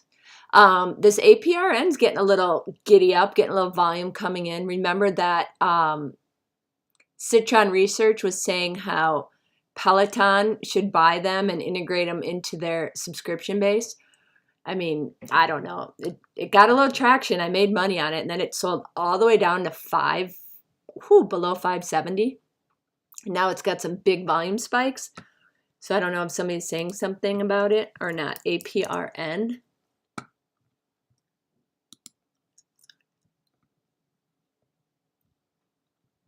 Oh, RJ Partners wants to buy $5 million worth of shares, and they want to buy it directly from the company. Interesting.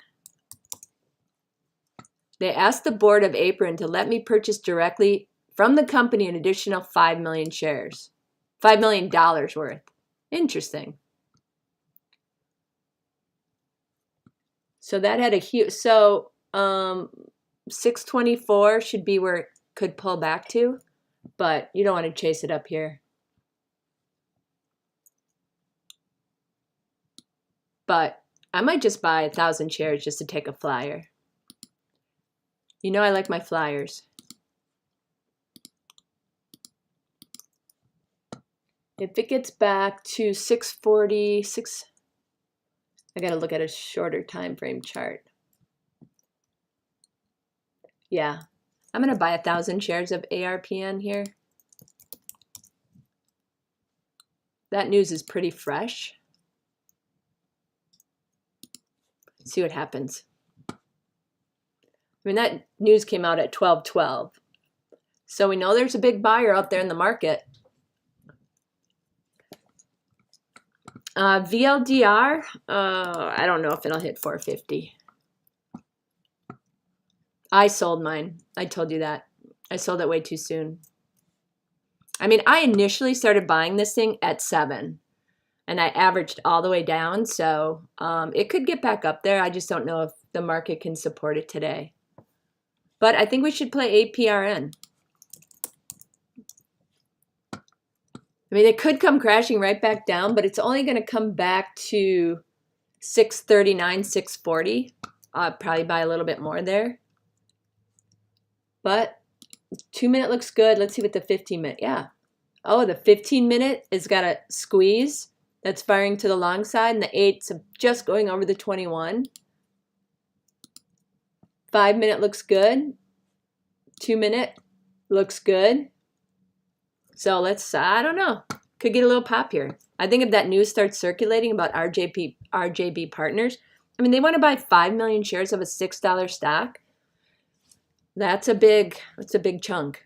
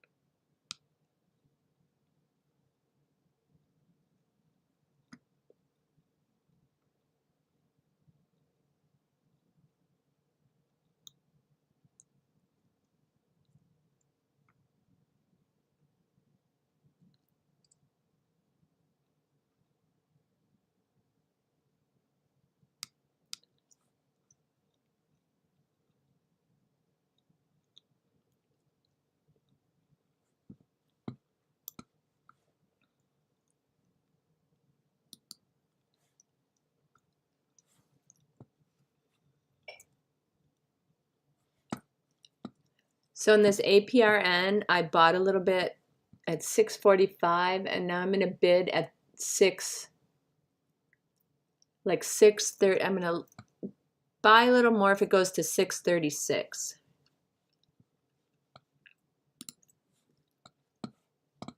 There's a little, looks like it's a little support right there.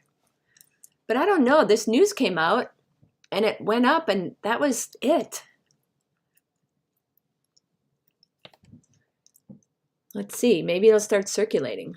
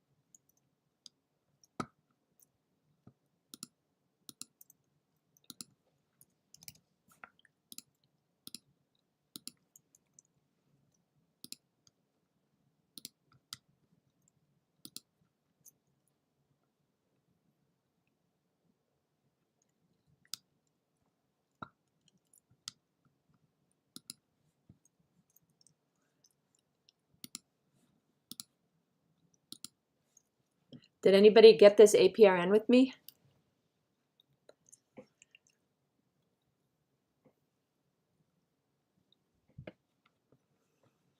Went right back to that 8 EMA and bounced off it on the 2 minute. So let's see if we can get some legs.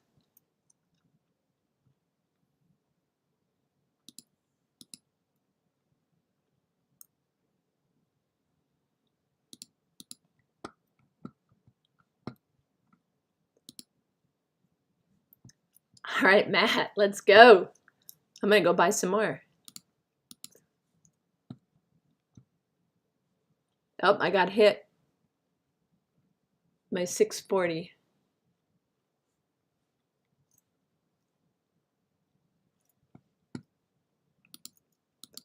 So it's fun when it's like a $6 stock. You can buy a lot and it doesn't have to move very far.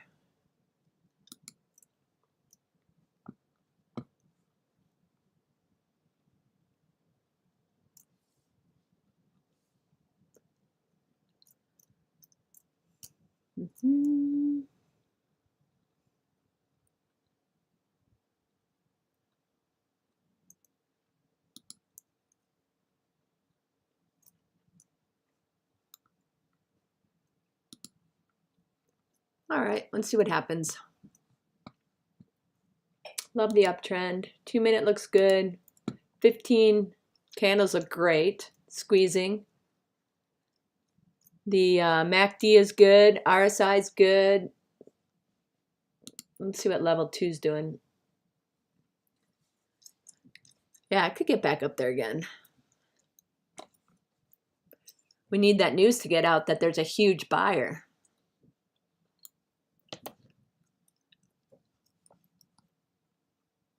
I will have a stop on this one. I'm going to put my stop at 6.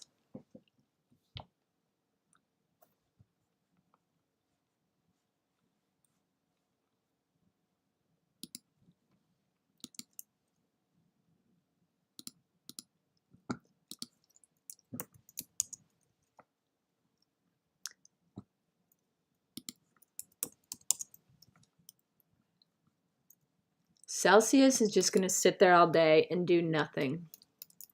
All right, what are we looking at? What's the one we just sold? ORPH.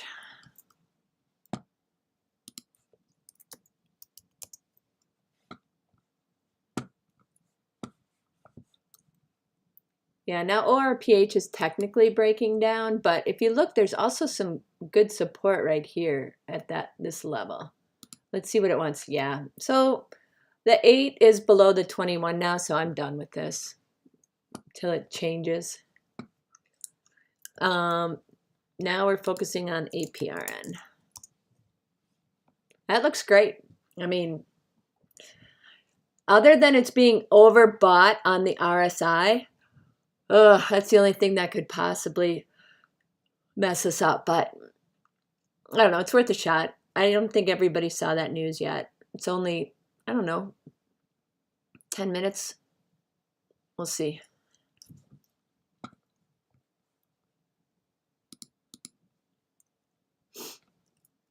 Yeah, that ORPH hit some, it's a double bottom for today. That's some big support at 224. So hopefully it goes back up. If you guys still own it, I'm out of it.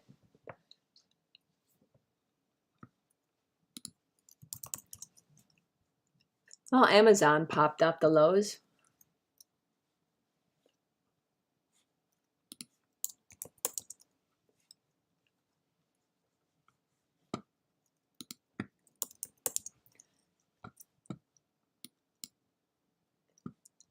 And VLDR still looks really good on the 5-minute chart.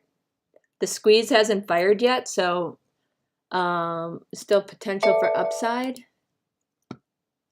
Yeah, I mean, VLDR does look really good. It could get to 450. I kind of want to buy it back here.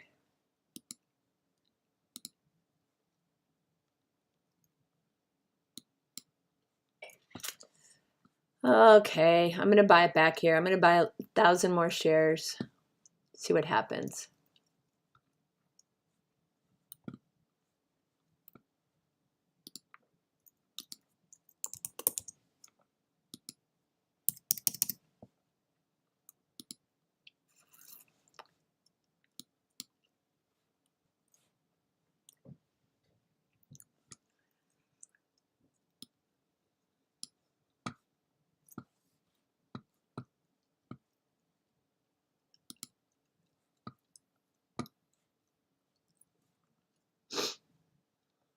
unless everybody covers their shorts at the end of the day, so that's typically what happens. We're down, down, down all day, and then the end of the day, we get everybody covering, or you can get people getting margin calls and they have to sell. So it's a kind of a crapshoot today which way we'll go. But there's no way people are going to buy this market up. It's either going to be short covering or, yeah, that's the only way that it would go higher, just to cover their shorts from throughout the day or the week.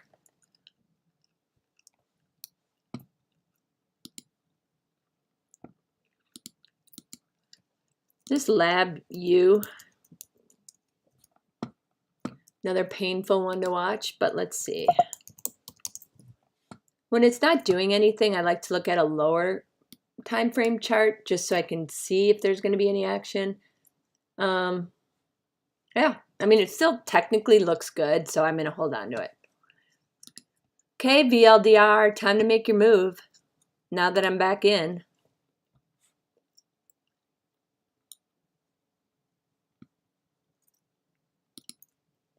Looks like it wants to.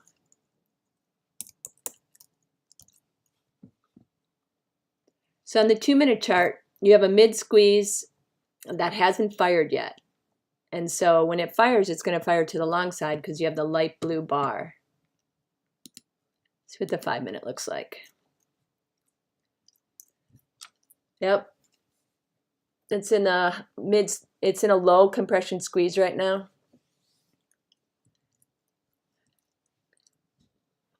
Just to be safe, I'm going to put my offering up at 450 in case it runs.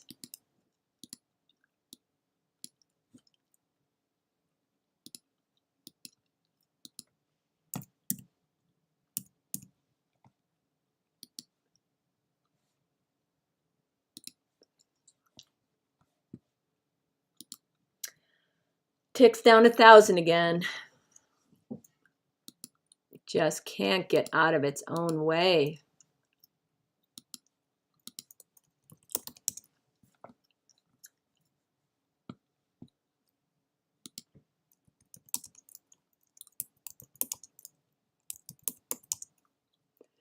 I think I'm going to buy some of this LABD, LABD, which is the opposite of LabU, just to cover my position.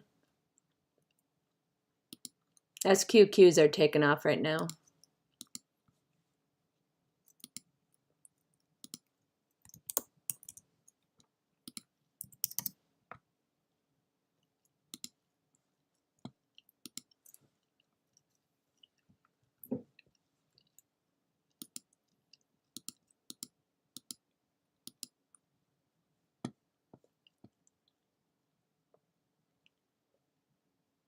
So right now I'm long that LabD, APRN, VLDR, the SQQQs, and that Celsius, CELH.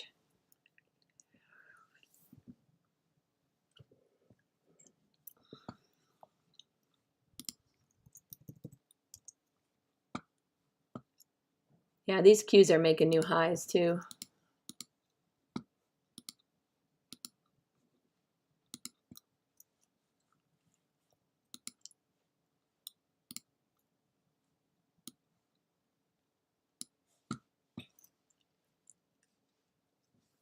Oh, GGPI is making a new high.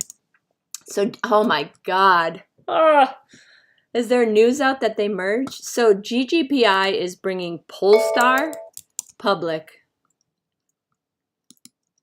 Oh, they're going to make a commercial ad. And so it's a SPAC and it's going to bring this Polestar public, but don't know when, sometime this first half of this year. So now they just announced that they are going to have a Super Bowl commercial and it's taking off, but I'm not going to buy it because of that.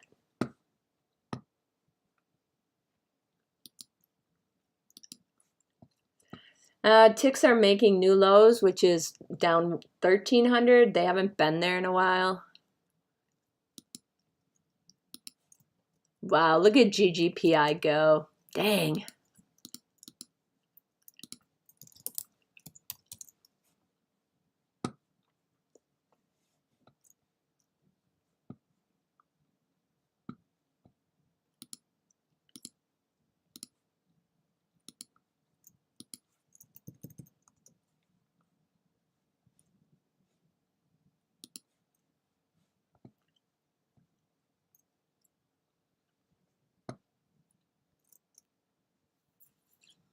Ooh, ticks are down 1,500 now. I'm going to get out of this VLDR.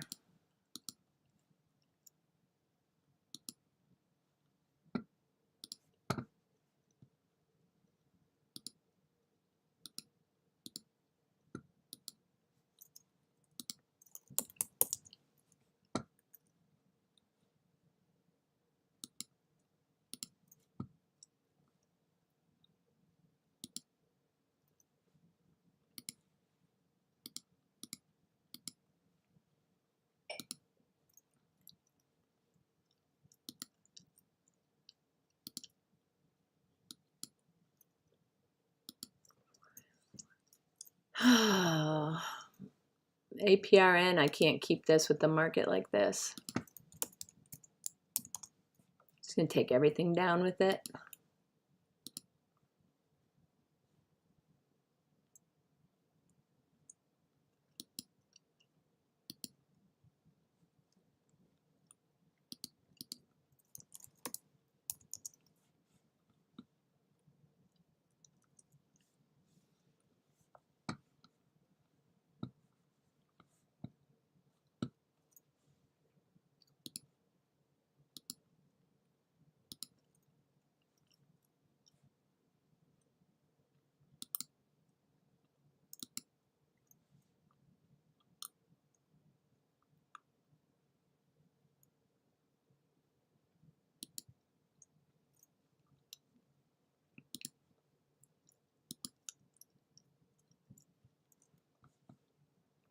I just sold my SQQQ just because the tick started to move back up, so I'm going to see if we get a little reprieve from this sell-off. Probably dumb, but oh well. I like to sell when the things are going up. I don't care if I hit the highs or not.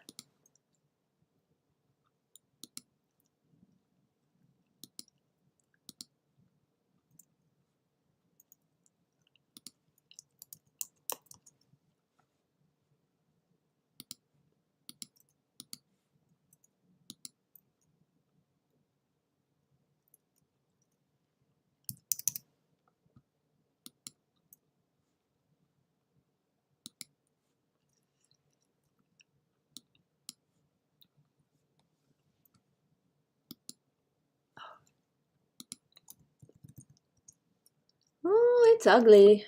It's getting ugly, but you know what? I'd rather have this flush and then we go up into the end of the day. Get that midday flush.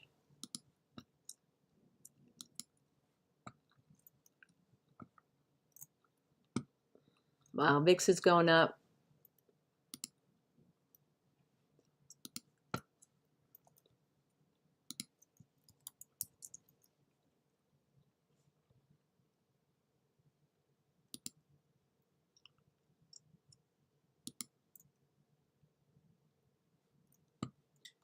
See, right now, all the algos are searching for stop loss orders, and they're just going to get elected, and just things are just going to get hit hard. Uh-oh. Is that really real?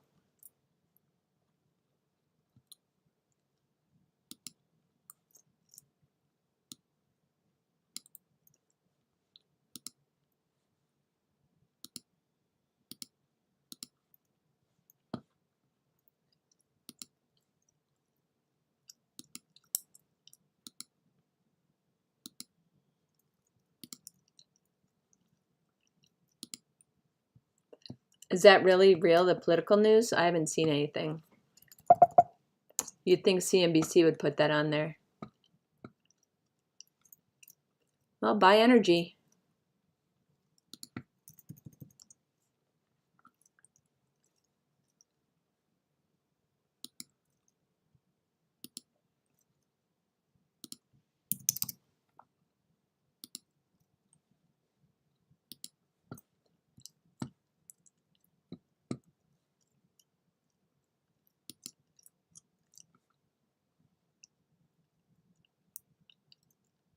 Oh, shit.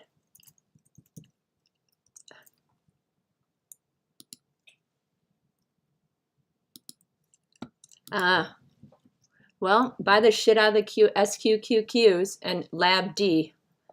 I'm out of all my longs right now, if that's for sure.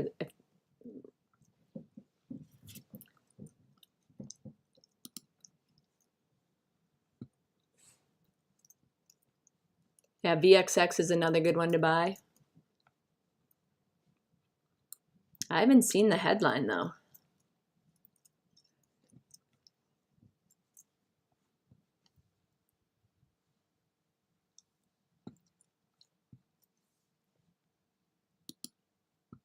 Oh, market's coming back.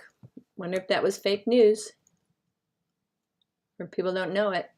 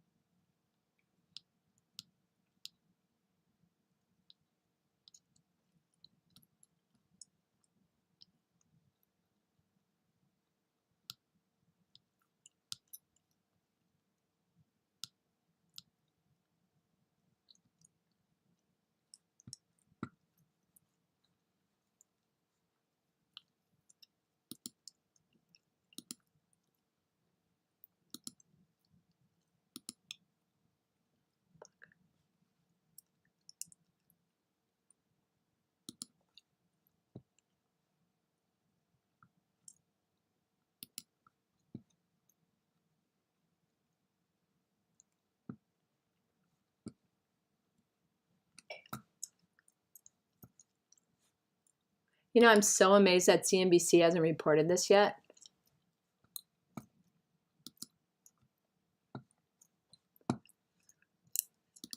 It's gonna get ugly. It's going to get ugly.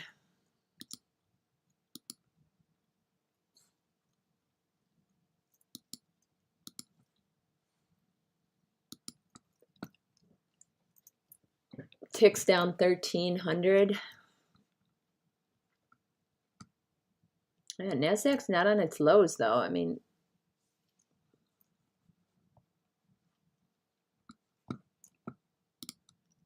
pressure on the mortgage lenders. Loan Depot down 80% in how the is past year or CNBC so. not reporting Rocket this? and UVM also seeing sharp declines, but there's one stock in the group that stands out, up 18% on earnings today, up 60% in the past year, and it benefits from higher rates. The name and the CEO next.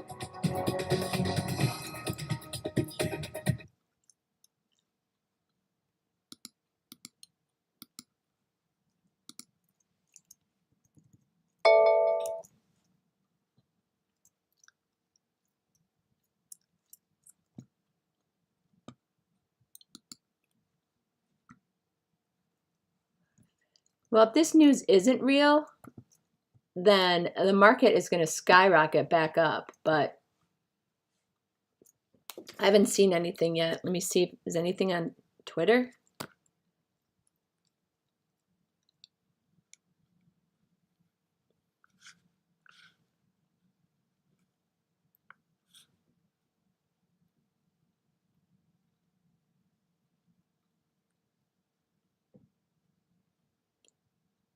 Oh, Citron Research put out a thing on APRN. Just saying how a board bought most of the stock at $10. So nothing earth-shattering. Okay, I'm not seeing anything on this CBS. Fox. You'd think Fox would report something.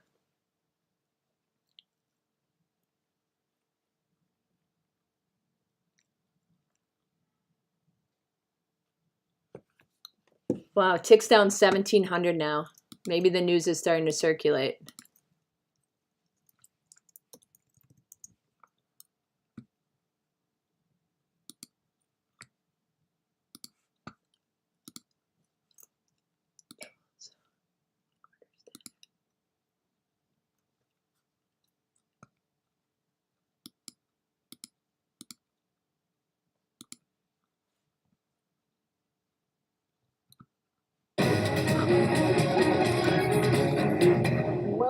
back, everybody. I'm glad we have it behind me because we're talking about the jump in yields, but just to be aware, the 10-year is plunging a little bit in the past couple of minutes here. We'll bring you more information if we know what's going on there. Nevertheless, around 2%, it's been a big boost to mortgage rates above 4%, not necessarily helping the lending sector as much as you might think. Diana Olick is here with more for us. Diana?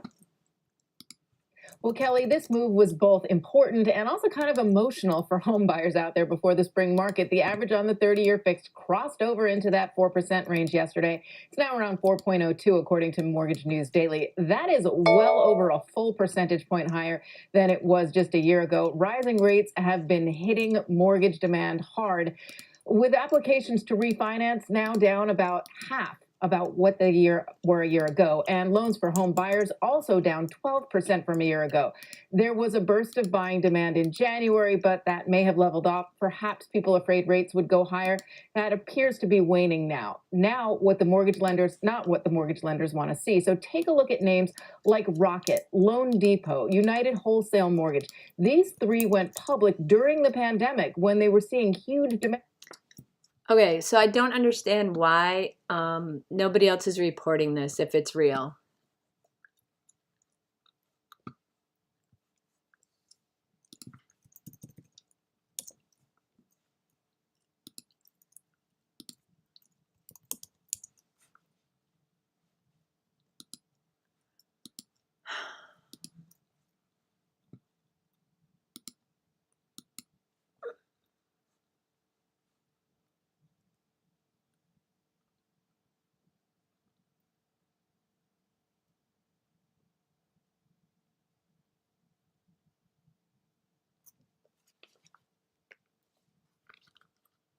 I'm gonna see if it's late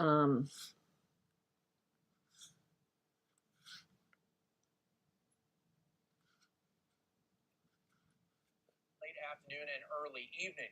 Notice right now we've got temperatures mid-40s along the lake. Further inland, chance for some 40s and 30s. Notice winds really starting to pick up throughout the day. Winds anywhere. And for dear life, I've heard people say the town is gone. Do you see it that way? Absolutely not. We've lost some houses, but. And Phil, he forgot again. I mean, on Fox, they just say that the tension, NATO issues warning as Russia-Ukraine tensions build.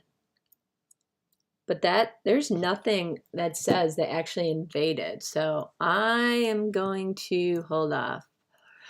Because once it hits CNBC, it's going to be bad if it's true.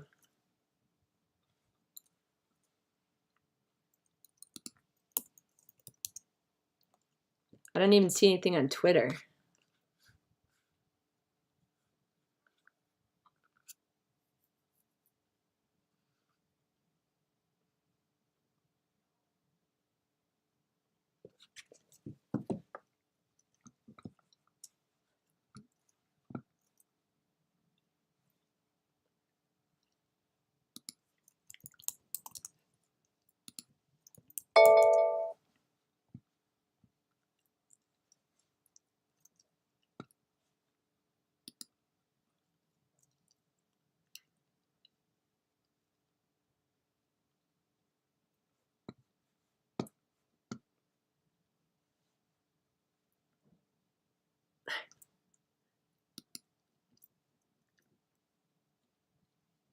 Yeah, everything, I mean, the market's telling us something's going on, but why isn't CNBC reporting this? I'm going to see if it's on Bloomberg.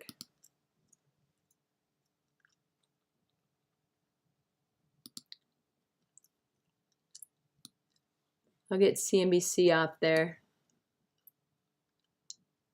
Have been up and down, and right now those yields continue to fall.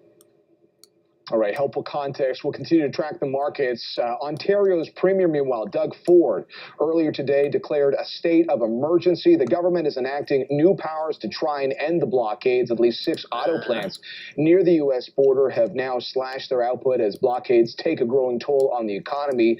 Let's bring in CTV's Sijia Liu, who has been covering this story from the Ambassador Bridge, which links the two countries together. And obviously this news coming, Sijia, as there had been so so many concerns about the lasting economic impact for both Canada and the U.S. from what's going on. What's happening on the ground right now?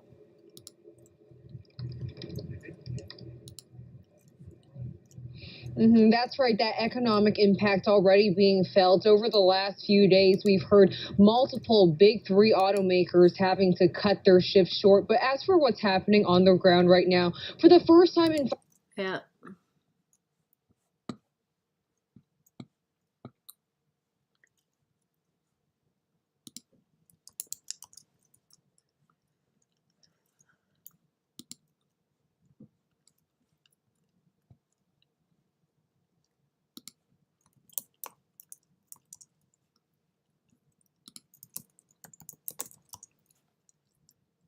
Buying the shit out of the SARK right now.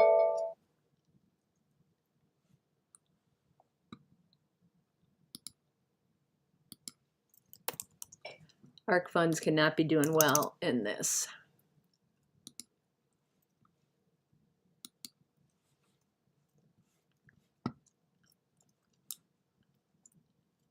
So the inverse ETF for ARK funds is SARKK, or sorry, SARK. So I'm buying a little of that.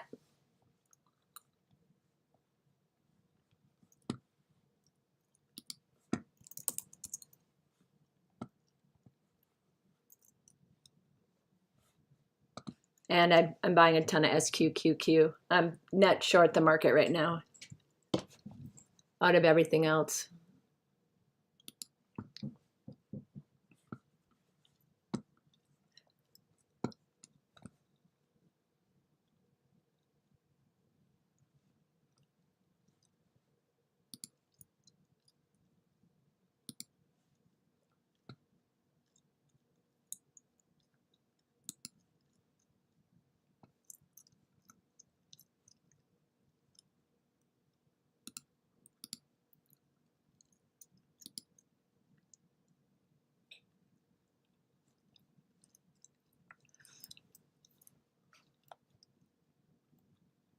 See, the fact that CNBC hasn't reported it, I don't know, I'm not buying it. I'm just going with the trend.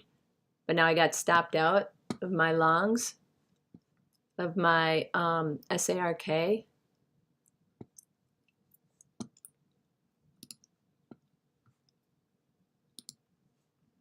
So I got to be very careful. Just make sure that you have a good source.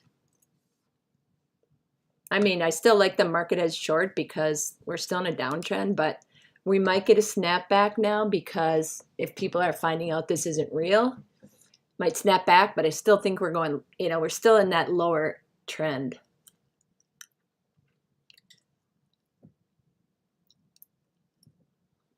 But I didn't see it reported on Bloomberg or CNBC, so I don't know what's going on.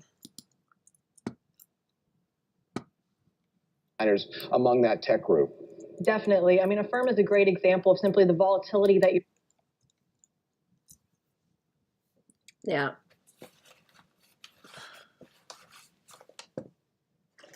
I mean, you can get a little dead cat bounce, but no way is this market going to run away from us on the upside. I would not take it as a buying opportunity. The only thing I saw was on Fox News on the app, they reported that NATO reported that the tensions are escalating. Nothing about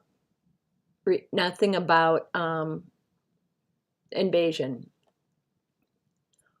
Plus, everybody says they're not going to invade until after the Olympics are over. But we're still in a downtrend before that news came out, so.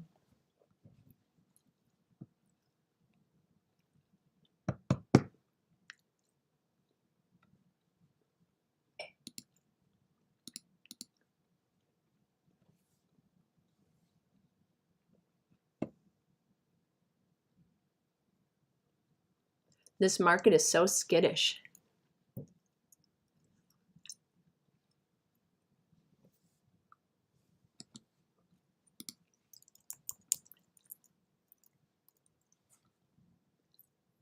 Happening in the Russia-Ukraine situation. Here we go. That's why we've seen stocks go to fresh session lows and even bond yields move lower. Nick Schifrin, who's a correspondent for the PBS NewsHour, says the U.S. believes Putin has decided to invade Ukraine and has communicated that decision to the Russian military. That's according to 3 Western and defense officials. So there you have the move that at 1:28 p.m., that tweet went out about 20 minutes ago. You can see, again, the market reaction across stocks and across bonds. And if you're looking for safe havens these days amid all the volatility, you might want to turn to what we're calling the dividend aristocrats. Dom Chu is here with more. Dom? All right, so it wasn't that long ago, Kelly, we were talking about the S&P 500 dividend yield being greater than the yield on 10-year U.S. government debt. That's now flipped around, that narrative, because the 10-year CNBC is yielding reported 2%, it, so and right now the S&P 500 he dividend said he's yield going is roughly to. I don't think he has yet. 1.4%. So those rising I don't know if interest rates that's have new put renewed news because we focus all on knew he was generating going to at some income. point. So is there a relative safety trade for both income and capital preservation that's in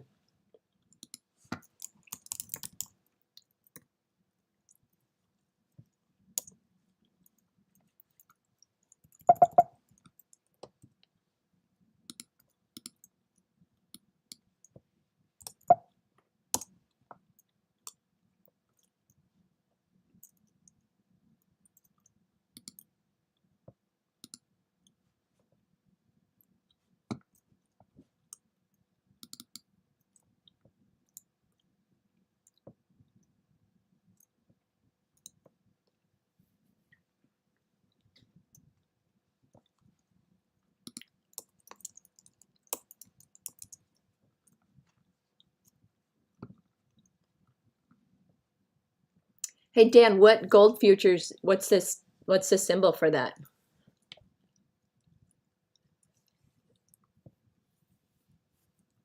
No, CNBC reported it, but they it was just a tiny little. They didn't even have a headline on there. Kelly Evans just spoke about it, but didn't put a lot of emphasis in it, and they never had a headline. So let's see if Bloomberg has anything. Drawn lower by tech stocks, and we'll continue to follow that for you throughout the program. In 2021, Ducati motorcycles set a company record for global sales. Nothing on Bloomberg yet.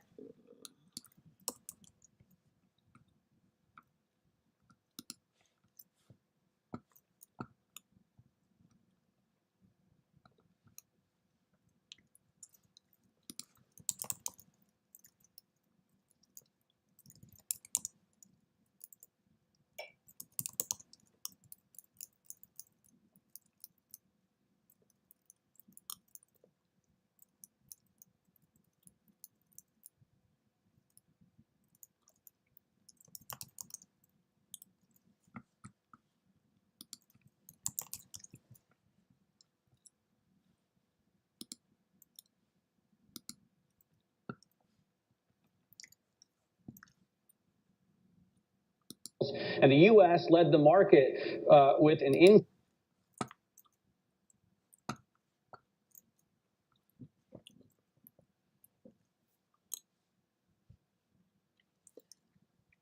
I still think this is just a dead cat bounce. The trend is still lower, so just be careful going long anything.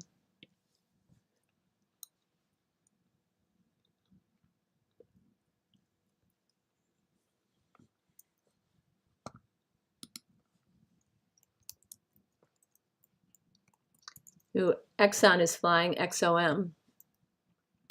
XLE is making new highs, oil's flying.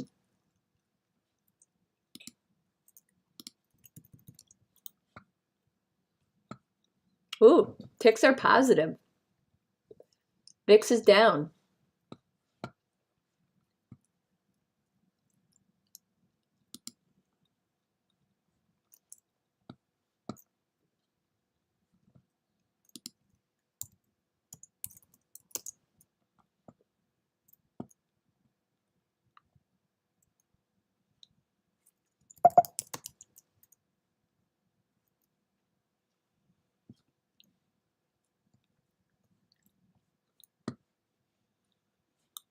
And back down we go.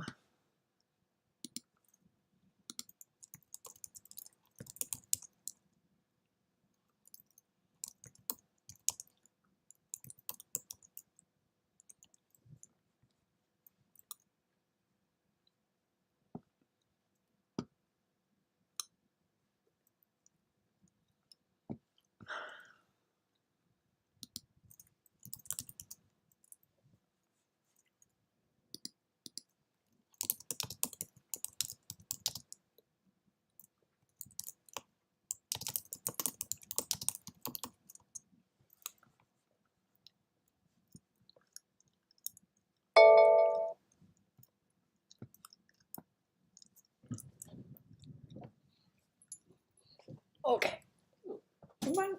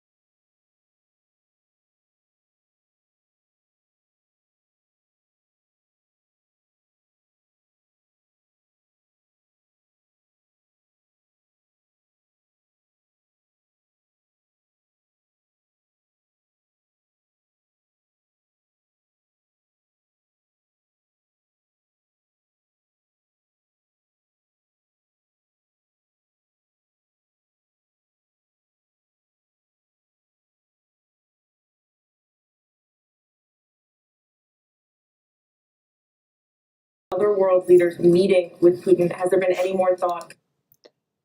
Well, this is interesting. Come back and the futures are all back up, or the market's in the green, or not the market, but the ticks. Interesting. I don't know if this is just a little dead cat bounce or if this is real or what this is. But anyway, I still think before we had this whole Russian stuff, we were still in a downtrend. We still are. I still wouldn't, I'd be careful of the longs, selling the rallies. But anyway, I am going to shut this stream down for the weekend. I'm done trading. I made my goal for today, and there's just too much going on that I'm not scalping anymore. So I'm done for the weekend. We'll see what happens. Going, like I said, going flat into the weekend. And everybody have a good weekend. See ya.